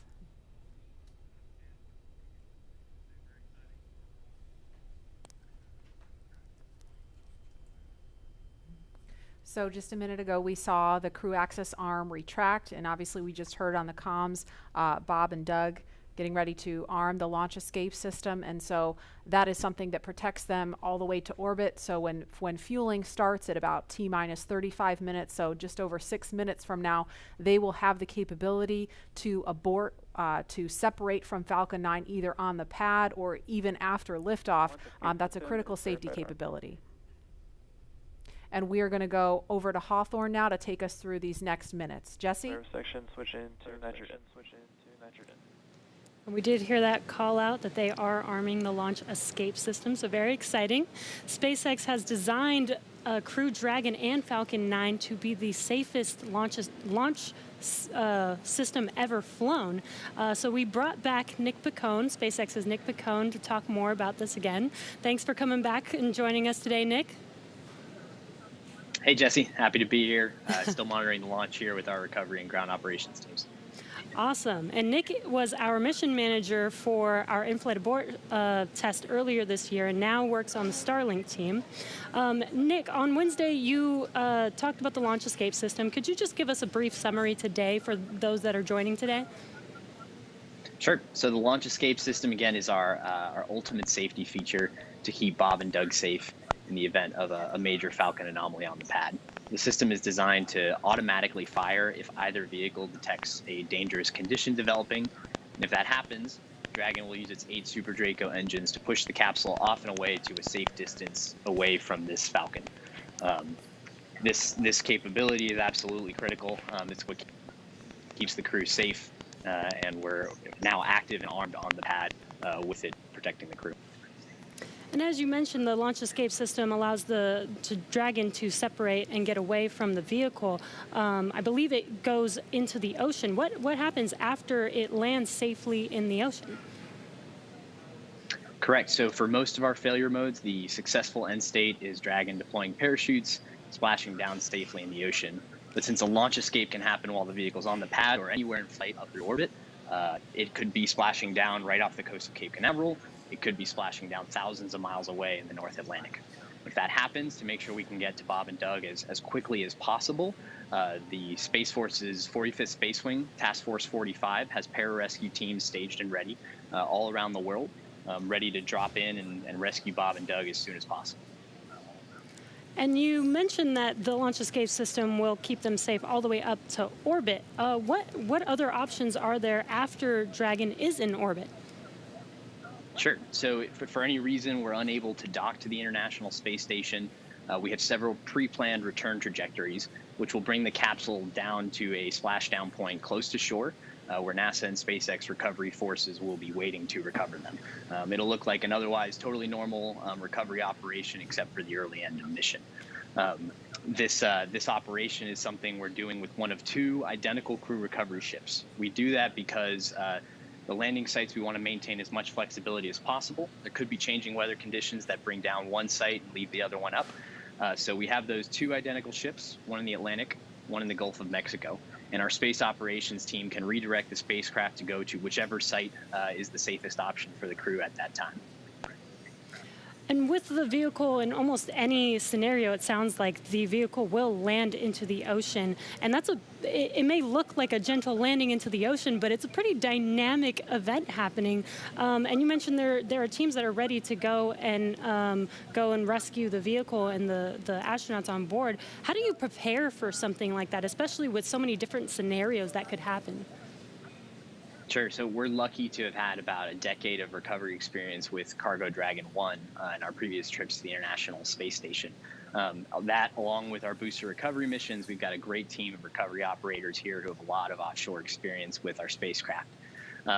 The system, though, that we took that experience, we built up a new crew recovery ship, two identical crew recovery ships, I should say, which have a lot of those lessons learned baked into the design of that ship and the operations. These new ships have complete medical facilities, an operational helipad, and redundant communications, power, and propulsion to make sure they're robust and ready for anything we encounter offshore.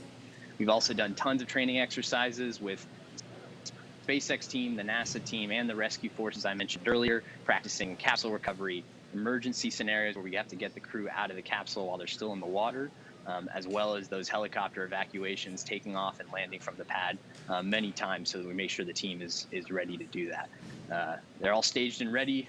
They feel ready to support, and will be ready to call on us if anything goes wrong today. Awesome. It sounds like Bob and Doug are in some really good hands and will be safe no matter what occurs on the vehicle. So thank you, Nick, for joining us again, for walking us through all of those details. I hope you're just as excited as we are for a launch coming up here very, very shortly now. So we're going to send it over to KSC to Lauren.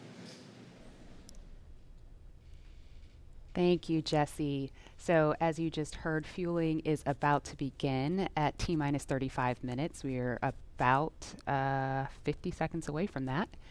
And so we're getting really, really close to the first launch of astronauts into orbit from American soil since 2011. The launch escape system is armed, which, as you know, happens before fueling. And Dragon propellant load, that's the propellants that are inside of the Dragon capsule, not the rocket. Prop load for Dragon took place weeks ago and just a few miles down the road in what we call Dragonland. And those propellants, they are MMH, or monomethyl hydrazine, which is the fuel that we use. It's hypergolic fuel. And NTO, or nitrogen tetraoxide, that's the oxidizer. Those two come together and they ignite in space to propel the vehicle. You don't need that TTEB or a third thing to ignite because hypergolic propellants don't require it. You just need the fuel and the oxidizer. And as you just heard, propellant load has started on Falcon 9, and that's awesome. All right, so that that bipropellant system feeds all of the engines on Dragon. So Dragon has 12 service section engines in each, so there's 3 in each quad, 3, 3, 3, and 3. Those are used for on-orbit maneuvering for Dragon. There's also 4 additional Dracos that are underneath the nose cone for large Delta V maneuvers that the vehicle will perform. But the engines that Nick Picone was talking about earlier are Super Draco engines. We have 2 in each quad of the vehicle, so 8 total. And those are bigger engines with a high flow propellant system, and those are what lift Dragon off of Falcon 9 in the unlikely event of emergency that requires us to get off of Dragon, off of Falcon. Now, you probably remember, let's see, Mercury, Apollo, Soyuz, they have that big pointy tower on top. That's the launch escape system for those vehicles. It is actually just another rocket on top of the spaceship that lifts the vehicle off. In the case of Dragon, our escape system is integrated into the vehicle completely. And so that's just better from one less thing you have to jettison every single flight. But it also allows us to have escape capability from the pad before T0 all the way through to orbit. And so even if the very last minute, if we needed to get off of stage 2 while we're in space, we could actually escape to orbit. So yeah, that's the escape system for little baby Dragon here. Thanks, Lauren, and thanks for walking us through that, because I think it's really important that people understand that critical safety capability, and that's the whole point when we hear that launch escape system is armed. What that means is that in an instant they can separate from Falcon 9, shoot up into the air, and they can splash down safely in the Atlantic Ocean under Dragon's parachutes. And it was designed to do that. So now that fueling is underway, it's been going on for about 2 minutes now. So they have that safety capability ready to go on standby in an instant if they need it. And so we want to go over to Hawthorne now for an operational update from John Insprucker. John? Fuel and stage 2 fuel, all flow rates tracking nominally.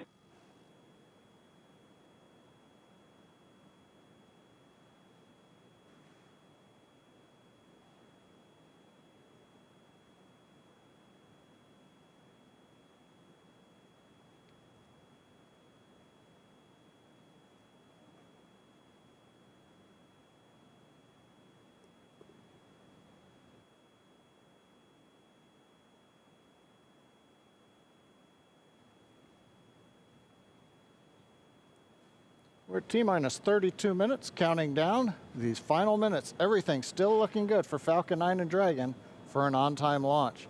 Falcon 9 did begin propellant load at T-minus 35 minutes at planned. Now on the Falcon 9, we use a fuel and oxidizer as the propellants that power it. The fuel is commonly known as RP1. That's rocket propellant grade 1 kerosene. The oxidizer is densified liquid oxygen, also called LOX. Densified means it is kept much colder than typical for launch vehicles. This allows for more oxidizer to be loaded into the first and second stages. Now with the fuel and oxidizer on hand, we need an ignition source to complete that fire triangle, as we call it. For this, Falcon 9 uses a fluid called T-Tub. It ignites in the presence of oxygen and gives off a green-colored flame. Now it's hard to see on the first stage ignition due to the water that'll be spraying on the pad, but you might just see the green flare as the second stage engine ignites following stage separation over 2.5 minutes into flight. Now currently first stage fuel tank is about 10% full. The first stage, as a reminder, as you look on the left side of your screens, the first stage is the long white cylinder at the bottom, topped off by the black cylinder. So over 2/3 of the rocket is that first stage. So the fuel tank is getting loaded. We're also loading the liquid oxygen into the first stage also. The second stage, which is the top 1/3 between the Dragon and the black cylinder, that's the white second stage, that is being loaded with fuel right now. That's about 8% loaded at this moment. Liquid oxygen loading is going to begin on second stage at T-minus 16 minutes 30 seconds. Liquid oxygen loading will continue on both stages all the way down to the last few minutes of the count. We're also loading helium into pressure vessels on the stages.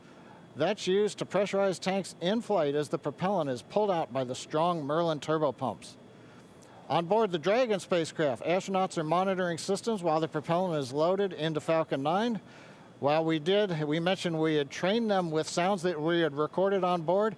They've been through most of a propellant load, and they are now experiencing those sounds and vibrations. Stage 1, cryo helium load continues started. to report no problems. They are go to support launch. Weather, the last of the red conditions cleared up about 15 minutes ago. Everything is marginal but acceptable on the weather. We'll continue to watch all the way through the countdown. Now, as a reminder, today we are now into an instantaneous launch window now that we've begun propellant loading. So at this point, if we hear a hold for any reason, we'll have to stand down and target our backup launch opportunity tomorrow, May 31st. Thanks, John. For Demo 2, Bob and Doug's flight to station will take about 19 hours, and their journey is fairly similar to the trip our Cargo Dragon makes back and forth to the International Space Station, but with two noticeable differences, and that's docking and splashdown. And as we await T-0 in just under 29 minutes from now, the ground operations teams are doing a series of system checks to make sure Dragon and Falcon 9 are both ready for liftoff. And we're continuing to get live views inside the capsule with Bob and Doug, and you're now also looking in firing room 4 down there at the Cape. Once we hit T0 and a successful launch occurs, we will watch Falcon 9 and Dragon make their ascent until the Falcon 9 first and second stage separates and sends Dragon on its way to the space station. And at this point, mission operators will prepare Dragon for on-orbit operations, where the vehicle will execute a series of burns that gradually raise its orbit to align more closely with the space station, as you can see in this animation. And just after putting Dragon into the same orbital plane as the station, the teams will get ready for Dragon's approach and docking maneuvers. The next Dragon will make its approach and actually dock with the space station. And this is a very different process from what we've seen with Dragon cargo deliveries in the past, which use a process called berthing.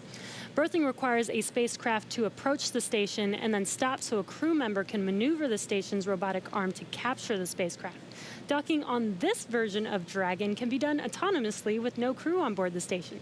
It's typically a faster process, both when arriving and leaving, but it does still require pinpoint accuracy to approach safely. Once captured, a spacecraft then gets attached to a common berthing mechanism, the same type of port that we use to connect each of the modules on the station together. It's a little bit slower of a process, but the hatches are significantly larger than the docking ports, which makes them perfect for bringing up those really big cargo items. Dragon will spend up to 120 days docked before preparing to return home.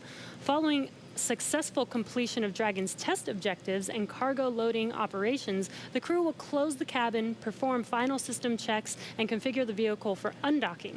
Once the automated undocking sequence is complete, Dragon will complete 2 departure burns using its Draco engines, pushing it away from the space station. And then next up on the trip, deorbit entry and landing, or splashdown, which is going to cover all the operations following that final departure maneuver. It's going to include events like the trunk separation, closing of the nose cone, a deorbit burn, and then eventually as they get into the atmosphere, the deployment of the drogue and the main parachutes, and all of that ends with splashdown right off the Florida coast. At that point, teams from SpaceX will move in with their recovery ship, grab the capsule out of the water, and work to get Bob and Doug out of Dragon after a successful mission in space. So we are 26 minutes away from launch. Fueling of Falcon 9 is continuing. Let's check in one more time down with the team at Kennedy. Murray? All right, thanks, Dan. We are so pumped right now because things have cleared up and it looks like we might actually do this today. If you're just joining us, we are now 25 minutes, 46 seconds and counting from the first launch of astronauts to the International Space Station from U.S. soil in 9 years. This will mark the beginning of a new era where more people will be able to fly to space than ever before. And we want to share with you the results of a poll we asked a little earlier. If you could go to the moon, now it's not where the astronauts are going today, they're going to the space station, but if you could go to the moon, would you rather visit the South Pole where no one has been before or the Apollo 11 landing site? And it was a pretty even split. We had 46% of you say you would go to the moon's south pole, and 54% of you would go to the Apollo 11 landing site. I kind of side with the Apollo 11 landing site because I'm a history buff and I want to see where Neil Armstrong and Buzz Aldrin set foot. So I don't know. What do you guys think? Lauren, which place would you go? I'm with you on that one. And I would love to go see that flag there and those footsteps, those footprints there. Still be there, right? There's no wind up there. Should still be there. Leland, how about you? I think I'm with both of you because it's just like, you know, the meatball, you know, the classic. Yeah. Going to the classic spot. And that's where all of it started. That's where all that inspiration came, even though I was an antenna engineer not seeing it. But besides that, that's history. And hopefully maybe it wouldn't have to be one or the other. That's true. Exactly. Yeah. I mean, yeah, we're going to learn more from going where we've never been before. Exactly. And so we need to go to the South Pole too. And we are thrilled to see all of you following along online. Thank you for answering our poll. And we're going to go over to Tahira, who's been monitoring all the action with less than 25 minutes to go. Tahira, I'm sure things are heating up online. Hey, Marie, I mean, you're completely right. Now that we have that go for launch, people are on the edge of their seat right now, waiting on this historic moment to take flight. As you can see, photos are still coming in of just everyone around the country showing their excitement for this launch. And it's really been a touching thing to see how everyone's kept this excitement going from Wednesday's first attempt. So we just took a look at numbers, and we are now over 3 million people tuning in for this historic launch. And so for me personally, I just want to wish Bob and Doug the best of luck. This will be my own first time watching humans lift off to space from the United States, and it's just going to be a super emotional moment. For that, Marie, back to you at Kennedy for these last minutes before launch. All right, thanks, Tahira. And Leland, we got 23 minutes and some change to go. What do you think Bob and Doug are feeling right now? I think, you know, they're very calm, cool, and collected as test pilots, but I think they're thinking about what are the steps that I have to take if a malfunction or something happens. And so the nominal stuff is all kind of automated, but if something happens where they have to intervene with those touchscreens, that's what they're thinking. And we're just inside 23 minutes now. So on Wednesday, we were 5 minutes further in the countdown when we heard that call to scrub, and the weather was still very touch and go at this point on Wednesday. But today, it at least for right now, I don't want to jinx it. I'm afraid to even say it out loud, but it looks better today. Yeah, and it feels like I'm feeling it a lot more than I did on Wednesday. Right. And, you know, speaking of Bob and Doug and them being really calm and cool and collected, haven't had the opportunity to be in meetings with them and to watch them train. I have to say, and to all of my friends who work with them every single day, the feedback is always just what great people they are. Right. And just how not just bright and sharp they are, but just good people. Right. And around the office, we often refer to them as the dads. The dads? They're the that? dads. They're dads. They are dads, Okay. and we've met their families. And when you see people on that very personal level, it starts to mean so much. They are a part of our team. You know, they're not a customer. They're our team. They're not a payload. They're our team. They're our family. And so we're just so excited to see the dads up there today. Yeah. Go dads. Yeah. All right, we're going to go send it over to Gary for an update from Houston. Gary? Hey, Marie, the space station team here is focused. All eyes are on the system checks that are happening across the board, and we're listening in as we close in on launch, and I can tell you that things are looking very good. Chris Cassidy will be watching from the International Space Station, right now flying over the Pacific Ocean. It's heading to cross right over the launch pad. We might even get some good views from the station. Hope to be capturing those. We'll have the launch view and the big screen up front, and everyone's excited to see our 2 crew members on their way to the International Space Station. But before we get to it, I just want to pass on good luck from the entire flight operations community here in Houston. It's always exciting to be doing something wholly new and history-making with station operations, and we can't wait to see our team members Bob and Doug in low Earth orbit and heading to the International Space Station. That's it from us here in Mission Control Houston. I'll send it back over to the team in Hawthorne for the latest happening there. John. T-minus 20 minutes, 30 seconds. We're Strong continuing the started. countdown. Everything is still looking good for launch of Falcon 9 and Dragon. 22 minutes, 45 seconds after the hour. Stage right 2 now on the RP1 right-hand mode is complete. side, you can see a large white cloud coming off of the strongback. That is normal. As we get ready to load the second stage with liquid oxygen, we have to chill in the plumbing lines going up that strongback. And so as we relieve pressure, the moist, humid Florida air condenses around it, and that gives you the cloud. So that tells us that things are actually on schedule.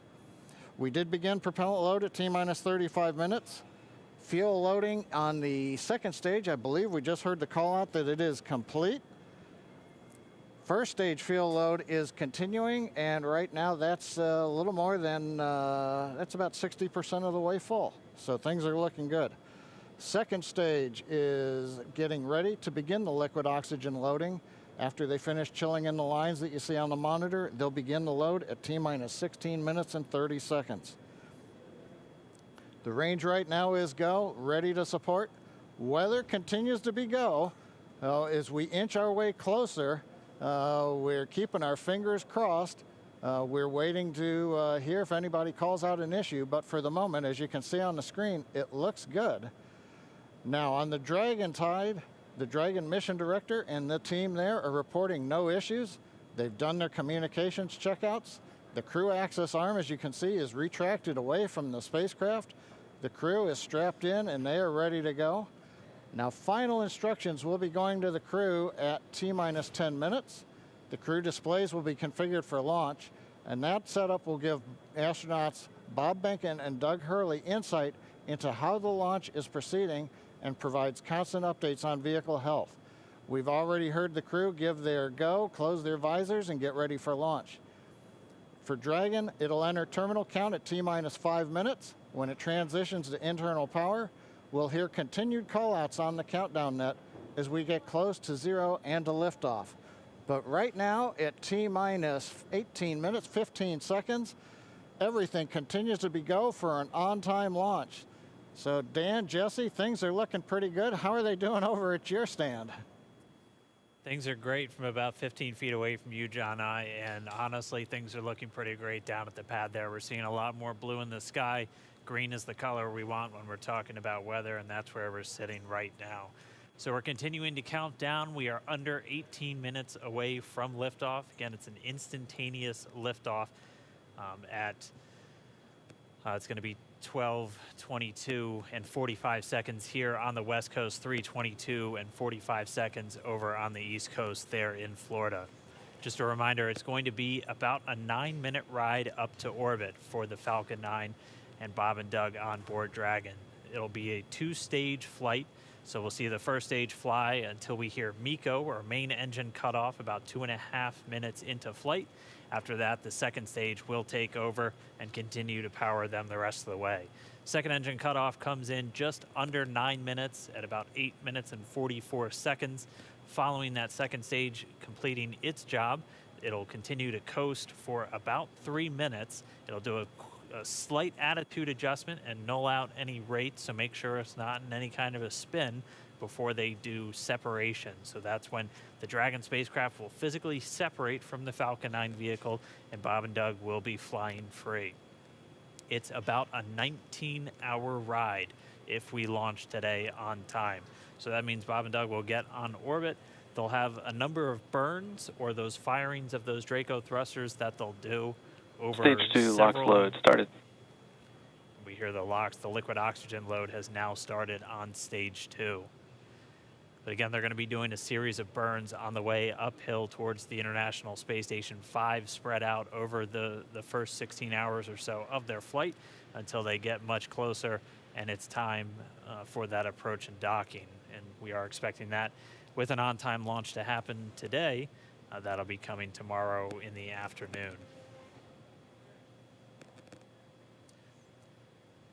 All right, now that we're under 16 minutes away, we have a special guest joining us. I'm going to toss it over to Jesse. We are T-minus 15 minutes and 45 seconds from liftoff of our second demonstration mission today, and we have the honor of having SpaceX's President and COO, Gwen Shotwell, join us. Thanks, Gwen, for coming out and taking a few minutes to chat with us. Thanks, Jesse. We know you've been on console. How's the countdown been going so far in there? Countdown is clean today, just like it was Wednesday. We did clear the weather hurdles sooner than we did on Wednesday. And the only thing we're watching right now is downrange weather and lightning at the staging location. Of course. But we will clear that hurdle at T-minus 7 minutes. Awesome, great, very exciting. Now I'm going to throw it back to 2012 because you were on console for Dragon when it was first making its way to the space station. How does that experience compare to today? Stage 2 locks is on the DPUs So I was nervous then. I stopped getting nervous for launches. Today I'm nervous again. Super nervous. Stomach and throat. Understandable. No, it's a fantastic day today. I'm really excited. The team is pulled together. It's such a professional operation. And when I say team, by the way, I mean SpaceX and NASA. These folks have been working incredibly hard and have done a fantastic job. Yes, and we are all so excited. And we know that you have to get back inside of Mission Control, but is there anything that you wanted to say before liftoff to NASA and SpaceX? Well, I want to thank NASA, of course, for their generosity and their help with getting to this place. I want to thank all the SpaceXers who have come together to make this moment in history. And I want to thank Elon for hiring me. We thank Elon for hiring you as well. Thank you so much for joining us. We'll let you get back to Mission Control. And good luck with launch today. Thanks, Jesse. And Godspeed, Bob and Doug. Well, we are so excited. We are just a few minutes away from countdown. So we are going to turn it over to Dan and John for the final minutes in terminal count. Take it away, John. T-minus 13 minutes, 30 seconds, continuing to count down. We're continuing to load fuel onto the first stage. That should finish up in just about 6 minutes. Fuel is completely loaded on the second stage. That's closed out. And we are continuing to load liquid oxygen on both the first and second stage. The liquid oxygen load beginning on the second stage just about 3.5 minutes ago.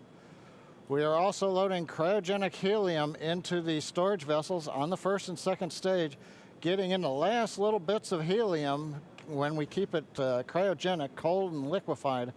That gets us, just like we do with liquid oxygen, the maximum amount into the storage volume so that we can get the most performance out of the vehicle. Right now, we are in a fairly quiet state on the vehicle. Ground pumps continuing to put the propellant in to first and second stages. Next significant issue, callouts that we're going to hear will probably be inside the T-minus 10 minutes when they talk to the crew.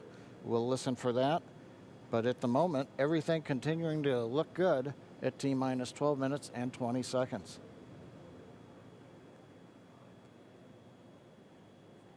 We're getting real close now, John. It's only a little over 12 minutes away. Just a reminder for everybody, it's about a 9-minute ride uphill.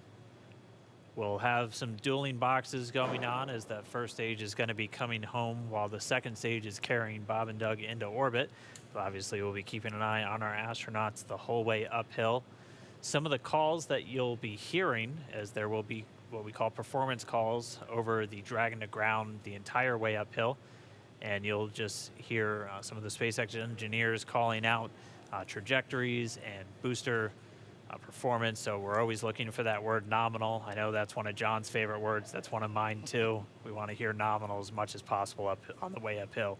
You might also hear some number and letter combinations, and those correspond to the different abort zones that Bob and Doug are in during their flight uphill.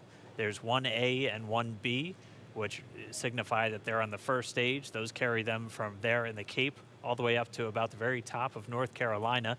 And then we'll have 2A through 2E or 2 Echo, and that will be on the second stage, and that goes from North Carolina all the way up to about the tip of Newfoundland, so in the northern Atlantic. And then there is a zone of the northern Atlantic that we're going to avoid, and so you should hear the call out be something similar to forward to Shannon, and that just refers to Shannon, Ireland, which they'll be going off the coast of Ireland at the later stages of the second stage if they have to abort.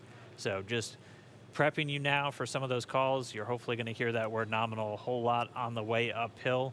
10.5 minutes. Things are pretty quiet. As John I said, it'll pick up right at about 10 minutes. We'll wait for the crew just to confirm that their displays are in order. The crew is already strapped in and reported that they are go for launch. And we'll continue to watch the fuel gauges tick up on the Falcon 9 vehicle until fueling cuts off at just about 2 minutes prior to launch. Dragon, SpaceX, confirmed displays are configured for launch. SpaceX Dragon displays are configured for launch. Copy. Bob, Doug, on behalf of the entire SpaceX team, it's been a huge honor to help you get ready for today's historic mission. Know that we're with you, have an amazing flight, and enjoy those views of our beautiful planet.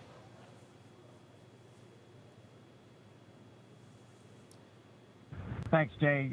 It is absolutely our honor to be part of this huge effort to get the United States back in the launch business.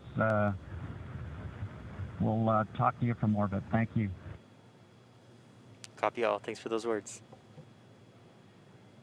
The SpaceX core, so again, that voice that's going to be talking to Bob and Doug throughout their mission from right here in Hawthorne, just offering a few quick words. The crew did confirm their crew displays are configured for launch. We are coming up on 9 minutes and counting. We've gotten through T-minus 10 minute with the crew discussions. Activity is now going to switch over to Falcon 9. Our next major event comes at T-minus 7 minutes. We begin what we call engine chill. Pre-valves will open. Those currently separate propellants on the first stage from getting down to the Merlin engines. We'll open the pre-valves. That'll allow fuel liquid oxygen to flow to the top of the pumps. And more importantly, when we open the valves, that'll allow us to begin chilling the 9 Merlin 1D turbopumps on the first stage engine. It'll take a few minutes to get them cold enough to where they would then be ready to pass the large amounts of liquid oxygen through the pumps and into the main thrust chambers when we get to engine ignition at T-minus 2 seconds. We don't want to try to run highly chilled liquid oxygen through a warm pump. You would flash that into gas, and running gas through a high-speed pump is not a good thing. So right now, we are waiting for T-minus 7 minutes. That'll start the engine chill. Shortly after that, we will also get the fuel shutdown.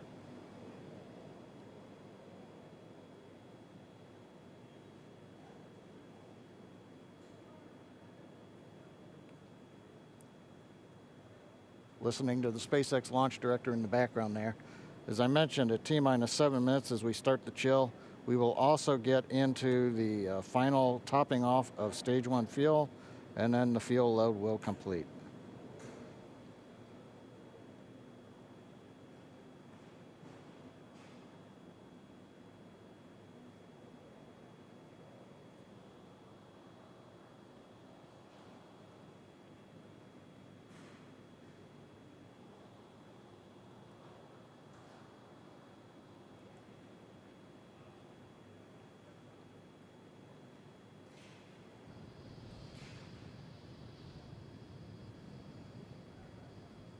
Stage 1 and Stage 2 engine chill has started.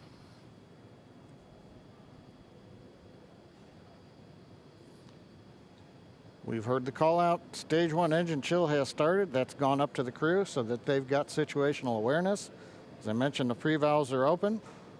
And now we are topping off first stage fuel, getting ready to finish the fuel load. Liquid oxygen load on first and second Engine stage hydraulics at pressure. will continue until the last 3 to 2 minutes of the countdown. We should hear that call out RP1 load complete coming up at about 6 minutes. Again, RP1 is just that densified kerosene or that rocket fuel that Falcon 9 is going to be used to power Bob and Doug to orbit today.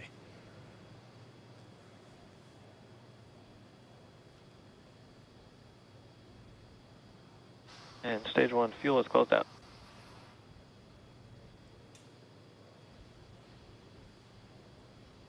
Right on time. That call out indicates that the fuel loading on the first stage is complete. Draining back the lines now, so first stage and second stage fuel are complete. Liquid oxygen loading is continuing on both stages. You can see on the view on the left side of the monitor the condensation, the cold gas wrapped around the stages as the tank skins are chilled by the densified liquid oxygen picking up the humidity Falcon from the 9 Florida is air. line.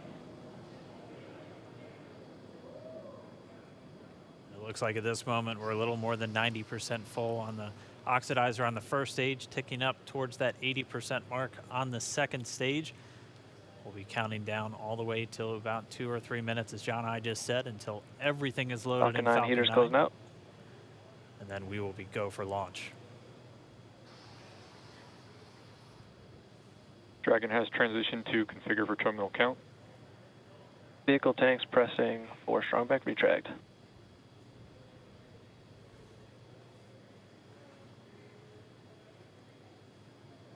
We're pressurizing the Falcon 9 tanks. We're going to open the clamp arm around the second stage and begin to retract the strongback.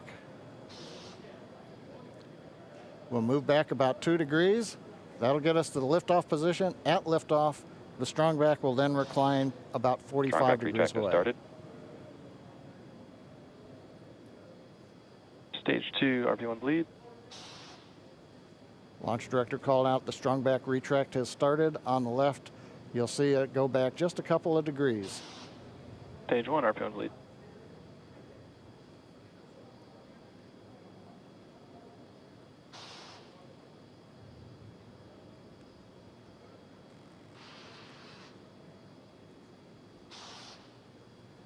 We are just 4 minutes away from liftoff. Again, at this moment, Bob and Doug are really just laser focused on those displays.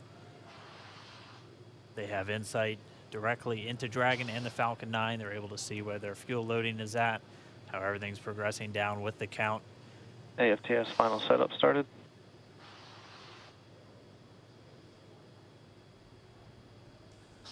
Three and a half minutes from launch. And the strongback is now reclining away from the Falcon 9.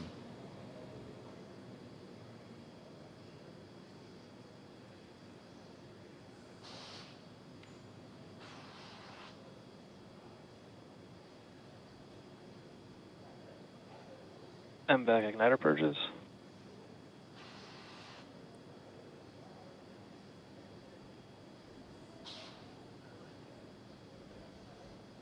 Pogo bleed.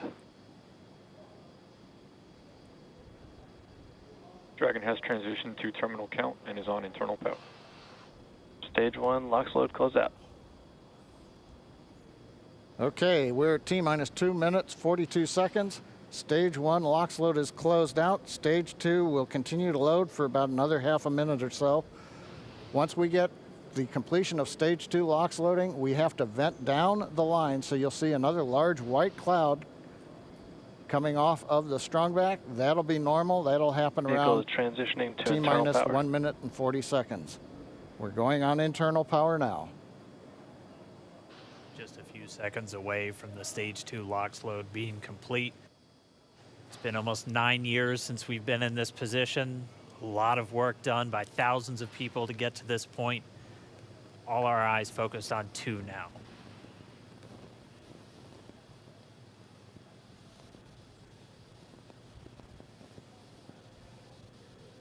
Stage 2 LOX load is closed out. Propellant fills are complete. Dragon is in auto idle. Stage 2 LOX load complete.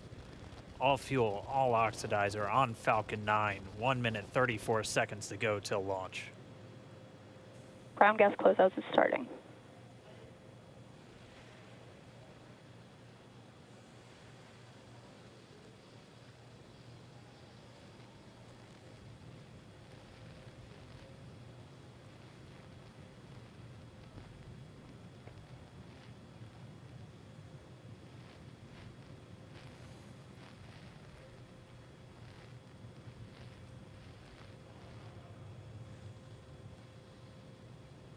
Falcon 9 is in startup. Dragon is in countdown. FTS is armed for launch. Under a minute now, the FTS, the flight termination system, has been armed. Dragon, SpaceX, go for launch. SpaceX Dragon, we're go for launch. Let's light this candle.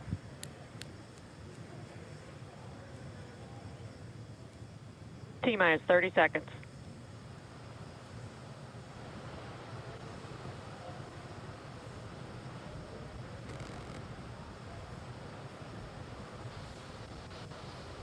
Stage 1 tanks pressing for flight. T-minus 15 seconds. 10, 9, 8, 7, 6, 5, 4, 3, 2, 1, 0. Ignition. Liftoff of the Falcon 9 and Crew Dragon. Go NASA, go SpaceX. Godspeed, Bob and Doug.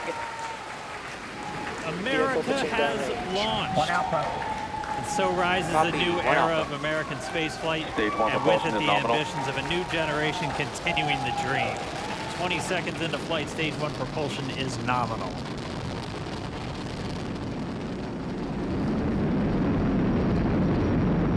T plus 30 seconds into this historic mission.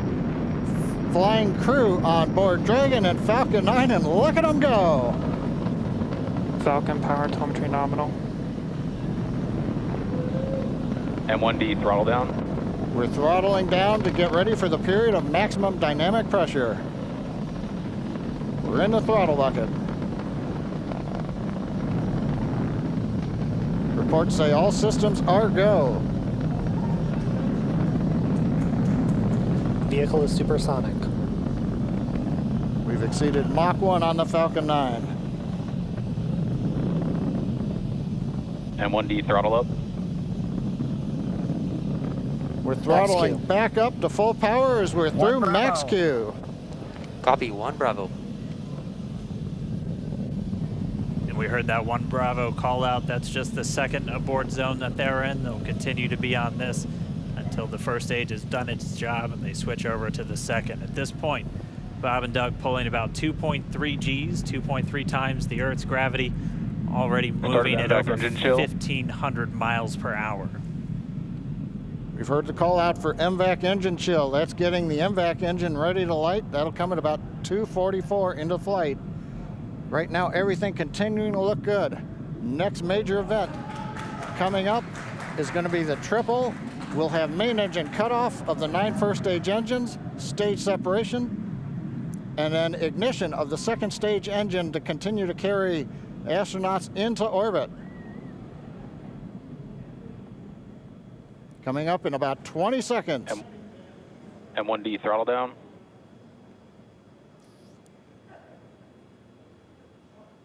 We heard we're throttling down the Merlin engines on the first stage.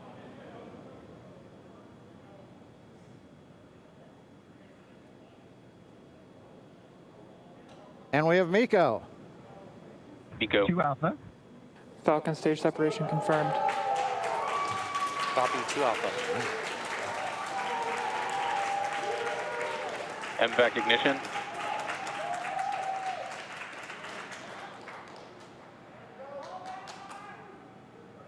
All right, we have stage separation confirmed. The first stage beginning its flight back. The second stage being powered by that single Merlin 1D vacuum engine has ignited and is now carrying Bob and Doug into orbit. So they're going to continue under the power of this second stage. Stage 2 propulsion is nominal. Which will cut off at SECO, or second engine cut off at about 8 minutes and 44 seconds into today's flight. So a little over 5 minutes to go still on this second stage. You heard the call out 2 Alpha, so they're now in the longest abort zone that carries them all the way from about North Carolina up the eastern seaboard, almost to Canada. Things looking good though, getting good call outs, nominal propulsion on that second stage. Bob and Doug continuing to make their way into orbit.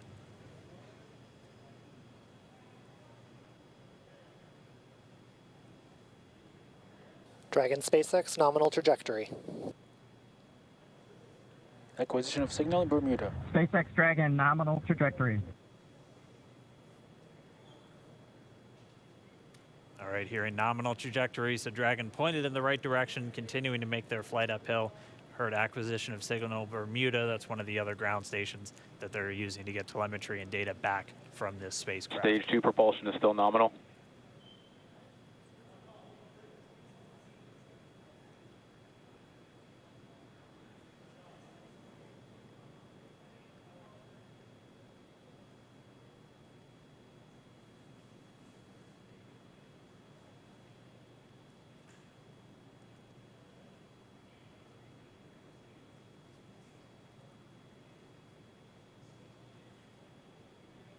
A little over 4 minutes, 40 seconds into the flight.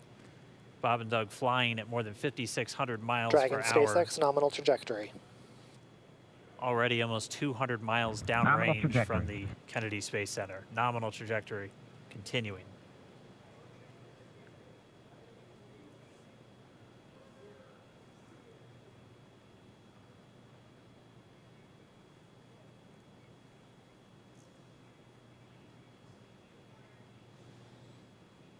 And while they continue uphill, looks like we are getting a view of the first stage as well. Yep, on your right screen, you can see that first stage with the grid fins deployed. It's making its way back to attempt to land on our drone ship, Of Course, I Still Love You today. And we're just about a couple minutes away from the entry burn, and that's where 3 of the 9 Merlin engines do ignite to help slow the vehicle down as it re-enters back into the Earth's atmosphere. And then after the entry burn will be the landing burn, which is just a single engine Dragon SpaceX nominal trajectory. And you heard nominal starting chill for entry burn. There's that call out. They are still on a nominal trajectory on Dragon, still on second stage, and that's that MVAC engine on second stage on your left screen.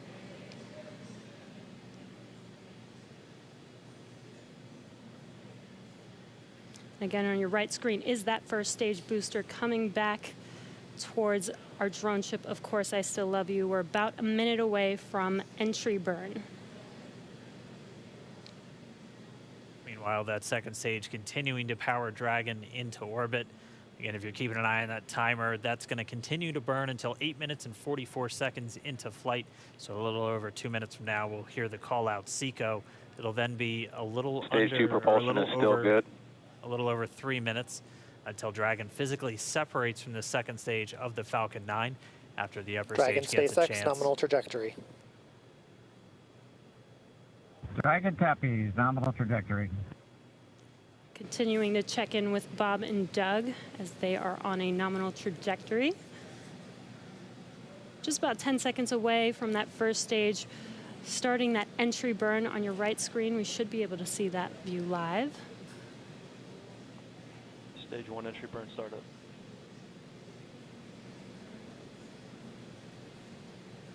And there is that entry burn beginning. This burn lasts about 36 seconds long. Stage 2 FTS is saved.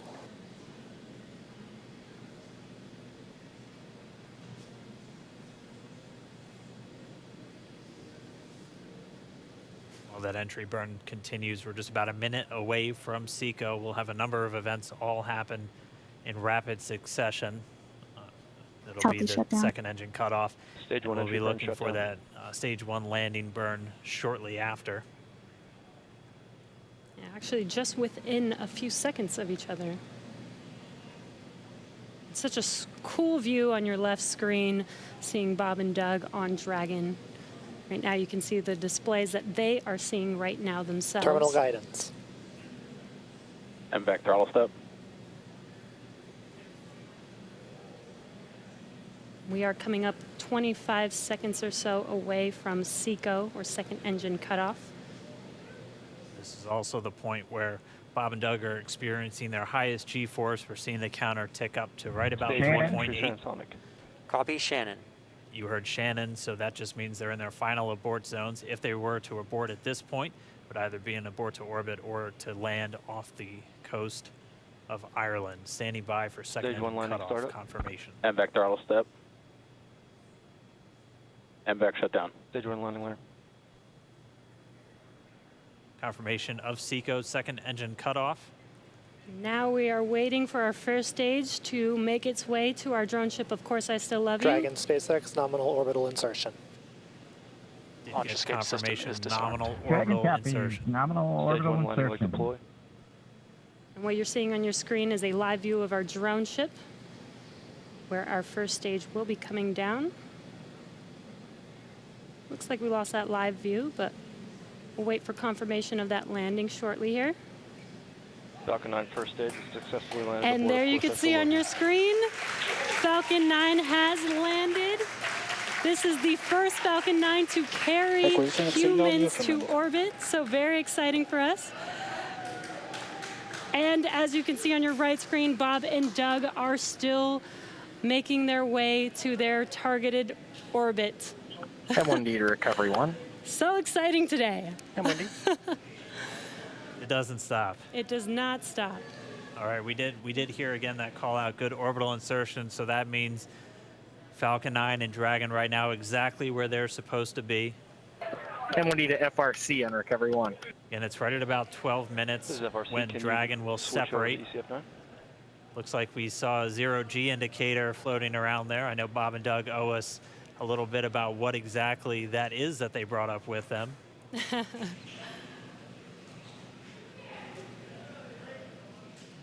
And before separation, before Dragon initiates separation from the second stage, they do make sure to they do ensure that the vehicle is not spinning and it is in good condition before we separate. That's right, the upper stage does small attitude maneuver using some cold gas thrusters built into the rocket body itself. Exactly, so we do expect that separation to occur in about a minute from now, but they do wait until they have full confirmation that it is ready to separate. Such cool views. I cannot get over this view that we are seeing right now.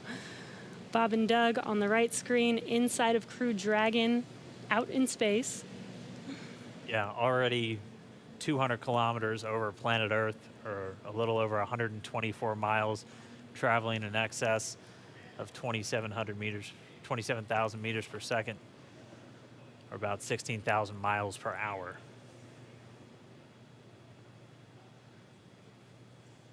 So again, we're just standing by. That separation event should be coming up shortly. Then they'll begin a series of checks on the Draco thrusters that are going to be used to maneuver and then power Dragon on its flight to the International Space Station. Standing by for separation. Expected loss of signal, Wallops.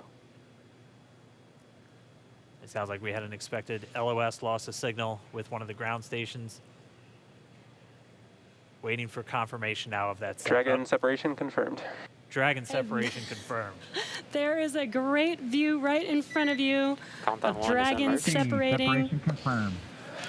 And there's that call out. Dragon is now officially making its way to the International Space Station today.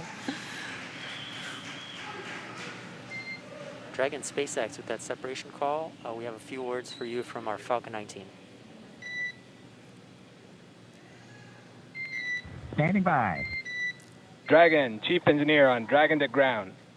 Bob Doug, on behalf of the entire launch team, thanks for flying with Falcon 9 today. We hope you enjoyed the ride and wish you a great mission. Thanks, Bala. Congratulations to you and the F9 team for the first human ride for Falcon 9, and it was incredible. Appreciate all the hard work, and thanks for the great ride to space. Copy all. Oh, and Mike, proud of you guys and the rest of the team. Thank you so much for what you've done for us today, putting America back into low Earth orbit from the Florida coast. Copy all. Good luck. Godspeed.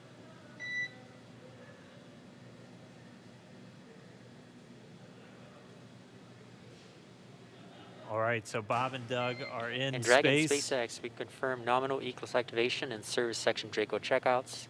Nose cone deploys in progress.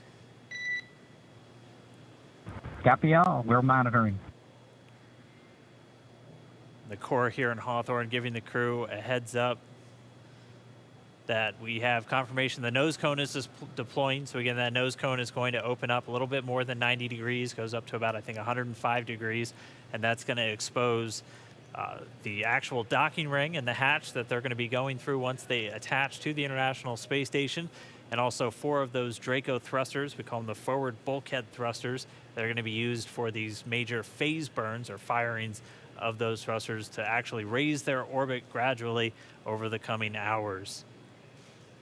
Also heard good activation of the ECLS, that's the Environmental Control and Life Support System. That's everything controlling their atmosphere, just keeping Dragon a nice, safe, habitable environment where they're going to be living for the next 19 hours until they arrive at the space station.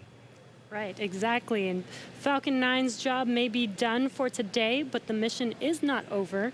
Crew Dragon's job is not done. As you can see, Bob and Doug are still inside Crew Dragon, making their way. It will be a 19-hour trip to the International Space Station before they dock tomorrow morning. And such cool views. I love that we can get these live views here and see and watch what they're doing now that they are in orbit. Yeah, it's incredible to just be looking over their shoulder, to be along for the ride.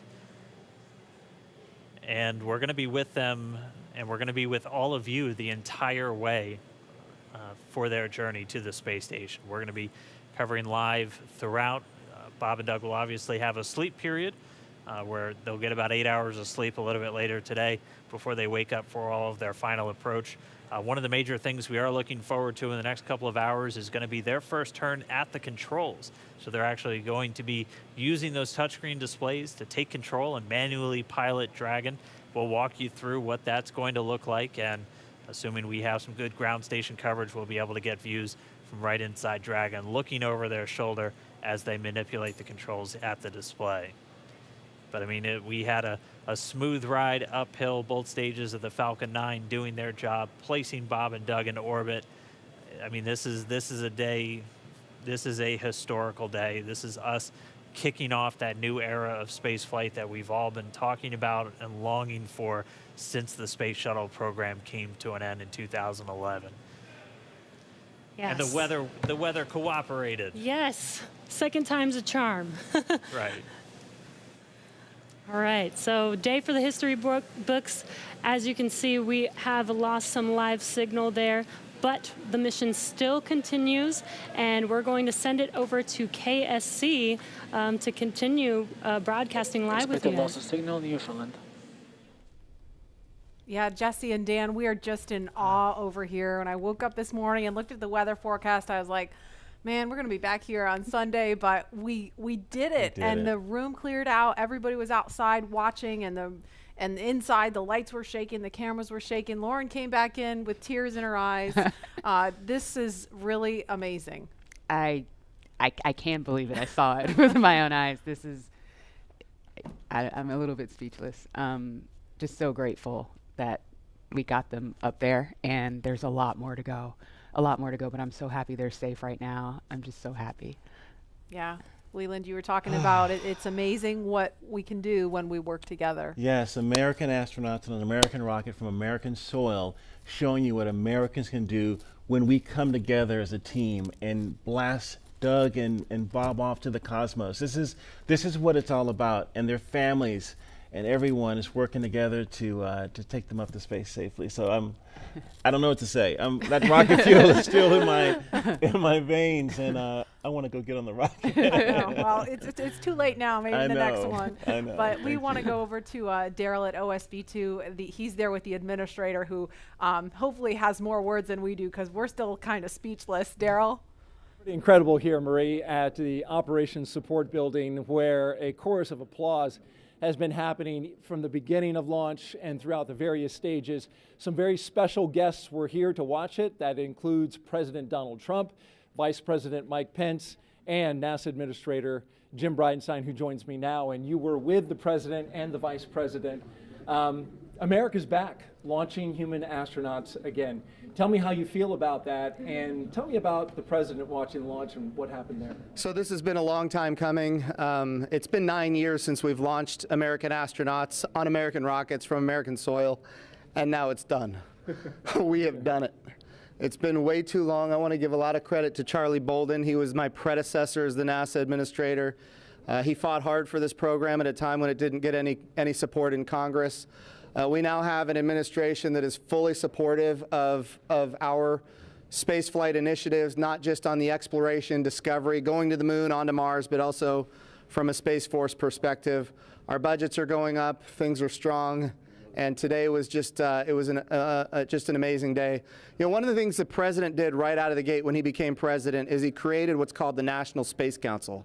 And he put the vice president as chairman of the National Space Council. And on that National Space Council, you've got the Secretary of Defense and the Secretary of State and the Secretary of Commerce, the Secretary of Transportation, the Secretary of Education, the chairman of the Joint Chiefs, all of these different amazing individuals that deal with space day in and day out. A lot of people don't realize how many parts of the federal government deal with space.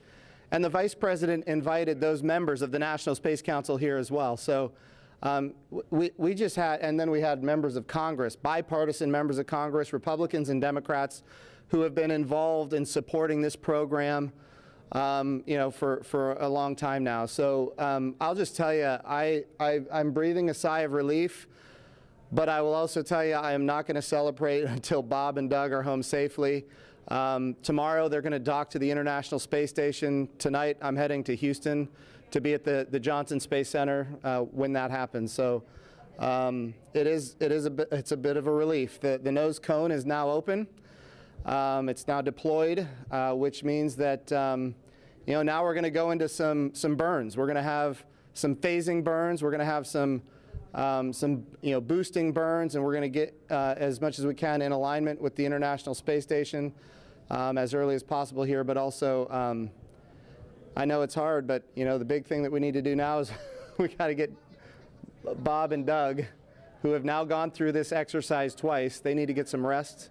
But I can guarantee you there will be no rest for a good amount of time while they're up there in orbit. And they are certainly on their way, and a lot of people joining us for this entire celebration and watching it. We just heard 10 million people watching live as this launch happened, and President Donald Trump becoming the third sitting president to watch a launch live from the Kennedy Space Center. The first. To be clear, I think he's the only sitting president to watch American astronauts launch on a brand new rocket that has never launched before, and that's a big risk. You know, he also said we're going to go to the moon by 2024. That means he's putting himself at risk to say, look, I'm going to be accountable, potentially, I'm going to be accountable to the initiatives that I put forward. And I think we have not had that kind of leadership for space in a very, very long time, and we're so grateful for it. What was it like watching the launch with the president? How did he react? Oh, I'll tell you, it's obviously something that is near and dear to him. He said it a year and a half ago. He put it in the State of the Union speech. He said, we're going to launch American astronauts on American rockets from American soil. And of course, I was like, in my head, I'm thinking, we better get after this. Of course, we've worked overtime to make it happen. We might be a little behind schedule, but we got it done, and we got it done safely. We're knocking on wood, but so far so good. It's looking good. You personally, Jim, as that rocket was lifting off and you felt that rumble? Yeah. What'd you feel? What'd you experience? Well, I was praying. I'm not going to lie to you. I was praying. I was praying for Bob and Doug. I was praying for their families. I was praying for their safe return, even though they're just going. But man, I'll tell you, it was, I've heard that rumble before, but it's a whole different feeling when you've got your own team on that rocket, and they are our team. They are America's team. This is Launch America. This is everything that America has to offer in its purest form. And times are tough right now. There is no doubt. We've got the coronavirus pandemic. We have other challenges as a country. But I hope this moment in time is an opportunity for everybody to reflect on humanity and what we can do when we work together, when we strive, and when we achieve. And if this can inspire a young child to become the next Elon Musk or the next Jeff Bezos or the next Sir Richard Branson, then that's what this is all about. Or the next Jim Bridenstine. Yeah. Well, I wouldn't put me in that category, but. Well, we appreciate your leadership for the space agency at this time, and congratulations on an amazing day in the launch. Thank you. It's been a great ride. All right, very good. Marie, we'll send it back to you in the studio. Doug and Bob are on course to arrive at the International Space Station tomorrow, May 31st at 10:27 a.m. Eastern Time. And we'll be staying on the air for continuous live coverage along the entire ride to the station. So though our coverage here is concluding, we will turn it over to the teams in Hawthorne and Houston to take us through the next phases of the Demo 2 mission all the way through hatch opening and a welcome ceremony on the space station for Bob and Doug tomorrow. That's right. And as you follow along, we invite you to tune into a post-launch news conference that's happening here at 6:30 this evening Eastern Time on NASA TV. We'll have NASA and SpaceX leaders here to take questions live on this unprecedented achievement in human spaceflight. And in addition to NASA TV, you can follow along always on Twitter at @NASA and nasa.gov for mission updates as it progresses. Here now are highlights from the mission so far. May 30th, 2020. Remember this day. You'll have this memory forever. The day America returned astronauts to orbit from U.S. soil.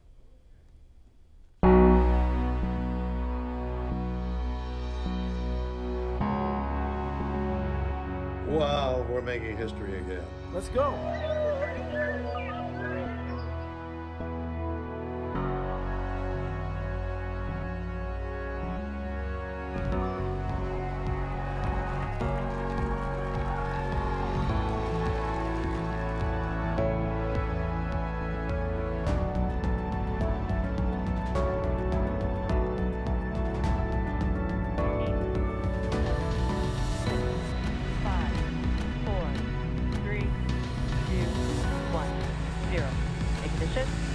Liftoff of the Falcon 9 and Crew Dragon. Go NASA, go SpaceX, Godspeed, Bob and Doug. America has launched. So rises a new era of American spaceflight, and with it, the ambitions of a new generation continue